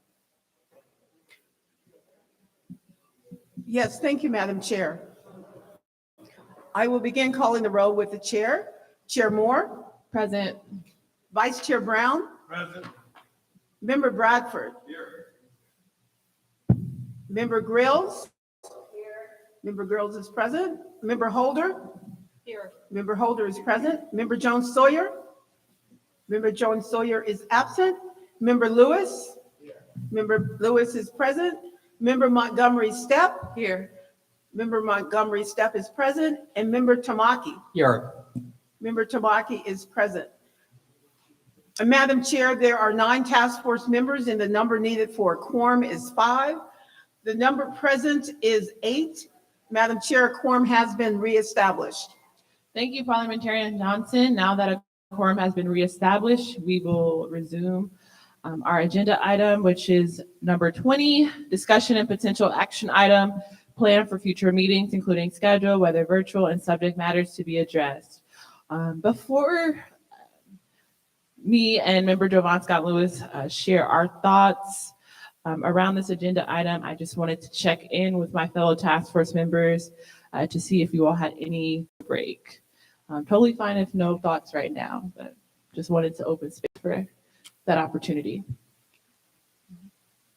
Member Montgomery, you're recognized. Thank you, Moore. I have a few thoughts, and I don't, this may be a little bit premature based on what you and Member Scott Lewis will share, but I did have a couple of thoughts. One is just with even the 2 committees broken up that are issue-based, those issues, especially in the second committee, are very, very, very heavy. So the mass incarceration, health harms, and education are very, very heavy to put in one advisory committee. Also, we know this, it's much easier to schedule advisory committee meetings without all of the, notice and I won't say pomp and circumstance of all of that, but, we know it's a logistical, basically nightmare for the DOJ. I also know that going into this phase where we are essentially trying to answer these questions and present possible proposals based on what I'm thinking is, in addition to direct cash compensation, which you kind of talked about through with the economists, the monetary, non-cash, and the non-monetary. That is just really hard to have an advisory committee with 2 people and then come back to a body of 9. Just with the amount of substance that I think will take place and what will be required from members. So I just want to put that out there. And then the third thing I'll just say is just based on the 5 questions. One is I want to get clarity of what the direction the task force gave yesterday with regard to the economic, let me say it right, Economic Expert Committee, and exploring some of the questions, but in particular the California residency question, which I think will be a global, it may be a global answer that we come up with as an umbrella for all of the issues. So I wanted to throw those things out there. Thank you. Thank you. Any other comments or questions from the task force members? Preliminary thoughts about what we talked about and what was presented before our break?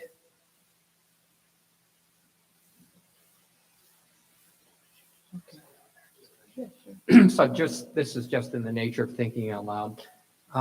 Various members of the task force have subject matter expertise on a number of their areas. They have staffing.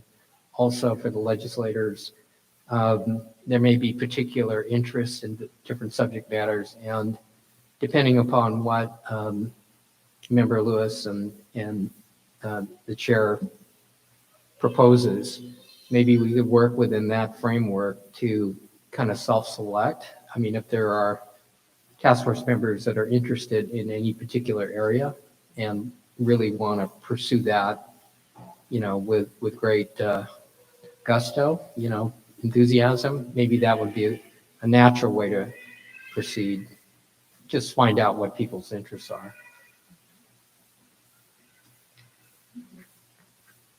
So I think that Member Montgomery Stepp and Member Tamaki's comments are in perfect alignment with, I think, what we discussed. So, Member Lewis, yeah. Okay.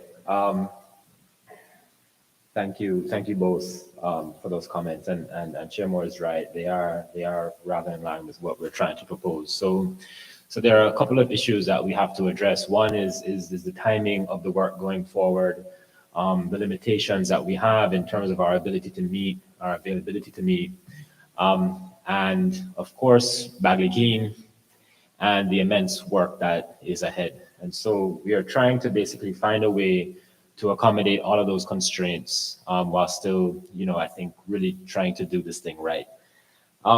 So if you can go to the first page, which is staff recommendation regarding advisory committees in your handouts. As Member Montgomery Stepp mentioned, right, the 5 questions really are a kind of universal concern. And there's an issue, given Bagley-Keene, where I think there's going to be a challenge in trying to Sorry, Member Javanska Lewis. We just want to make sure everyone's on the same page. We're looking at staff recommendation. So that's page 3. Yeah. Okay. All right. We're all on. Yeah. Just scroll down. Is that it? Yeah, that's that's it. it. All right. Yes, that's it. Okay, Thank so again, as Member Montgomery Stepp mentioned, the 5 questions really are universal ones or global ones, is how I think you put it. And so the recommendation is that Chair Moore and I would continue in our capacity as now one of the advisory committees and work on those 5 questions and how they apply to the 6 areas that come up in bullets 1 and 2, starting with unjust property takings and ending with education. Beyond that, and I should add that we're talking about these areas being areas of concern around coming up with recommendations for compensation.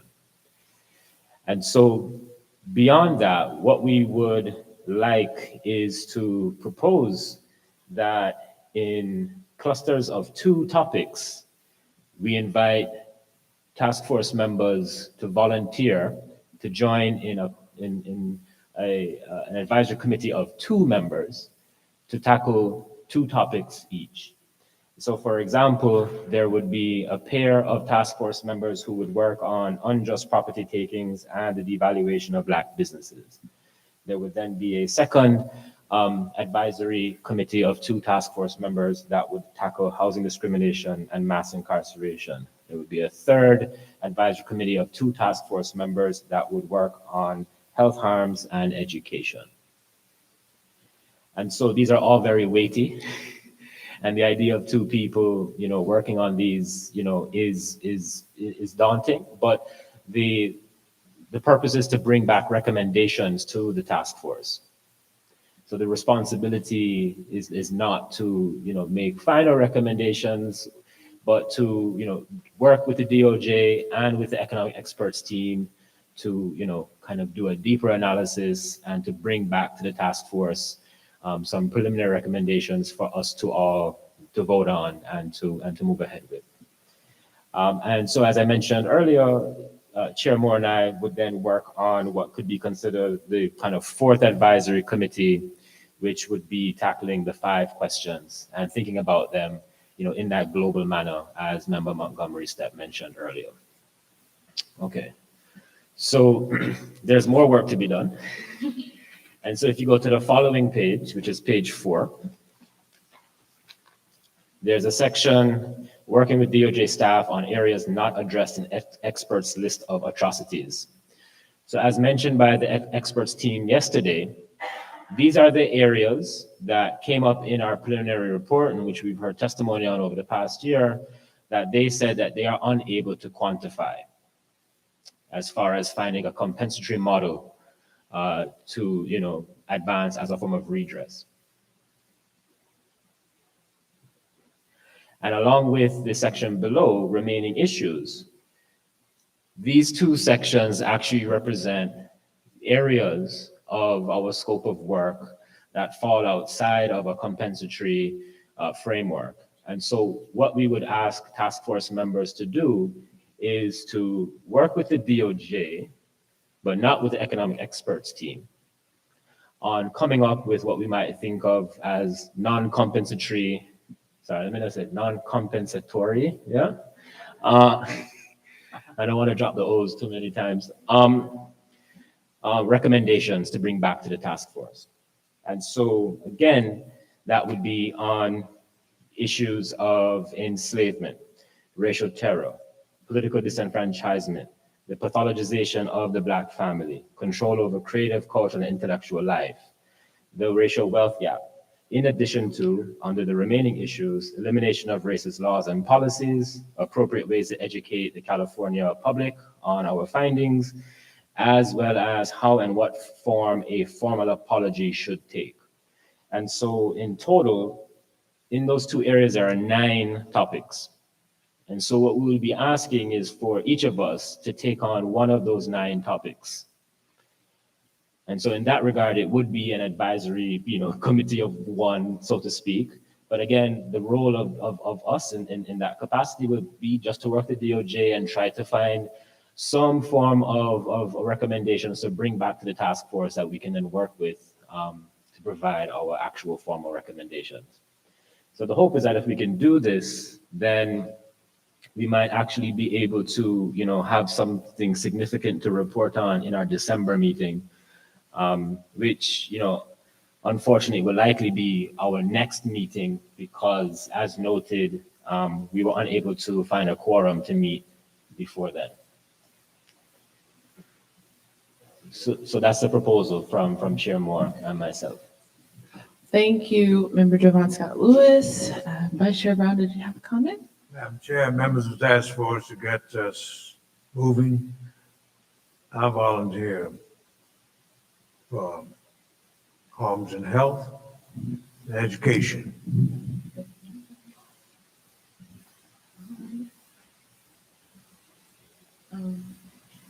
Yes, so let me just first summarize and make sure we're all on the same page. Thank you so much that was very clear, Member Javon Scott Lewis. So I think the proposal that we're coming up with is that we would have one advisory committee that comprises of myself and Member Javon Scott Lewis to address those 5 questions that seem to be more global in nature around damage timeframes, residency requirements, and all of that, right? So there's one advisory committee, again, that comprises of me and myself and Javon Scott Lewis, who would deal with those 5 questions. Then there will be 3 additional advisory committees that would take or volunteer to take 2 topics each, and that's on page 3. And then we go to the second page, we would, as a task force, each of the 9 members would volunteer to take one of the 9 topics on that second page, right? That's right. And I think, in listing the groupings for the compensation advisory committees, I just listed them in order that they're listed. So, I mean, if you want to discuss what, better pairings there might be, if you want to, go back to Member Tamaki's, suggestion earlier about finding, areas that members are interested in, we can do that. But I made those pairings for convenience and just for clarity, so you could follow them on the sheet. Okay, and Vice Chair Brown, going back to us coming up with better pairings, I think he already volunteered to do health harms and education, so that could be a pairing. So that would mean we would need another person to volunteer with Vice Chair Brown to serve on that committee, correct?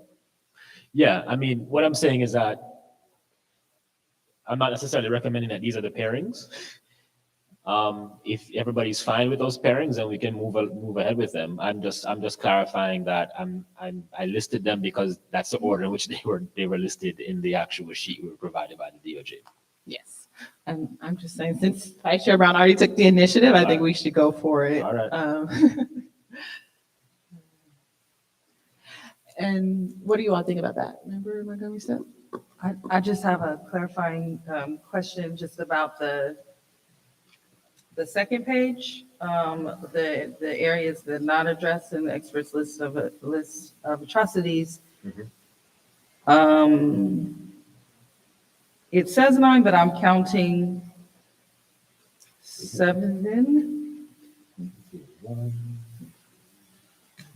I think oh yeah, plus the remaining issues, okay. That's remaining issues. So it wouldn't be, okay, all right, got it. Thanks for clarification. Yeah, so there's 6 under the table of working with DOJ staff on areas not addressed in experts list of atrocities, and then 3 remaining issues for a total of 9.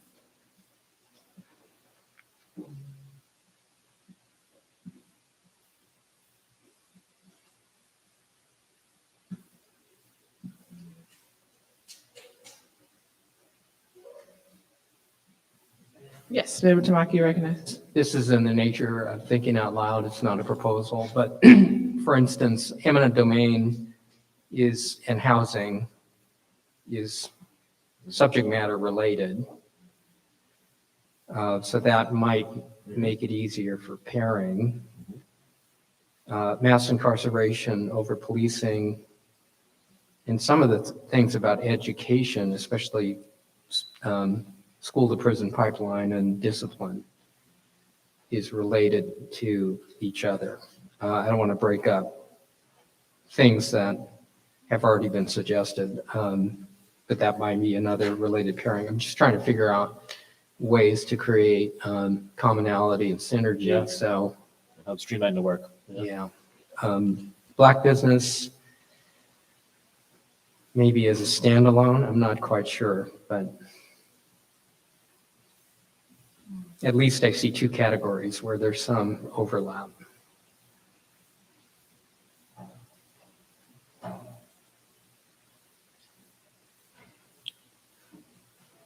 Okay, so going back to, oh, go ahead. Yeah, sorry, Member Holder, you're recognized. Just another idea to throw into the pot. The remaining issues also seem kind of global and thematic to me. So I am wondering whether for each of the harms, however we separate them, whatever advisory committee is doing a harm might want to do those 3 remaining issues as related to the harm that they're covering. Sure.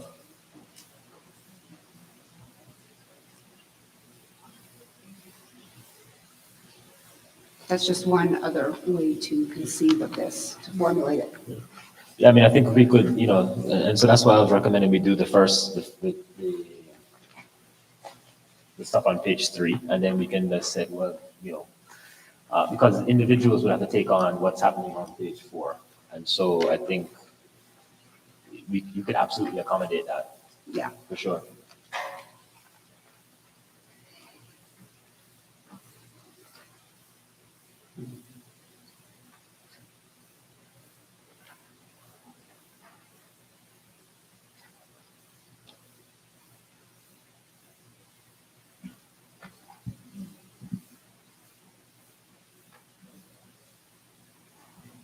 So I guess the first step is to really hone in on what the committees are going to be, and then assign the individual, if we agree to that individual. And I do, and just as far as the 3 committees with the 6 issues, they're all interconnected. Housing and houselessness is also connected with the criminal legal system quite a bit. And then eminent domain, there are quite a few Black businesses that were lost based on that too. So it's kind of tough. So I can, I'll go with the task force. I am interested in Black business devaluation.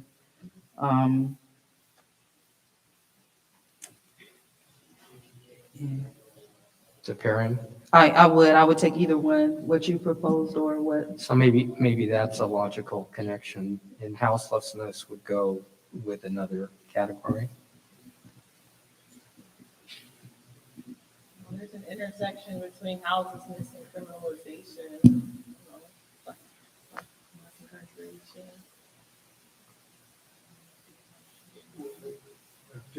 Yes. We did mention there how our watering holes have been destroyed.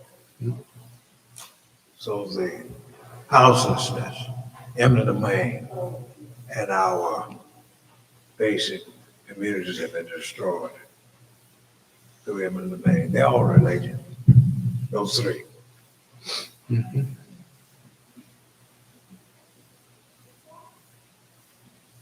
you repeat the ones you said? The destruction of our watering holes, our cultural enclaves, vis-a-vis Allisworth, South Central Los Angeles, the Fillmore. Where? Beverly, yes.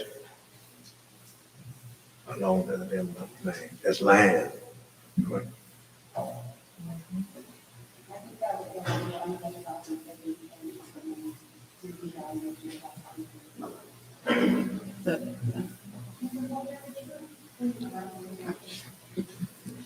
The restoration of the Black watering holes? Yeah, I was just saying that the restoration of the Black watering holes seems like it would fit under the rubric of unjust property takings by eminent domain and devaluation of Black businesses. And we should remember that these areas are what, the atrocity areas that the economic experts team, with guidance from the task force and the advisory committee have come up with. This is what they presented on yesterday. And these are the areas that they have identified that they have data for and around which they can quantify economic redress. So I think we reworked the pairings. So would it be devaluation of Black businesses and unjust property takings is one pairing? Mass incarceration, over policing, and housing discrimination and houselessness as another, and then health, farms, and education? Yeah, that's the original. That's the original? Yeah, that's the original. Yeah. You're a genius. So great, it works out. All right. Yeah, I'm happy to work on the second one in that pairing, the housing discrimination and disproportionate Black mass incarceration. Okay. Okay. Madam Chair, I'm being into unjust property taking. Okay. By eminent domain. So that comes with the valuation of Black businesses. Yeah, I'll do that. As well. I mean, I think it's a nexus there for sure. Yeah. All right. Monica, did you? I'm done.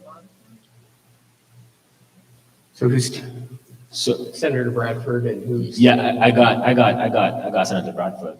And? But you done. Oh, okay.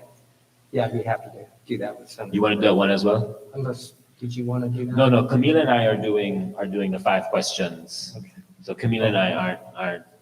Monica, did you? I did want to do devaluation of Black businesses. So maybe Unjust. you and Senator Bradford Okay. on unjust. Yeah.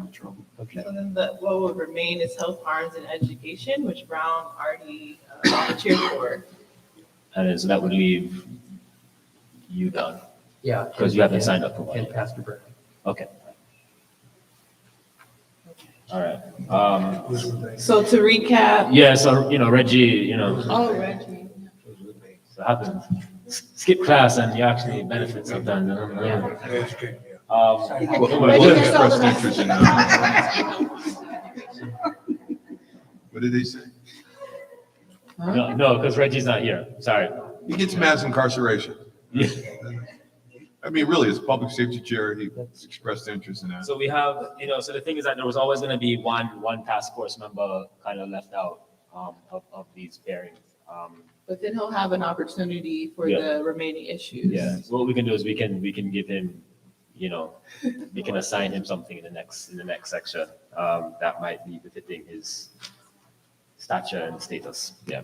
Okay, so to recap or summarize, there's going to be on this first page 4 different advisory committees. The first committee would comprise of myself and member Jovan Scott Lewis, and we would handle those 5 questions. The other advisory committee would be on health harms and education, and it would comprise with Vice Chair Brown and member Tamaki. The other advisory committee would be on the evaluation of Black businesses and unjust property takings, and it would comprise of Senator Bradford and member Montgomery Stepp. And the other advisory committee would be on mass incarceration and over-policing, as well as housing discrimination and houselessness, and it will comprise of member Grills and member Holder. Yes. The point is well taken that member John Sawyer is on the Public Safety Committee, chairs it. So if, as I'm thinking out loud, I could be replaced on the housing discrimination and mass incarceration by member Joan Sawyer. And then instead of being on any of the 2-person committees, I could simply take a handful of those individual ones. So I could take the racial terror and the pathologizing of the Black family, and if necessary, enslavement.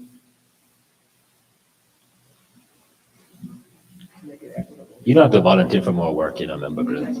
You don't have to do that. Okay, I take it all back. But I do like the move. Yes, so now member John Sawyer replaces member Grills. I like it, yeah. I think the point. Your subject matter expertise is in mental health. And did you want to do the healthcare instead, or? Okay. Well, I think the other stuff is equally important. Oh, wow. Okay. John Tamaki, ladies and gentlemen. So I mean, that's a really good argument, right? I'm calling you. But you're okay? Expert. Okay. So I'm member Tamaki. Member Grills says not today. Okay. So member Grills, did you want to stay on that committee or swap out and? I can swap out and take on a few of those individual topics. And just to clarify, all the members, every one of these issues is going to come back to the full task force, and every member is going to have the opportunity to weigh in on every component of the report with suggestions and edits and things like that. So everyone will be involved in every part. Yeah, I don't think you need to take on the extra thing. Yeah. You're gonna know. Yeah, you good. Yeah. Okay. So, okay, we can move on to the remaining 9 issues, but I just wanted to clarify about that last committee. I also don't want to volunteer John Sawyer for something. Well, member Grills did volunteer, right? And Joan Sawyer, just so Joan Sawyer yesterday did say he expressed interest And volunteered me. and volunteered you. So now in turn, you're volunteering him back when we're actually doing the. Okay, so maybe, do we need to, maybe just so we can just, maybe codify this via motion so we can just move on to the next 9 items? Can we do the other section first? Okay, yes, we can do that. But you want to confirm who's doing So what? to confirm, there will be 4 advisory committees. One will comprise of myself, member Jovan Scott Lewis, who will handle those 5 questions. The other will be on health harms and education, which will include Vice Chair Brown and member Tamaki.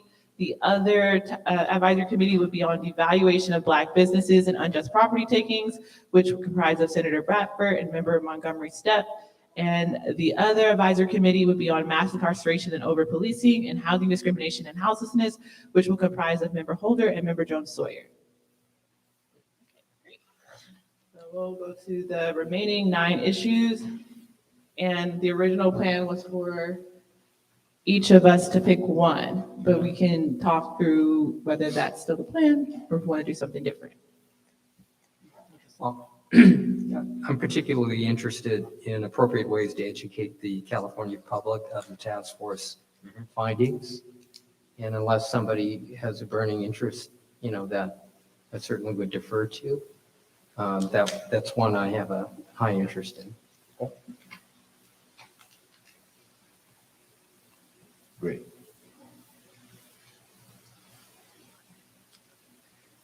And, with that one taken out of the remaining issues, it seems to me that there's a nice synergy here. So if you have elimination of racist laws and policies, and how and what form of apology, I think that those are thematic and those can go with each of the 3 arms. Do you know what I mean? So I think I think each of our groups should Right. actually be looking at Right. what should a formal apology on that issue look like? And what are the racist laws underneath that rubric? Right. And how to get rid of it. So would that be like an advisory committee, those 2? I mean, Yeah, so we divide those up as well, basically. That should be fine with, there's no Okay. barbecue. Okay, like something to keep in mind. Mhm. Okay. So you're saying instead of having an advisory committee or a designee on appropriate ways to educate on formal apology and elimination of racist laws, each advisory committee or designee is going to do those 2 for their subject. That's right. Correct. I have a question about that. Okay, there you go. Thank you. Since there is an expert, I think, coming in on the elimination of racist laws and policies, so logistically, how would that work? So we have a team of attorneys at Loyola Law School who are working through putting together a sort of a list of all of them, but whatever we can find in terms of racist laws in California. I'm trying to think, it also includes case law and things like that that are still on the books. So what we could do is we could facilitate from that compendium. It's a compendium which they're going to produce, and the idea was for it to be sort of added on to the report.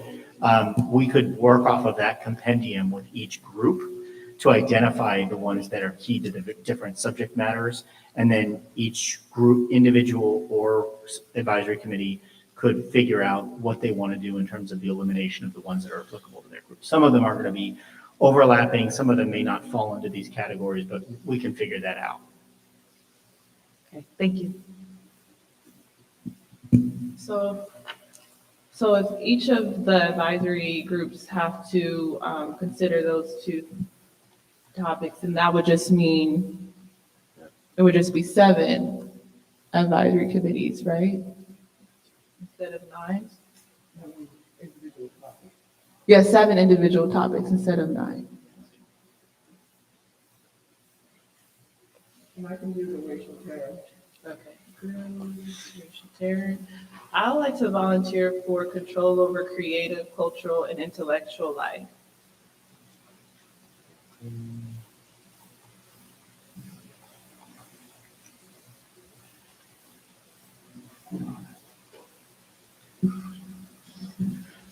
Can I just clarify for my notes, because I'm keeping notes on who's going to be responsible. I have Member Grills on racial terror, pathologizing Black families, and enslavement. Member Tamaki on educating the public, and Member Moore, Chair Moore on creative, cultural, intellectual life.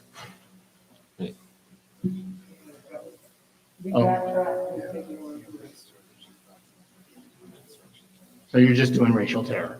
Yeah. Okay. So I'm gonna figure out what the names. The remaining issues are enslavement, political disenfranchisement, and the wealth gap. And family. Oh, and pathologizing the Black family, sorry. I'll work on the wealth gap.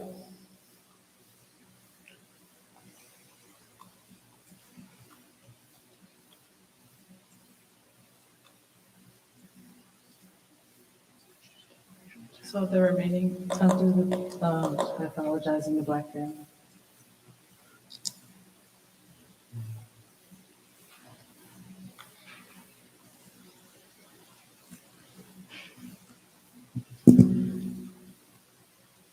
And I think just to kind of contextualize what enslavement means, you know, in this context, we are talking about, you know, the effective indentureship of incarcerated, you know, Black Americans. You know, we're thinking about those social forms of control and servitude that continue to take place. I'll take enslavement too. You want to take two? Okay. So as I have down, the remaining two are political disenfranchisement and pathologizing the Black family. Remember Montgomery step, we'll take the pathologizing the Black family, right? You know, I forgot about the political disenfranchisement. I should probably take that one. Okay. That's more. Okay. Okay, I mean, we were doing individual, we can set Oh, up, individual, we can set up an advisory committee though. That'll be fine. You can do that. We just need it covered, to be honest. Yeah, we're doing, we get 2 for 2, okay. So you want to, yeah? So you would do both pathologizing the Black family and political disenfranchisement. So that leaves pathologizing the Black family.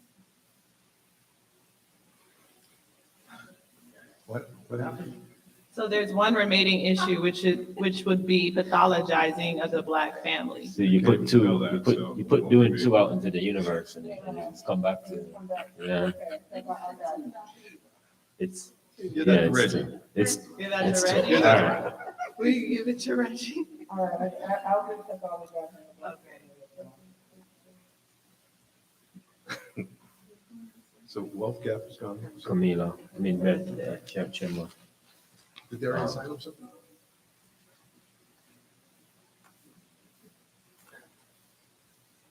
Okay. Okay. So in terms of the remaining issues and the areas not addressed in the expert list of atrocities, there would be advisory committee of one that would comprise of Member Tamaki around educating California's public on our findings. The other committee would be comprising of Member Grills that would cover racial terror and pathologizing of the Black family. I would cover control over creative, cultural, and intellectual life, as well as enslavement. Jovan will cover the wealth gap, and Monica and Bradford will cover political disenfranchisement. Two, Right. No, we're off.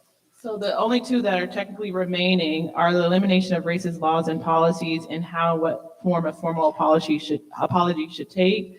And we just all agreed that each of those committees that we came up with will incorporate that into our work. Right. But I do have a question, because do you all envision that there's going to be one major apology or apology for each? Like, Maybe it makes sense, of course, to have one global apology, and maybe that goes under how do you educate the public? Because it has to do with memorializing, the wrong and the need of acknowledgement and, reconciliation and reckoning. So maybe if you can combine two, then I'd do those two. okay. So I mean, it's just that, with the issue of apology and the elimination of racist laws, these committees will go away and, you know, figure some stuff out and then come Yeah. back and then we can decide if we want to, yeah. You know, I would think maybe Michael, you can weigh in on this, but I would think the compendium of racist laws are pretty concentrated in specific areas, like housing, for instance, racial covenants, some portion of the, you know, the Constitution having to do with that. So maybe that's not such a big lift, because it will already be focused and it'll be concentrated in specific areas. So maybe it's not something we need to have a separate subcommittee or advisory committee on. What is your sense of that? That's my sense. I mean, I think it'll work either way. We can either do it where we do have just the compendium and it exists and it's factual. And so it can be allocated to each of the different subcommittees, or one subcommittee can handle it either way. Or it's also something that can wait until after everyone's done with everything else and then comes in and gets added to that at the end. So however you'd want to do it. And I think same thing for apology. If you want to have apology components that arise in each of the various different contexts and then one apology, global apology, either way you want to do it, we can make it work.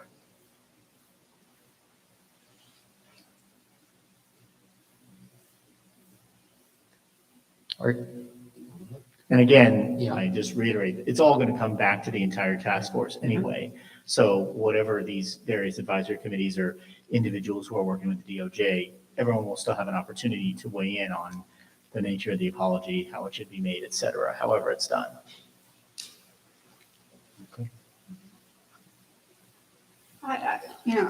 I want to reiterate that I do think each group should look at an apology that's specific to the harm. I think that's what we're proposing, right? Yeah, I think the Yeah. And proposal. that's so that we don't just siphon that That's off. fine. Yeah, Right. okay. That sounds fine.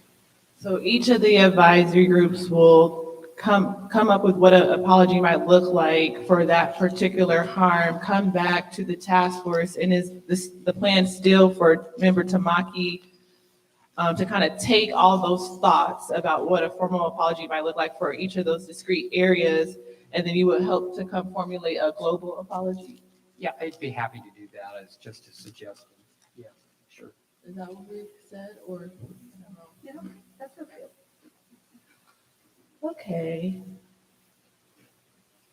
Okay, so I think now we are at a point where we can take potential action on what we've discussed. So I'll just summarize and then maybe we can entertain a motion to just codify what I summarized, unless someone wants to come up with a motion right now. Okay. So in summary, I entertain a motion to codify the following, that there will be, first, an advisory committee that comprises of myself and Member Jovan Scott Lewis, who will answer those 5 questions on page 3 of the handout. The other committee would comprise of Vice Chair Brown and Member Tamaki, who will cover what policy and compensation recommendations might look like for health harms and education. The other advisory committee will be on the evaluation of Black businesses and unjust property takings, which will comprise of Senator Bradford and Member Monica Montgomery Steck. The other advisory committee will be on mass incarceration, over-policing, housing discrimination, and houselessness, which will comprise of Member Jones Sawyer and Member Holder. Then we'll have other advisory committees to cover remaining issues and areas not addressed in the experts list of atrocities. One of these committees will comprise of Tamaki, who will cover educating California public on our findings, as well as what a global formal apology might look like. Member Grills will be on a committee on racial terror and pathologizing of the Black family. I will cover control over creative, cultural, and intellectual life, as well as enslavement. Jovan will cover the wealth gap, and Senator Bradford and Member Monica Montgomery Steck will be on the committee covering political disenfranchisement. With the caveat that each of these committees will have to consider racist laws and what an apology might look like for each of the discrete areas that we've been assigned.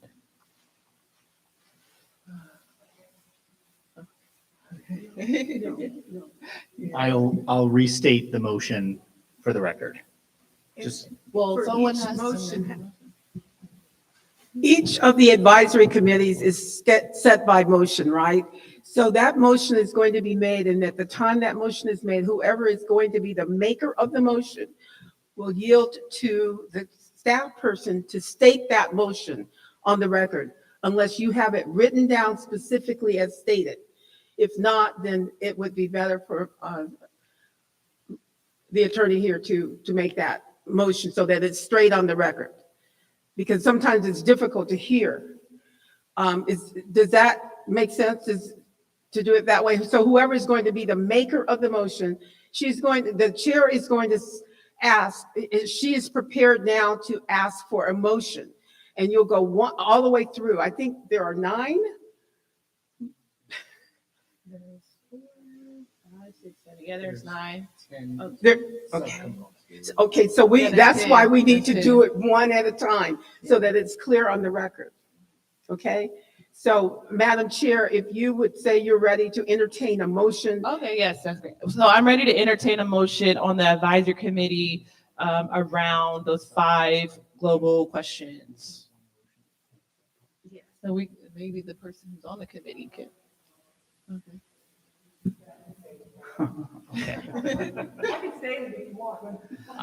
Well, it would make more sense if, like, for instance, I'm saying I'm ready to entertain a motion on an advisory committee around those 5 questions. We know who's going to be on that committee. Jovan can just make the motion. And then for health, harms, and education, Brown or Milwaukee can make the motion. You can make a motion. as long as somebody corresponding to- states the motion with the subparts. Someone has to state the motion. I can do that for you if you'd like. Yeah. Please. Okay. So somebody yielded to me already. Dr. Grill. Okay. So, Madam Chair, are you expecting a vote on each motion, or did you? Huh? You want to do a cumulative motion, so she's going to do the subpart, and then we'll do one vote, is what I'm saying, as opposed to 10 votes. Right. And if anyone has an objection to any aspect of it, then you pull that out.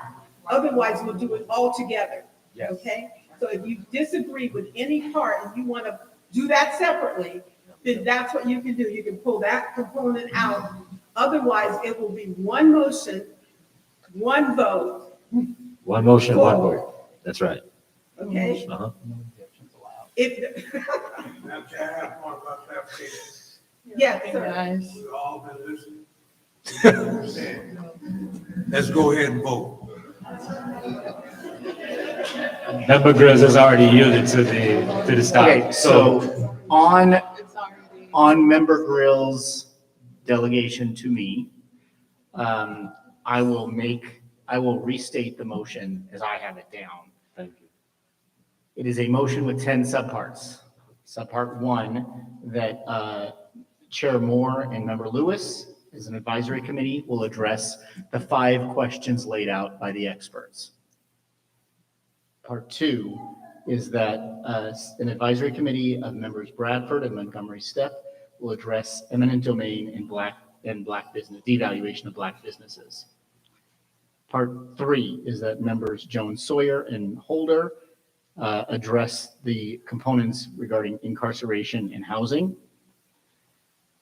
Number 4 is that members Brown and Tamaki, Vice Chair Brown and Member Tamaki, address health and education. Number 5 is that Member Grills will handle racial terror and pathologizing the black family. Subpart 6 is that Member Tamaki will handle educating the public in conceptual global apology. Subpart 7 is that Chair Moore will handle enslavement and interference in creative, cultural, and intellectual life. Subpart 8 is that Member Lewis will handle the wealth gap. Subpart 9 is that Member Montgomery Steppe and Bradford will handle political disenfranchisement. And Part subpart 10 is that each of these groups will address the elimination of racist laws and policies, as well as specific apology components for each subpart.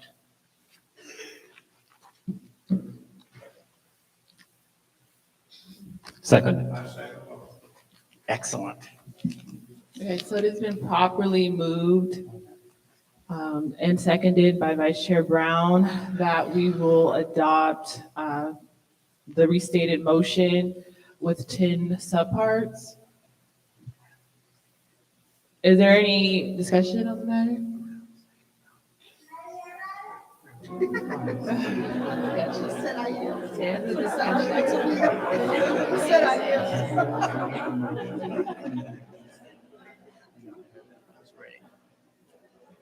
Okay.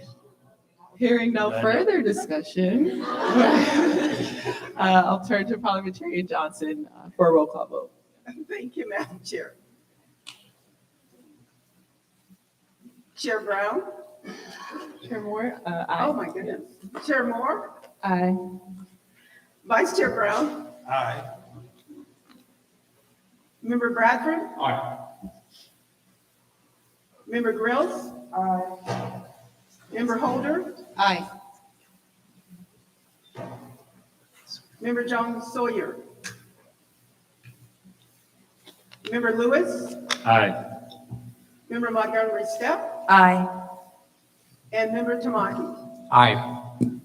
Madam Chair, there were 8 members present and voting. There were 8 ayes and 0 nays. Thank you, Parliamentarian Johnson. There are 8 ayes, 0 nays, and so the ayes have it, and the motion carries. So the next item on our agenda is item number 21, which is discussion and action item agenda for the next meeting. And that will be? No, it's 20.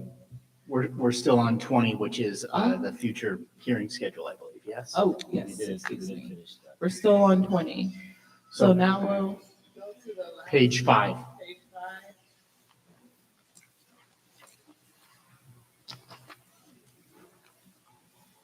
5. Yeah. First, as I mentioned, the only quorum that we have would be on the days of December 14, 15, and 16. The first matter of business, I think, either in this agenda item or in agenda item 21, if you want to defer to the next agenda item, is to set that date. But starting from that date, we then have a dash to the finish. You can see that this proposed hearing schedule, actually, which I'll turn over to Member Lewis and Chair Moore to talk through, has a meeting scheduled every month. That presupposes we will have a quorum every month. So we will need to get a doodle going for the rest of the fiscal year, essentially. But with that, I'll turn it over to Chair Moore and Member Lewis if you want to discuss this, or I can also put up the other hearing schedule, which was the one circulated if you prefer, with the meeting materials.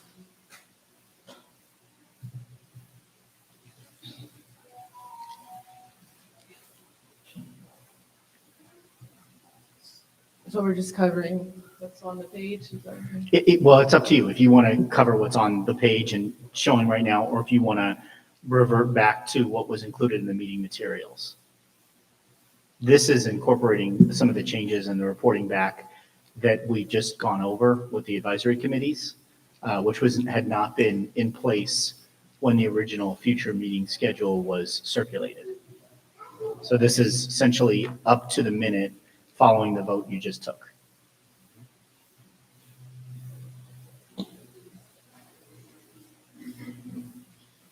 I think the other hearing proposal that we came up with was primarily based on the 5 forms of reparations under international law, but I don't think we're organizing. I think based on our conversations, we're not doing that anymore. So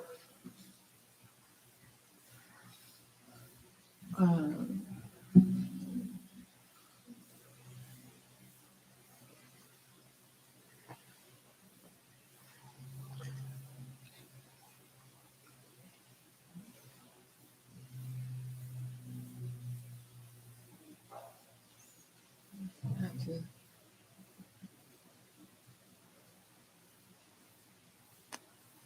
I can discuss the thinking behind this if you want, unless you want to, like I said, all we're figuring out right now is, do you want to talk through this proposal or do you want to go back to the Might as proposal? well, yeah, I don't think we're going back to the original one, so you can Okay. proceed.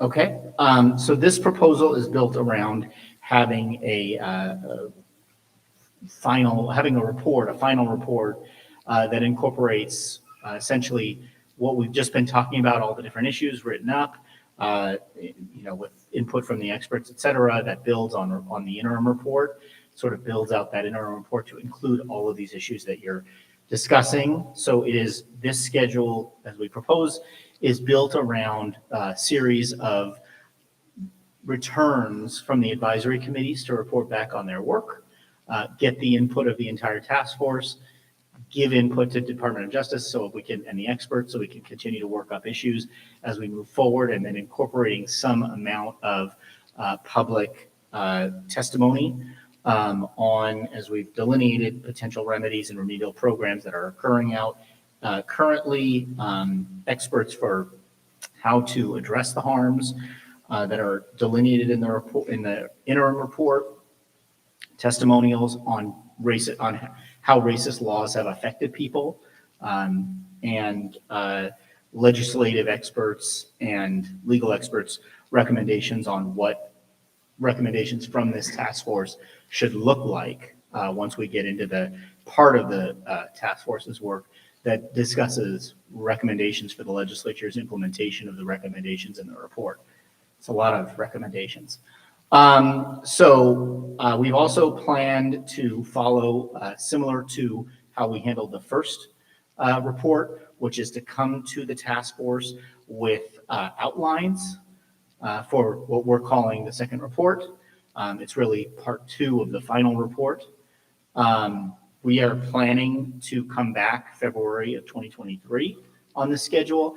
That presupposes that we're going to all be working with the experts, task force members and the experts working together and coming back and reporting back and having outlines of essentially very high level conclusions and what people can expect to be in the final report for the task force to discuss and give some direction to both the advisory committees, the DOJ, and the experts.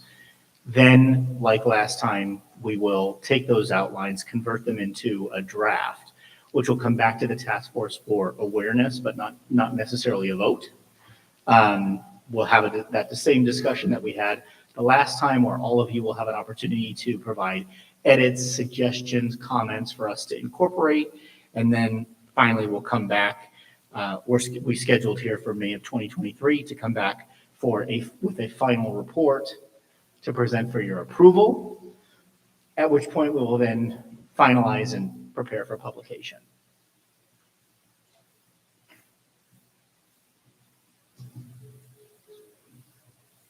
Any questions?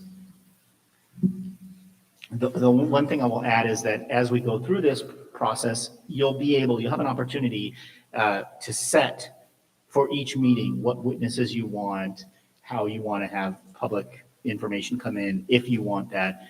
But a lot of this is going to be work of the task force members with the task force members. So we'll want to keep a lot of time for there to be that work and discussion. Right.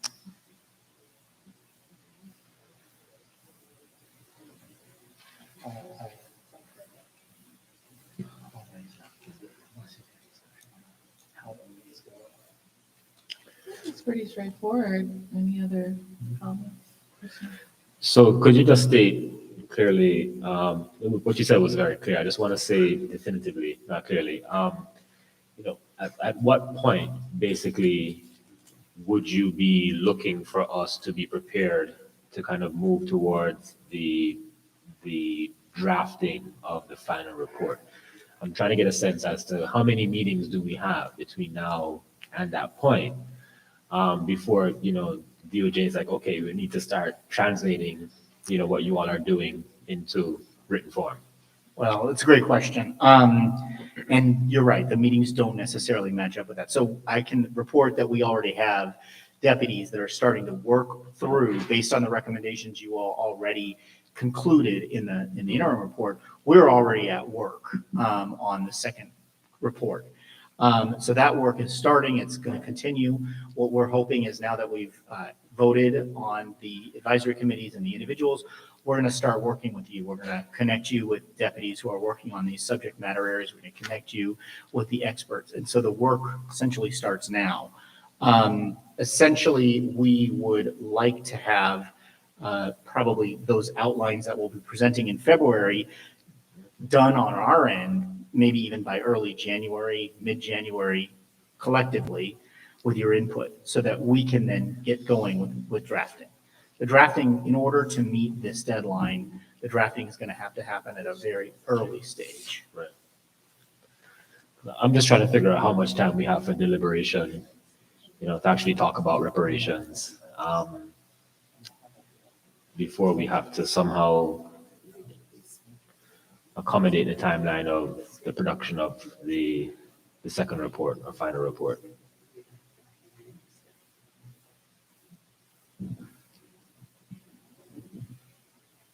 Sorry, was that a question for me? So in the timeline, for March, you have presentation of initial draft of report 2 by advisory committees, experts, and DOJ staff, the task force discussion.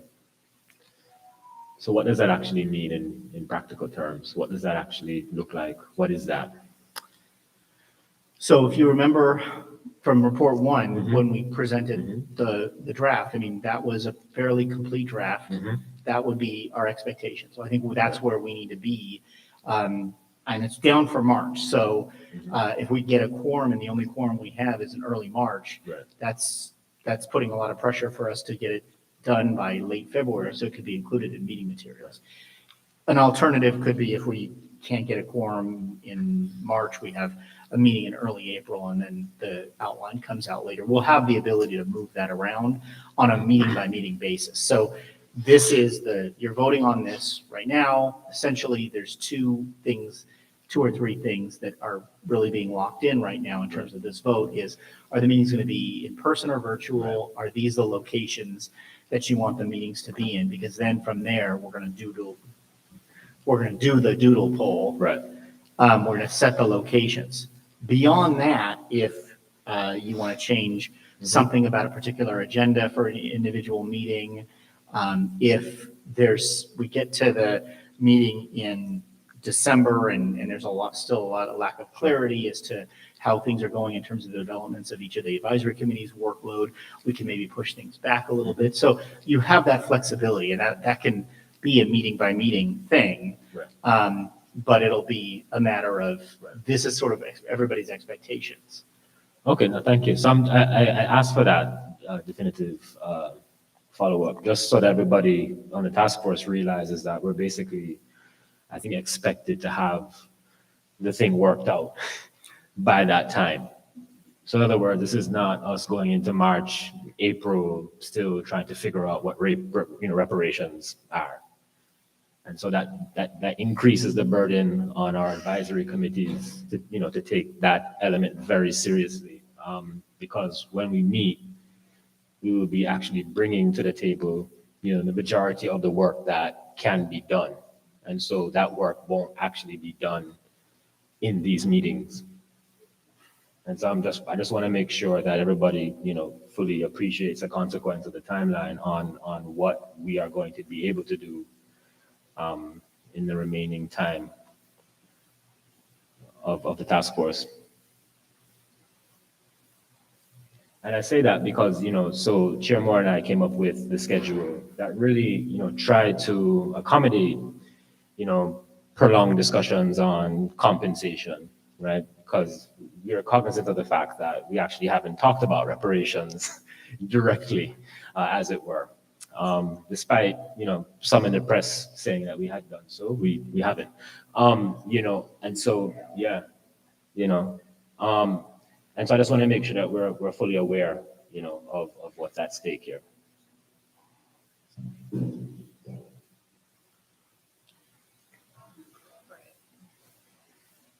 So between now and March of next year, the initial draft of report 2 is going to be Mhm. presented.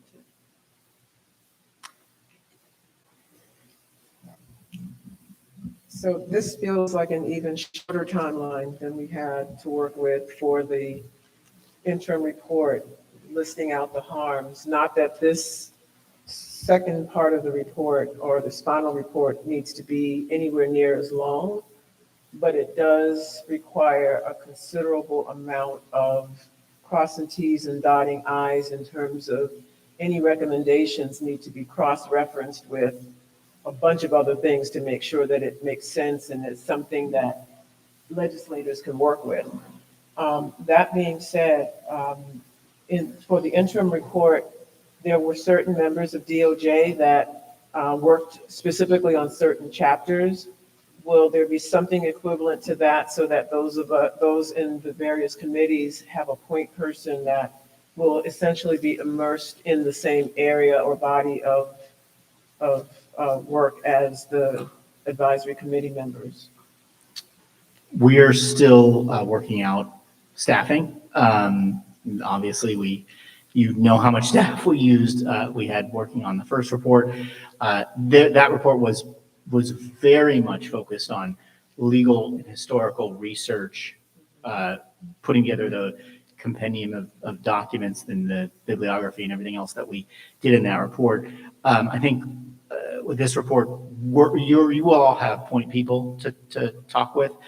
I have to think about exactly how we'll be able to staff, whether it'll be, I don't know that it'll necessarily be one person with the subject matter or teams of deputies, but we'll have the staff that we need to be able to support you. And we will have, I mean, probably even next week, because I'm sure they're watching this right now, and they know what's coming. So we will endeavor, now that we have a vote on who's going to be handling what subjects. I'm going to meet with the team next week. We're also going to meet with the experts next week and start working out similarly who on the expert team, if the expert team is going to be handling different specific issues among them, or if they're going to be processing things collectively.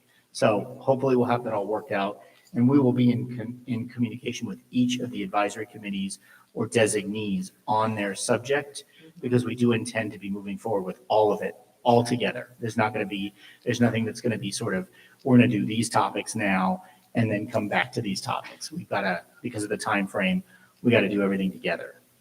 So you'll all have new friends in the DOJ. New BFFs. And so, I'm sorry, a related question is, do you know when we will be able to get a copy of the racist laws and policies that may, have bearing? So I'm thinking, for example, in pathologizing the Black family, there are laws on the books related to relative caregivers, and that really decrease the ability of Black families to take in children who are being removed from their homes.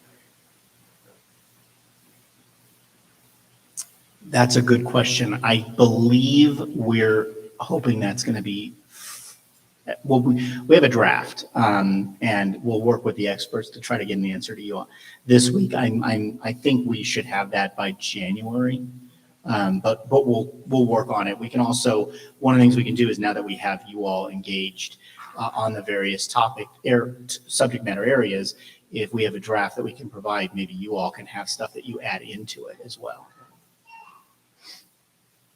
or suggestions.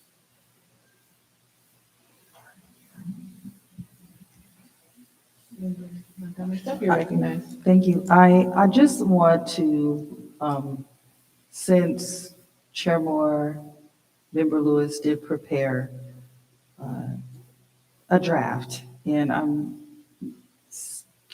feeling, I guess, like there's a little bit of, not conflict, but based on our decision that we just made about the split up of the committees and kind of what the vision was based off of what you all prepared, I just want to make sure that we're being as inclusive as possible as to what you all thought was important for the task force to discuss, because I'm not making the connection So if you could just take a couple of minutes to kind of walk through your process so I can make sure that what we're doing and deciding this is going to take us through to the end. Does staff have our proposal on hand? We can share. It'd be the meeting materials, agenda item 20. So what I can say is that, part of our thinking was wanting to make sure that we provided enough time for the task force to deliberate over the issues of compensation and to deliberate over guarantees of non-repetition and to think very clearly about what kinds of policies would then complement the kind of compensation that we might be recommending. And so just to answer your question, if there's a conflict, I don't think there necessarily has to be a conflict as long as in the meetings that we have between now and when we're expected to really meaningfully contribute to this draft, that we have enough time in each meeting, to spend on those issues. And so that could be structured as simply as, those advisory committees continuously reporting back each meeting and us deliberating and incorporating that feedback, as opposed to, filling the time with too many witness panels and testimonies, which at this point, Dr. Brown, I know you have, a phrase to help us understand, I'm drawing a blank, but I'm just looking to you, but I know, the patting the head and rubbing the belly and the other one. But I really do think that, we can do it in the time frame as long as we're not taking up too much time passively over those meetings. So I mean that's my personal view. Okay, yep, I would definitely agree with that. And if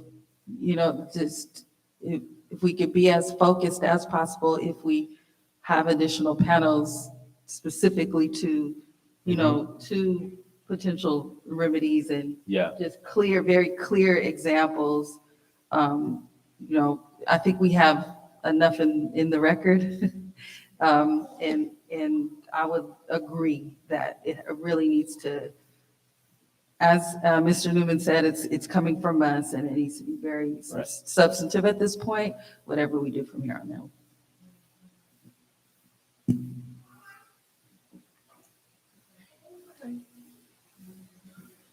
So entertain a motion at this time around our future hearings.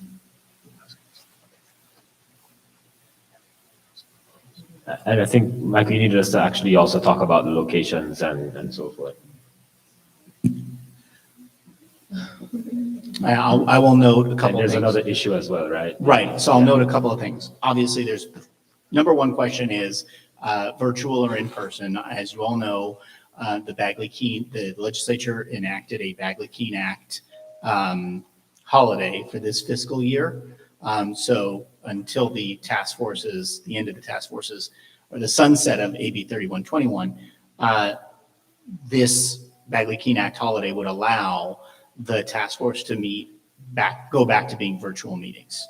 So that's number one, and that would be totally up to your collective vote.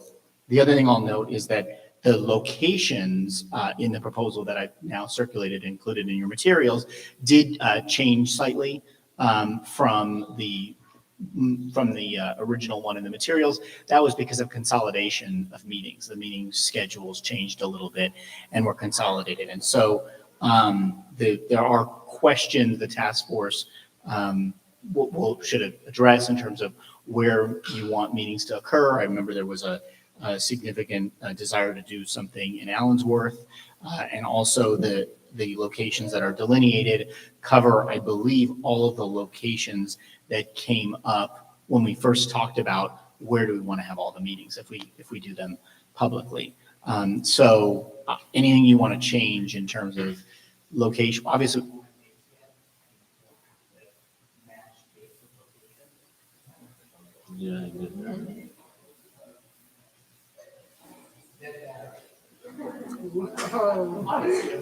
Yeah.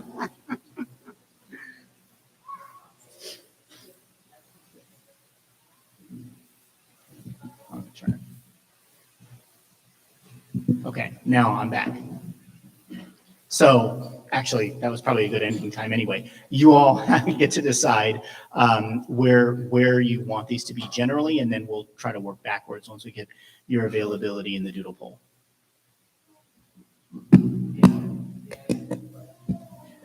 So can you give us a little bit of background on how difficult it is for the DOJ to set up meetings, how labor intensive it is? And the reason I ask is that this agenda and what has to be done is pretty breathtaking to me in terms of the amount of work, both on the task force side, the advisory committee meetings, the meetings with the Department of Justice folks and the experts, to then basically start working up the drafts by like March. Is that right? Something like that. So is it all the same? In other words, even though we have, and there's strong reasons to meet in Bakersfield or some of the other locations, some are more remote, obviously, less accessible, more accessible. Some of the facilities that need to be set up, we're having trouble just getting, our Wi-Fi connected here in the, California Science Center. And so, these hours begin to matter, right? If it's another day of just travel, there's no easy way to get to the Central Valley, unfortunately. And so can you give us a little insight about whether that's a concern on the schedule or not? Sure.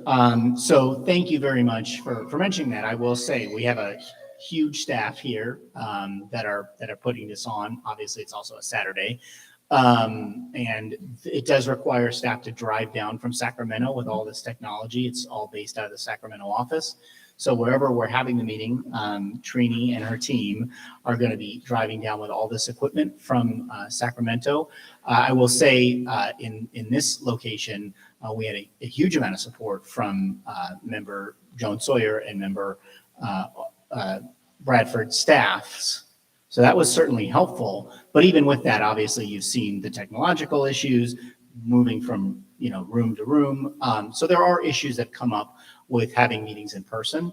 And I think it's just everybody's basically patience with those issues as they come up. But it is significant resources in terms of staff that are here from the Department of Justice, as well as sometimes if we would ever have to pay for a room, pay for a location at a hotel, that would be a burden. And then the amount of time it takes just to set up. I think Trini and her team were here last night until very late, and then back here this morning very early to get the room set up. I know Nick was here with them the whole time, and a number of other people. So it does take a lot. And the Wi-Fi and the internet connectivity is not going to be able to be guaranteed depending on some of the places we're meeting. I wouldn't know where we would necessarily meet in the Inland Empire, Richmond, Watts, or Bakersfield, Allensworth.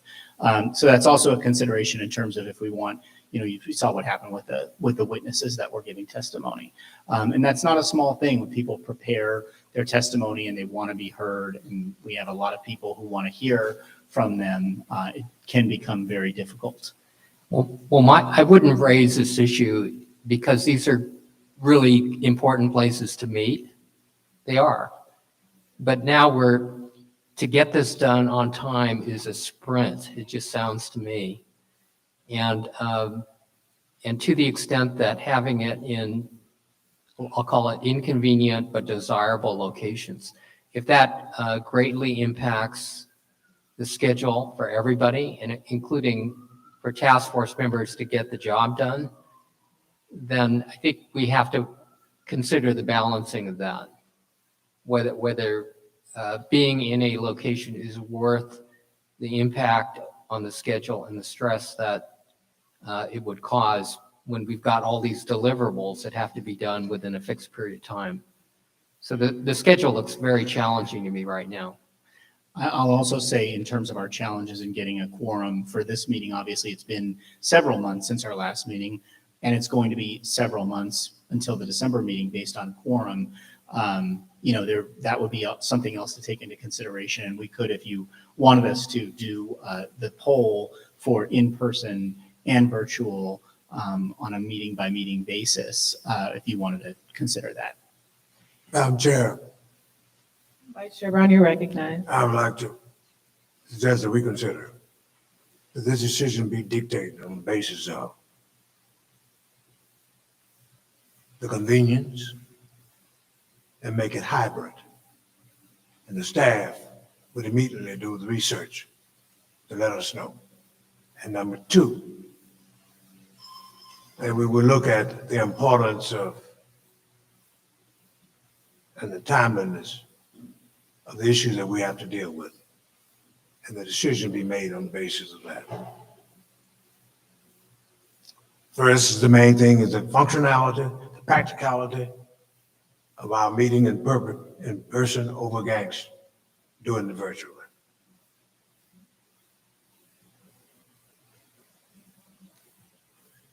So when you say research, you're saying research into the feasibility of finding locations in each of the cities named? Yes, immediately. Let us look at whether it's practical. Just a point of clarification, are you, Vice Chair, are you talking about doing sort of switching off, having one in person, then one virtual, then another in person? Based on the practical, the ABC, 1, 2, 3 of having a meeting. That's what I was talking about, you see? Yeah, I think he's saying based on the practicalities, not necessarily on the convenience or whims of what you want to do or not. You know what I'm saying? Like, so then that does require actual research. Like, it's not enough to say, we don't know where we can have these hearings in San Diego or Sacramento. I think there needs to be some research to go into what potential locations would be. Chair, that's what the Vice Chair was saying. Right. Excuse me, that based on the immediate facts given to us, the decision be made. So I think that makes a lot of sense in terms of trying to figure out locations. I think that's a really important factor. I agree completely. And we can, look for those locations. Again, as we did the first meeting when we were going to select where we were going to meet, we talked, and I think that's, Vice Chair, that's where you first suggested the church in San Francisco. I think Exposition Park generally was suggested for Los Angeles. I don't think we had then specific suggestions going out from there, but essentially whatever the task force votes on, we'll make happen. Well, but time is of the essence. I guess what I'm looking for is I so appreciate your willingness to do whatever the task force asks of you. But my question is more like, what's going to negatively impact the schedule if time is of the essence? And do you have a recommendation? I'm just going to throw out something crazy, just thinking out loud. For instance, if it matters, if we met like every meeting in Sacramento, and that greatly facilitated the schedule and it relieved the stress on everybody. Is that a factor, for instance? And if that, given people's availability in the schedule, maybe that should be a consideration. I mean, that would certainly be much more doable. Our team that puts us on in Sacramento is in Sacramento. We'd have presumably locations where we could do this in Sacramento on a regular basis. I think we need to do some polling amongst the task force, because I think when we originally set out to do in-person hearings, the reason why we decided to list all these different cities is because we wanted to meet the community where they were. So, meet folks in Oakland if they couldn't, go anywhere else. Meet folks in San Diego, meet folks in Sacramento, meet folks in Inland Empire, meet folks in Richmond or Inglewood or Allensworth. But now I think what you're saying, Member Tamaki, is that you think that we should revisit that plan? Well, because I guess given the schedule, that I'd love to do that original plan if it's, doable, but given the schedule, I guess I'm asking, is it still practical? I agree with that. I mean, I initially suggested Allensworth, but I think that's going to be a tall task to try to pull this meeting off in Allensworth. And I think we would be better suited if it were in Sacramento or in Los Angeles again, where people can readily access it and be there. So I would move to even scratch Allensworth, because I just think other than historic location, we gain nothing there, even from a population standpoint.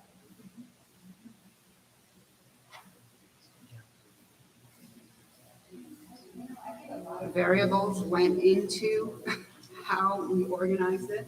Like, so for instance, with Allensworth, we were also thinking about the fact that that would be technically the last meeting, although it might not be anymore, but that we know that that will be the meeting when we release the final report. So for purposes of optics, education, Allensworth was an important consideration. But, there are other places, I'm sorry. But, I agree generally that we may want to revisit some of these places that do seem too inconvenient in terms of the burdens and benefits. But there is a burdens benefits analysis that should go on. And I think one of the things that we should be thinking about in terms of burdens is, leading up to that meeting, what is going to be the workload that each of us is facing? So I know that May is going to be the month from hell, right? So we should be thinking about, that's how I'm sort of organizing it. I imagine that December is going to be difficult because of people's family obligations in December. So that adds another variable to think about. And we should always, virtual is a possibility that we should all be thinking about, doing virtual in lieu of in person on some of these meetings where we might not have as many benefits from going to a remote place. So I think, just for your schedules, based on this schedule, just the schedules, probably going to be the most work for members of the task force leading up to the February meeting, because that's where your initial presentations will be for the outlines and discussion of your proposals. And then from February to March is going to be, based on our experience in the first time, the sprint, where we're really taking all the recommendations from the task force, from the discussions of the outlines, and finalizing the draft. So February to March meetings is going to be a sprint. That's going to be a big workload. I mean, most of that will be shouldered by our attorneys who will be, working at your direction, but where you're going to have to be giving us a lot of feedback and making decisions on how things are going to be written, and then a lot of reviewing and editing and commenting, and then preparing your presentations back to the task force in the March meeting when that initial draft is presented, is probably going to be the most work. I'm hoping, like with first interim report, the feedback that we got once we presented that initial draft was pretty complimentary. I think people were pretty much on board. There were a number of edits and feedback, but I think we were pretty good at that point. So I do think if you were to consider it, the February meeting might be a meeting where being online and you all not having to travel and being able to use that time, may make sense. I was just talking with Trini, and obviously we can, like I said, we can find locations, we can find places to do it.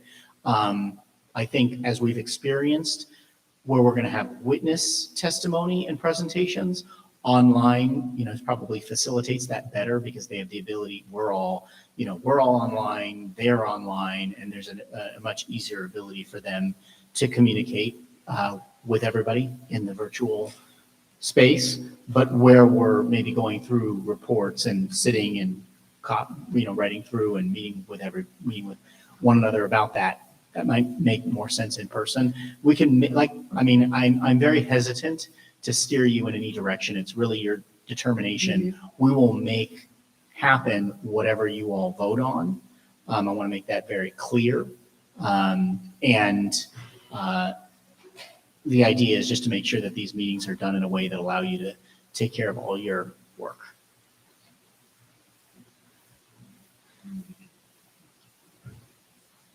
I just want to be open in that my concern is that if we decide to go all virtual, which I'm not saying that that's what we're doing. My concern is that we're potentially depriving the benefit of the public for us to meet them where they are, and kind of overprivileging what the DOJ thinks is convenient or not to do.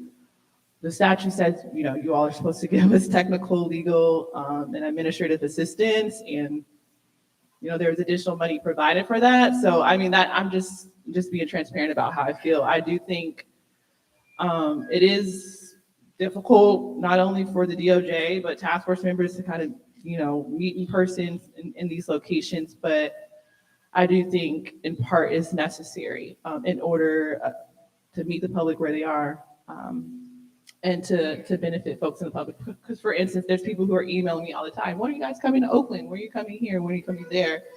So it's just what I'm thinking.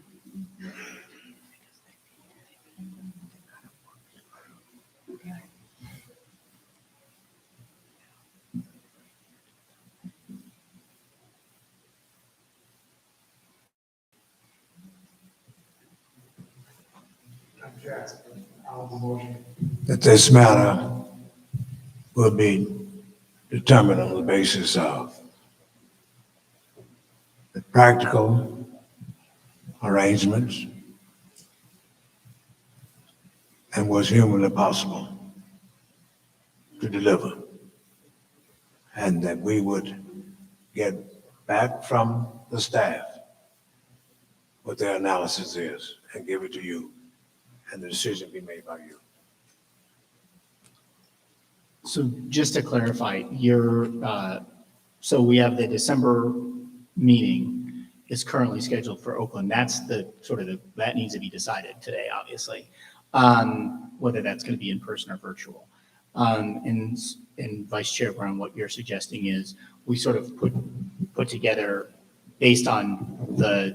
What I'm saying is that even for Oakland, if it's just not humanly possible for us to have a meeting and that thing will function, we'll be able to connect with the public, it would make sense to even look at Oakland. We'll go virtual. I have a quick question. If we go virtual, will we do the Blue Jeans, or are we going to do the new system, DOJ Zoom?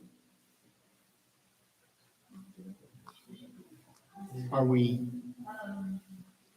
I will make it not.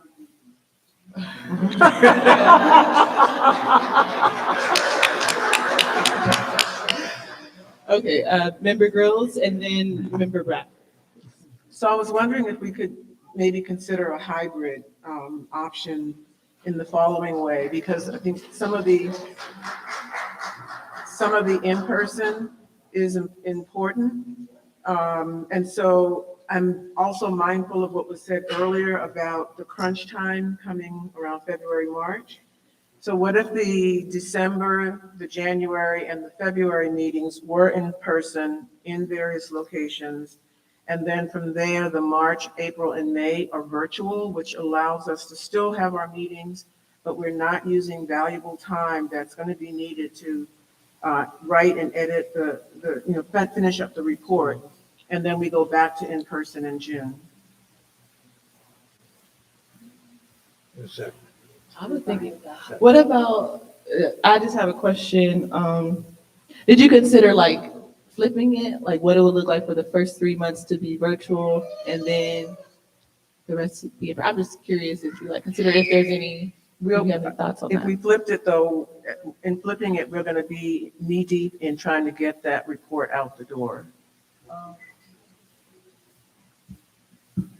And I just think that, you know, the travel time and the staff having to take their time to go to virtual, you know, in-person spaces would be a drain.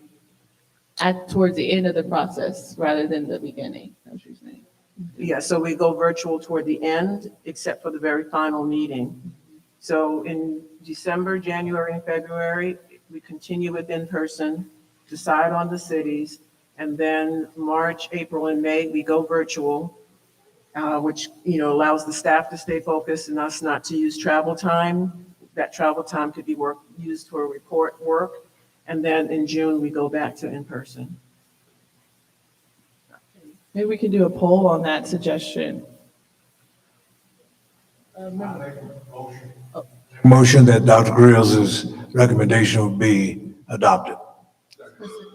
So it has been properly moved by Member Grills it's been properly moved by Vice Chair Brown and properly seconded by Member Bradford that we adopt Member Grills' plan, and that plan would be the first 3 meetings, December, January, and February, remain in person, and we can decide the locations.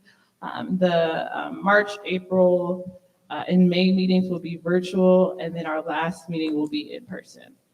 Is there any discussion on the matter?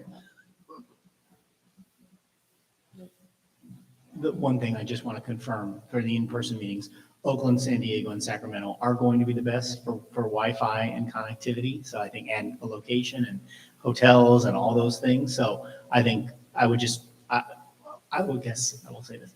Can you confirm that those locations are going to still correspond to those dates as part of the motion?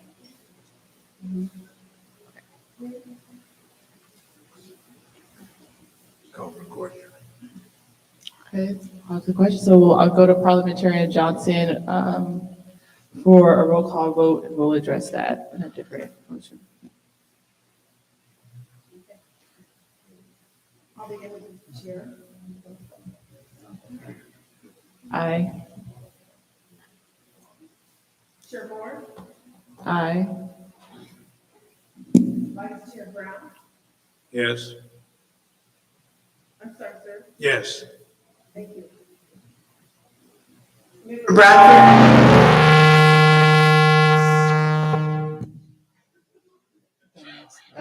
Here, just use this.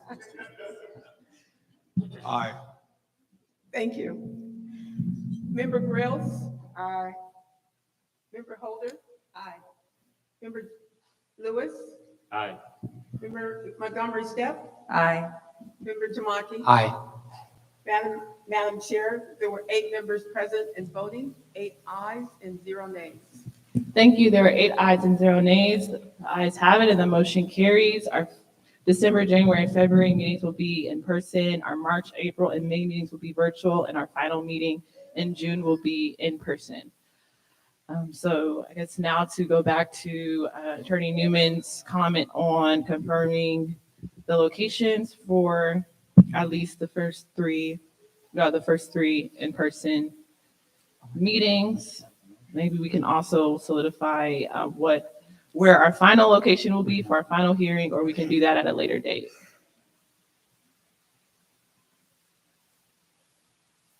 I thought that was part of all of the motion. That, for San Diego, I also have staff available and additional folks from the mayor's office and all of that. And we've been brainstorming locations, and we'll just definitely keep in mind,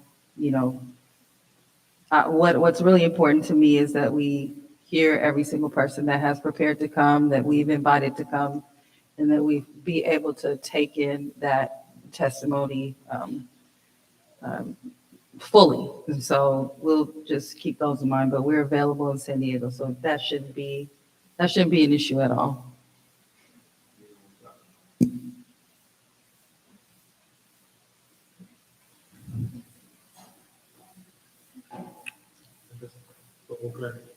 Recommend maybe getting in touch with District 3 Councilmember Carol 5 to see if she can help the DOJ and the task force in accommodating logistics.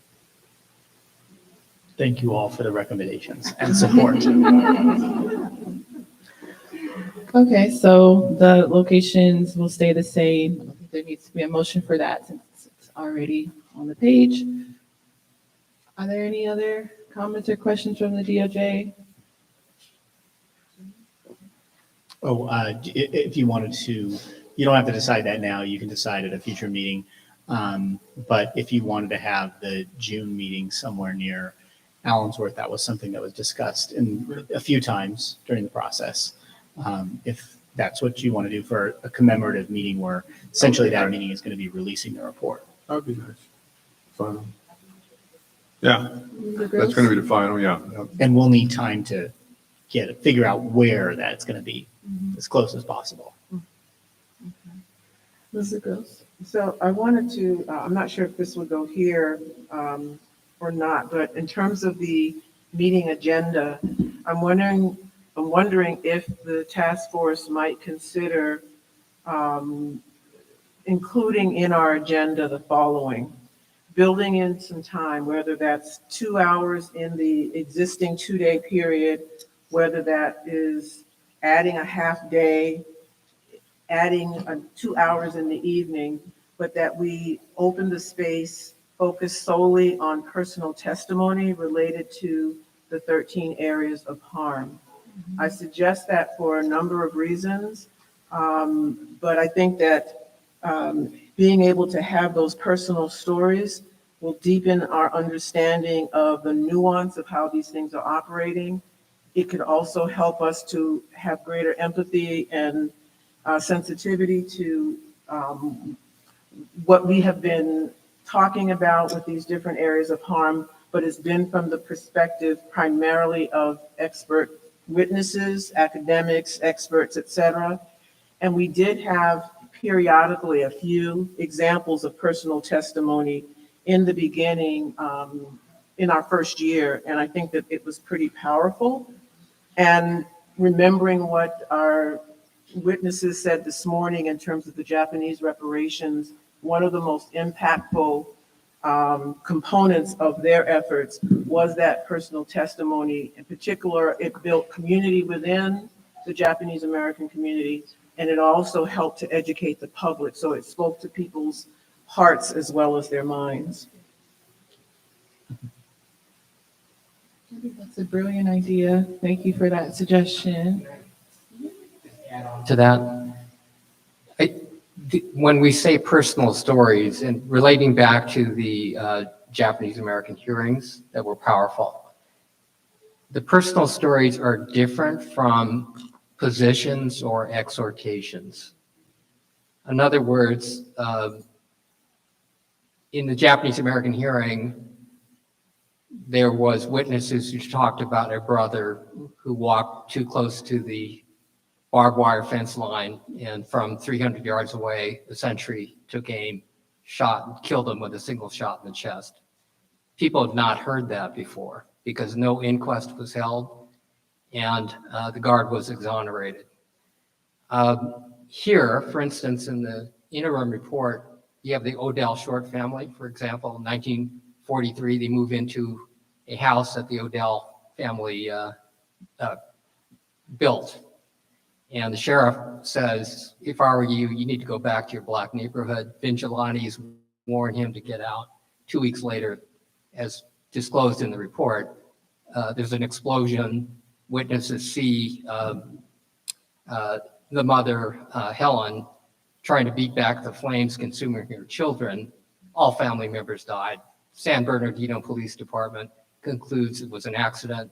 The Attorney General concludes no evidence of vigilante activity could be found. You know, those kinds of stories and the stories of people here in this room, frankly, that people have actually gone through, whether it's the Great Migration of grandparents or whether it's, you know, current day. We heard some testimony in the listening sessions about a father turned down by 3 or 4 landlords trying to move out of the neighborhood because gang members were threatening to kill his son. You know, I think that's different. That's a different story than an advocacy or an exhortation or an urging or something like that.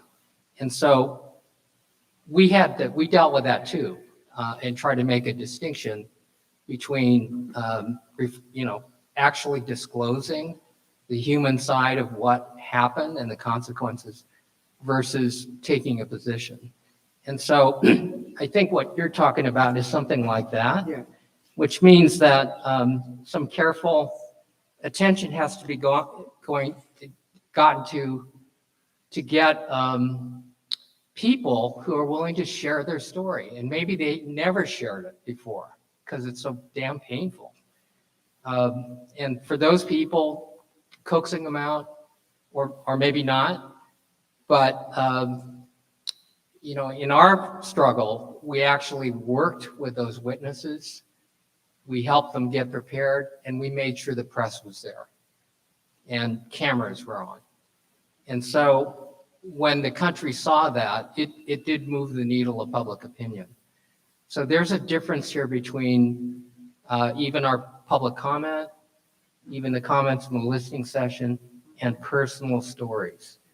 So if that's what you're talking about, I'm totally with you. Yeah, Just that's what I'm based upon talking my about. experience. Yeah, that's what I'm talking about.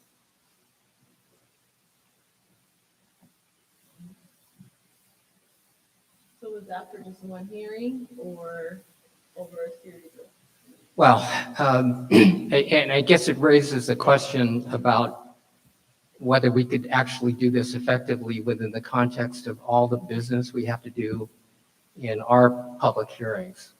But if you're asking me about the commission hearings, we had 10 of them in every major city, and they were 1 and 2 day events. So I think we have to talk about how practical this is, and if it is not practical, I would still urge this task force to find a way and get it funded to hold a different kind of hearing. And if anybody's interested in video clips of the hearings that we had, they're quite dramatic. I mean, in some of these places, it wasn't a dry eye in the room when people got through, testifying. And some of the people had sort of been so hardened to it that when they testified what they went through, they didn't think so much of it, but others who heard it, it moved them. So I guess my point is, member girls, I think you're onto something, and we have to determine as a practical matter whether it fits within the context of a hearing when we've got all this stuff to do by June of 2023. And if it's too much to shoehorn in there something this important, then maybe we ought to be thinking about another kind of thing. And it could be, again, I'm not sure how we do this on the schedule and everything, but maybe there is completely separate where you devote a day to this kind of thing, or multiple days. Right. I was thinking that if we did something that was consistent with the 3 in-person meetings, we would then have the opportunity to hear from people from different parts of the state. It might require us to, extend like day 1 and have after dinner an evening session that was devoted just to this. That would then allow people not, to attend and not have to miss work, and more of the community could hear it and see it. Or we add an extra. And make sure the press is there. Yeah. Yeah. Yeah. Madam Chair, Vice Chair Brown, you're right.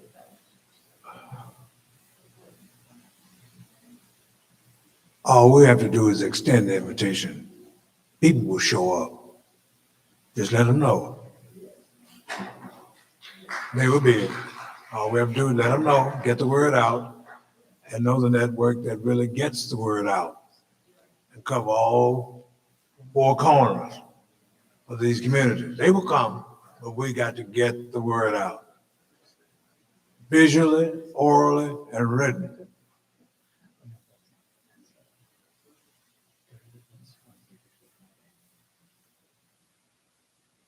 Okay, so I think we need to move on, but we're already discussing what we need to move on to, which is the agenda for the next meeting.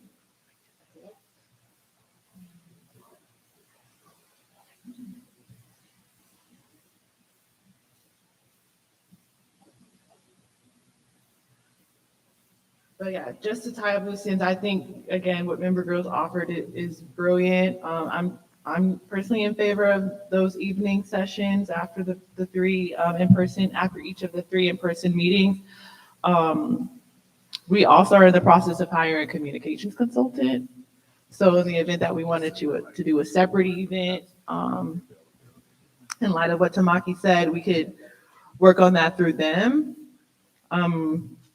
There's also probably space and time at our final hearing, where press definitely will be there in full, and we could allow space and time for additional personal testimony on those 13 areas as well.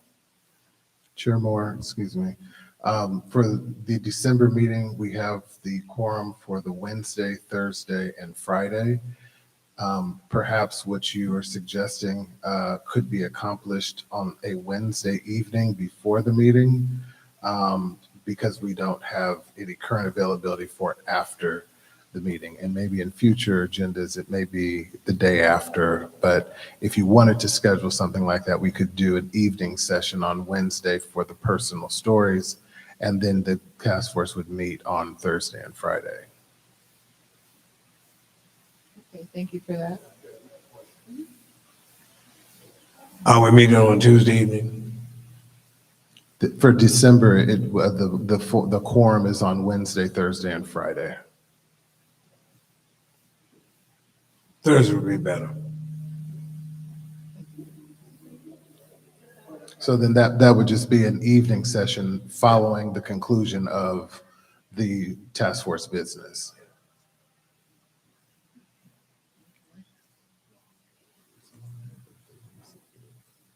So this agenda still says November, but would be December, right?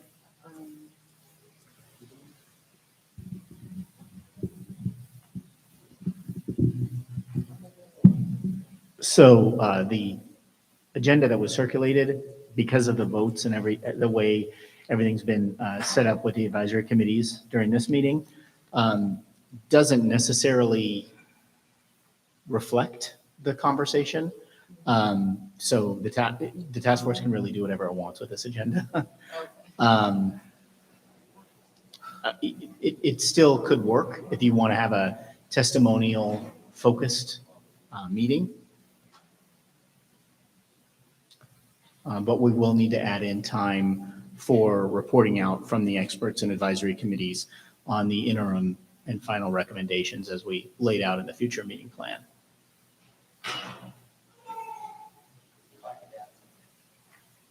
Jamaki, you're recognized. Yeah, so again, this is just rethinking out loud, just based upon what our community went through. If we do this, it should be done with some care. It should be orchestrated and prepared. In other words, if we just call for people to come out, it might work, it might not work. We, in our community, we had to identify people who had good stories and arrange for the press to be there, arrange for community support to be there. It takes a lot of work to do that. So, it's produced, actually. The stories are authentic, they're accurate, they're true, but it still has to be produced. And, you got to have also the media there. So there's a fair amount of preparation that goes into this. So if you make this commitment, that means we really got to get behind it. And if it's in Oakland, to work with local folks there to identify, some key people. I mean, others could be there too, but identify key people that really, really have compelling stories. And there are there, but people have to be approached. So that's just, one caution I want to throw out. I think that would be too soon to try to come up with this by December in Oakland. Excuse me, Madam Chair. Yes. I'm in Oakland. I know the Bay Area. I've been there for 47 years. But seriously, this is not being arrogant. We have quality, competent publicists that we can put to work. Number two, we have a built-in network that has many tendrils out there. Trust me, we know how to work miracles. So we can do it. Okay, no, the only thing I'm gonna say, okay, we can do it. I was gonna offer, we could do something for Black History Month in February, since that meeting is gonna be virtual, we can do maybe a in-person event. It kind of corresponds with Black History. It gets people riled up and ready for our June release, but we can do in October. I'm totally fine with that. And then I was going to suggest, as a happy medium, to incorporate Grill's suggestion, we just extend public comment for the rest of the 3 in-person hearings. So my idea was we extend public comment for the December, January, and February meeting, and we do an orchestrated event in February for Black History Month or something like that. But that's just my idea. I don't dictate or decide.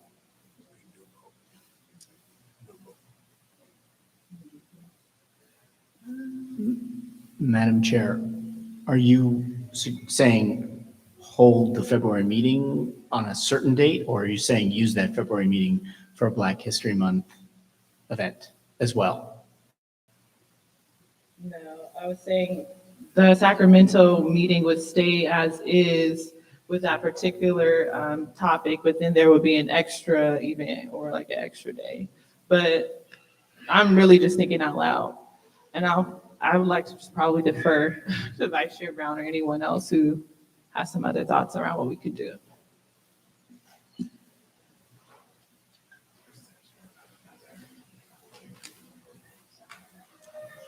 Another thing that I just want to get out there, I think, which corresponds with what Mayor Lee said, I want to get you all's thoughts as my fellow task force members about the idea of inviting different leaders throughout California who are heading municipal, city, or county reparations initiatives across the state.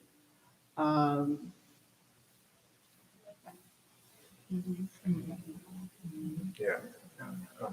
Well, we had Michael Lawson here yesterday, who's heading up to City of LA's Reparations Task Force and also is the president of LA Urban League. So I'd probably be key to invite him back for our next meeting as well, or at the appropriate time. So I had a question to the attorney. So for the December, the December meeting where there's 2 witness panels, do you think that could potentially be an appropriate time to invite, these city and county leaders of different reparative justice measures? Would that assist in our work at all at that particular time? Don't know. So first of all, you all can set the panels however you wish. I will say, I think there's 2 different concepts. For our purposes, it would be good to know. I think there's a discussion about specifically inviting and welcoming specific individuals with stories as opposed to just an open forum. That's important for us to get clarification on exactly what the plan is. And of course, we'd be looking to the members, as with all the witnesses, to tell us who to be in touch with, to invite to offer personal testimonies as you're talking about. So I think that would be very important to be very clear on, that it's a intentional inviting of specific people with experiences rather than a forum. And then in terms of the witness panels, so I recognize that the witness panels on the future hearing schedule that we just worked through are different from the witness panels that are in this meeting ahead plan. Can you scroll down a little bit? They're different from the witness panels that were delineated in your materials. my message to you is however you want to schedule that meeting, however you want to set that meeting up, we just need to make sure that we have time for the work in each of the coming meetings. So probably one day reserved for reporting out from the experts and the advisory committees on interim or final recommendations. So the delineation is going to be probably need to be 1 day working day and 1 day witness days, a little bit like this meeting.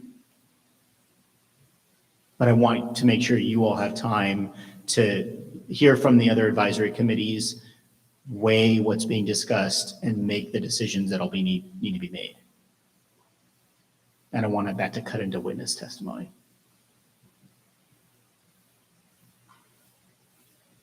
I think it's important. Hello? Okay. I think it is important to try and liaise with, the different municipal organizations that are working on these questions. I think it would be opportune to do it in an open meeting, given the fact that in the Bay Area, there are several different cities and counties who are working on some variation of a local reparations initiative. There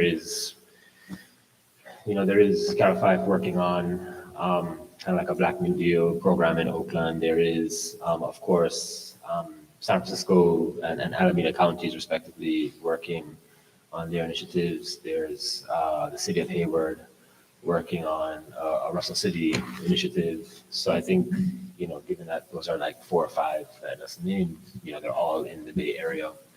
So it could be opportune. And then I know what's happening here in LA, but I think just taking a view as to geographically where some of these initiatives are, having that happen in Oakland might be beneficial. So would that look like just an additional panel or reserved for those leaders, or? I don't think you necessarily need an additional panel. I guess the idea is this, the delineation of panels was key to sort of an earlier plan. So you can pull away from those panels and just start from scratch with panels. But what about this plan versus witness panel 1 and witness panel 2? Those are still on the table, right? Yes, you all can do whatever you want. No, okay, great. I understand that. I was just wondering and just making sure to ensure that we have something on our agenda that is going to help move this process along. Okay, so let me go back. So I think based on what we just discussed, I think we should have a space on the agenda to invite leaders of these municipal reparations programs across the state. I think when we had our public hearing in San Francisco, you got the press out. And so I think there is an opportunity for us to have that type of orchestrated event because there are connections there. So what I'm proposing the agenda might look like, of course, is 1, we have the report out of the different 10 committees. We invite these municipal leaders, and then maybe the following day, we have that orchestrated event where we allow folks to provide that personal testimony. Is there anything that I'm missing? Is there anything that should be changed?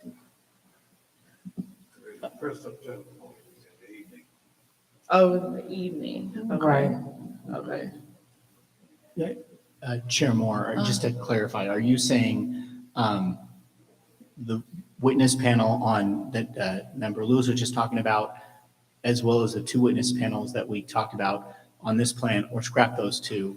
But then we do, like I said, we need to make sure we have a lot of time for the task force to do the work for the report preparation. Yeah. So like that's probably 1 day. Okay. So so that's just me misunderstanding, because I thought witness panel 1 and 2 were related to the committees that we just made, but they're not. They're separate. Witness No. panel. I'm sorry. Witness panel 1, testimony and suggestions regarding potential remedies and remedial programs. Witness panel 2, legal, legislative, and program administrative experts' suggestions for addressing harms delineated in the report. That would essentially be similar to the witness testimony in the first phase, where that witness testimony would inform the final decisions of the task force as to the reparations plan. So those witnesses are in furtherance of the work of the advisory committees, but then the advisory committees will need, according to the plan that we've set out, to present their preliminary discussion. So the idea might be 3 witness panels on the first day, and then the second day for the advisory committees to report out and have the task force discuss all of the different issues. And then if you chose to have the personal testimony, that would be the night of the first day of the meeting. So it'd almost be like day 1, night 1, day 2. Okay. Night 1. And just to further clarify, so I'm understanding, those first 2 panels, the folks we're inviting to give testimony, not the municipal leaders, but the people we're inviting, would they be our already retained experts or new people that we would be inviting? You'd be inviting other people with experiences outside of the task force to offer their testimony. Again, it's similar to what we did in the first phase, where we had people coming and testifying about what turned out to be each of the chapters in the report. You would have experts who have handled the allocation of remedies or operated remedial programs or engaged in legal or legislative advocacy on a variety of different harms. So you'd be inviting testimony from experts. The economics experts would be part of essentially the other day that they'd be weighing in on the recommendations of each of the advisory committees. Okay. Okay, so to recap, in Oakland, the first day would be dedicated to those 3 witness panels. So the first 2 witness panels that are already on the page, and the third would be inviting different municipal leaders of reparative justice initiatives across the state. And then that evening, we would allow for a space of orchestrated personal testimony and invite the press. And then the second day would be relegated or dedicated to the 10 subcommittees, advisory committees reporting out the work we will be doing or we would have done between now and our December meeting. Okay. That's correct. And then if you want to have the special invited personal testimonies, you have to figure out where that'll be in terms of the agenda at night. Day 1 at night or day 2 at night, you're saying? I'd like to acknowledge member Reggie Jones Sawyer. I'd like to make a motion that we officially adopt that as our schedule. But we have to decide what night do we want the personal testimony, day 1 or day 2? And you said what day is our quorum? Just to clarify, you have a quorum on December 14, 15, and 16. So it'd be 2 of those days for the meeting. Wednesday, the 14th, Thursday, the 15th, Friday, the 16th. And you have to decide which of those days you want to have the meeting on, and of those days, which of the days you want to have the special session, if you want to have it in the December meeting. Definitely, I think Dr. Brown said Thursday night, but definitely Wednesday or Thursday night. Okay. Because Friday, I will say I would not want to do that. Wednesday or Thursday. Okay, so the first day of meetings would be Wednesday, and the second day of meetings would be Thursday, and then we would have the special event Thursday evening. Is that what we said? That's it, yes. That's Okay, okay. So I entertain a motion on this. I move that the stated schedule will be adopted.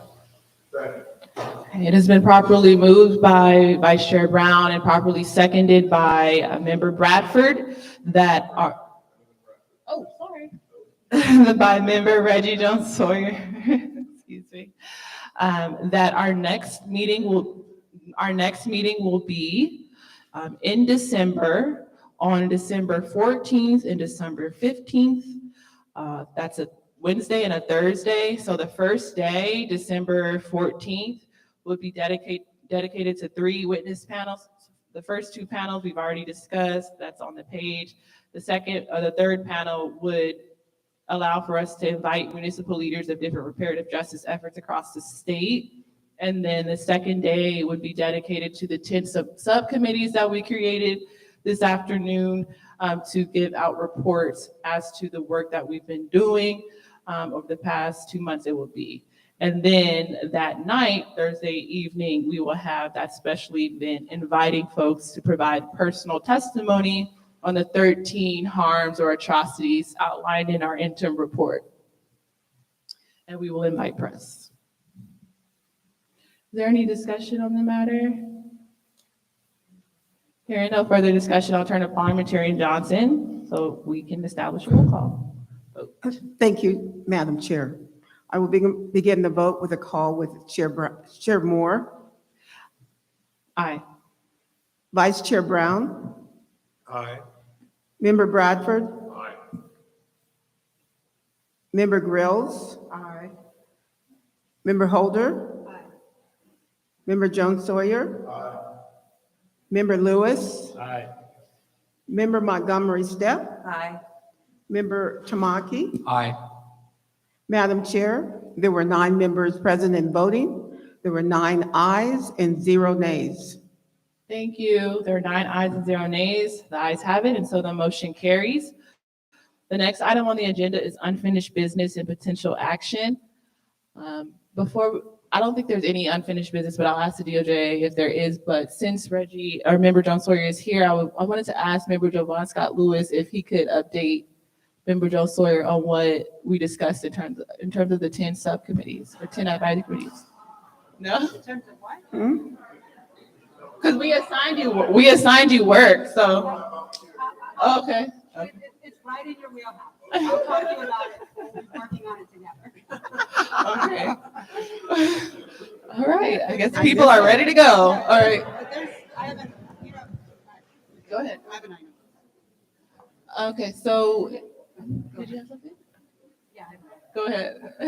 If we're still on unfinished business, I know that stuff got moved to unfinished business yesterday.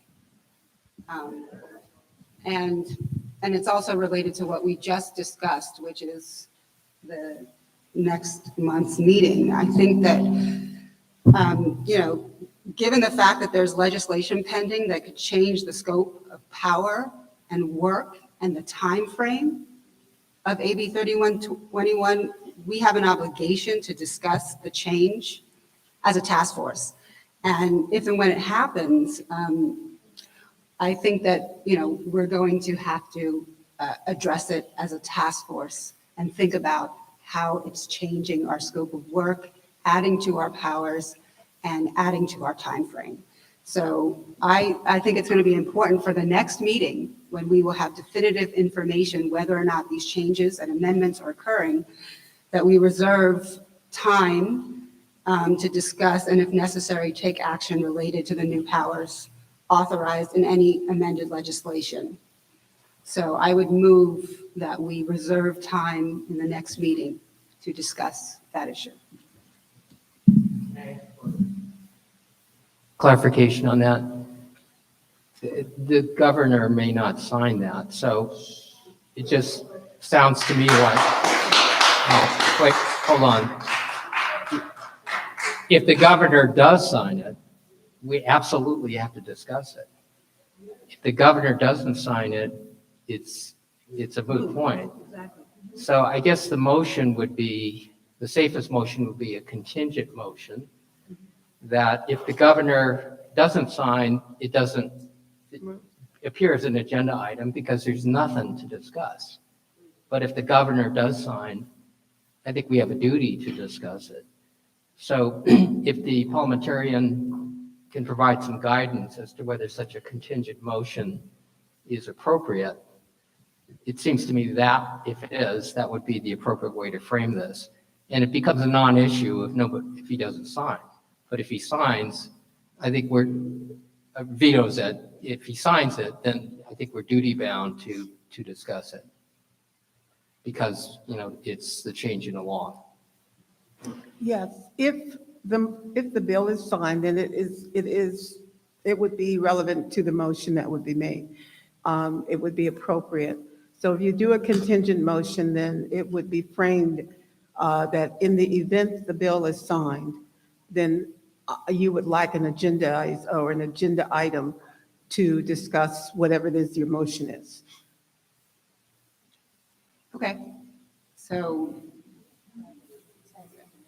then I'll craft a motion that in the event that the bill is signed, that amends the powers under AB 3121, we reserve 60 minutes in the next meeting to discuss and if necessary, take action related to those new powers authorized in any amended legislation.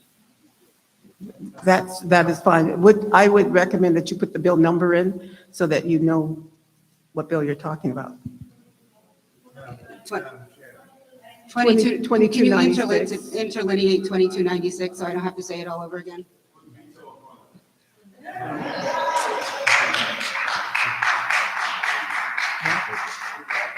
So, okay. No, we'll just put the bill number in. Okay. Okay. Yes. Well, that's the chair's prerogative. The chair is now right for a second. It has been properly moved by Member Holder and then properly seconded by Member Jones Sawyer that if Governor Gavin Newsom signs AB 2296 into law, 60 minutes will be reserved on our agenda for December to discuss next steps. Is there any discussion on the matter? Yes. I would like to speak in opposition to that.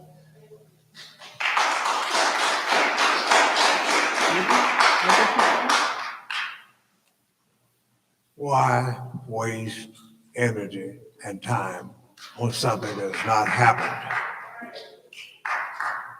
If it happens, it happens. We should take it, in my estimation, one day at a time. Because basic and fundamental, as I've said all along, it's just my little opinion.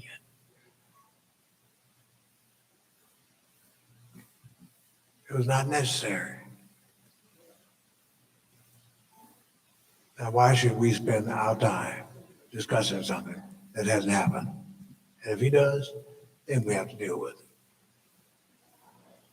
Let me make a comment. So I think you're absolutely right, Dr. Brown.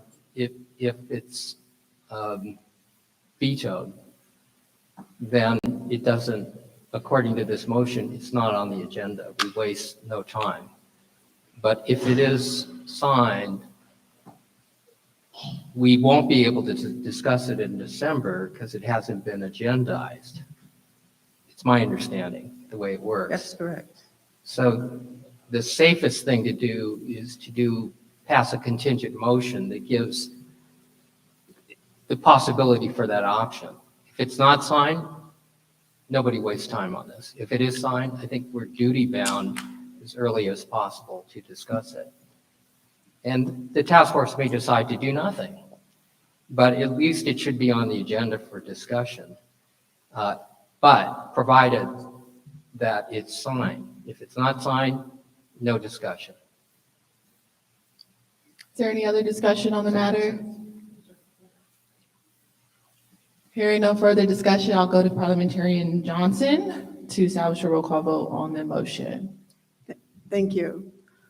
Chair Moore, Aye. Vice Chair Brown, No. Vice Chair Brown votes no. Member Bradford, Aye. Member Bradford votes aye. Member Grills, Aye. Member Grills votes aye. Member Holder, Aye. Member Holder votes aye. Member Jones Sawyer. Member Jones Sawyer votes aye. Member Lewis. Aye. Member Lewis votes aye. Member Montgomery Step. Member Montgomery Step votes aye. Member Tamaki. Aye. Member Tamaki votes aye. Madam Chair, there were 9 members present in voting. There were 8 ayes and 1 nay. Thank you. There are 8 ayes and 1 nay. The ayes have it, and so the motion carries. In the event that Governor Newsom signs AB 2296 into law, there will be a discussion on the matter at our December meeting for 60 minutes. Thank you. So now we're at the last item on our agenda, which is closing remarks from task force members. Thank you all, members of the public, for participating these two days. I also want to thank Member Reggie Jones Sawyer and his staff for assisting in these 2 days. Everyone give him a hand.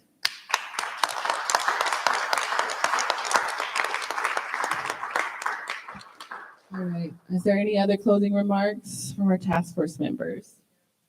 I want to say real quick, we also are available to gather people to tell their stories in San Diego as well, if that is needed, and we continue in that vein. Thank you.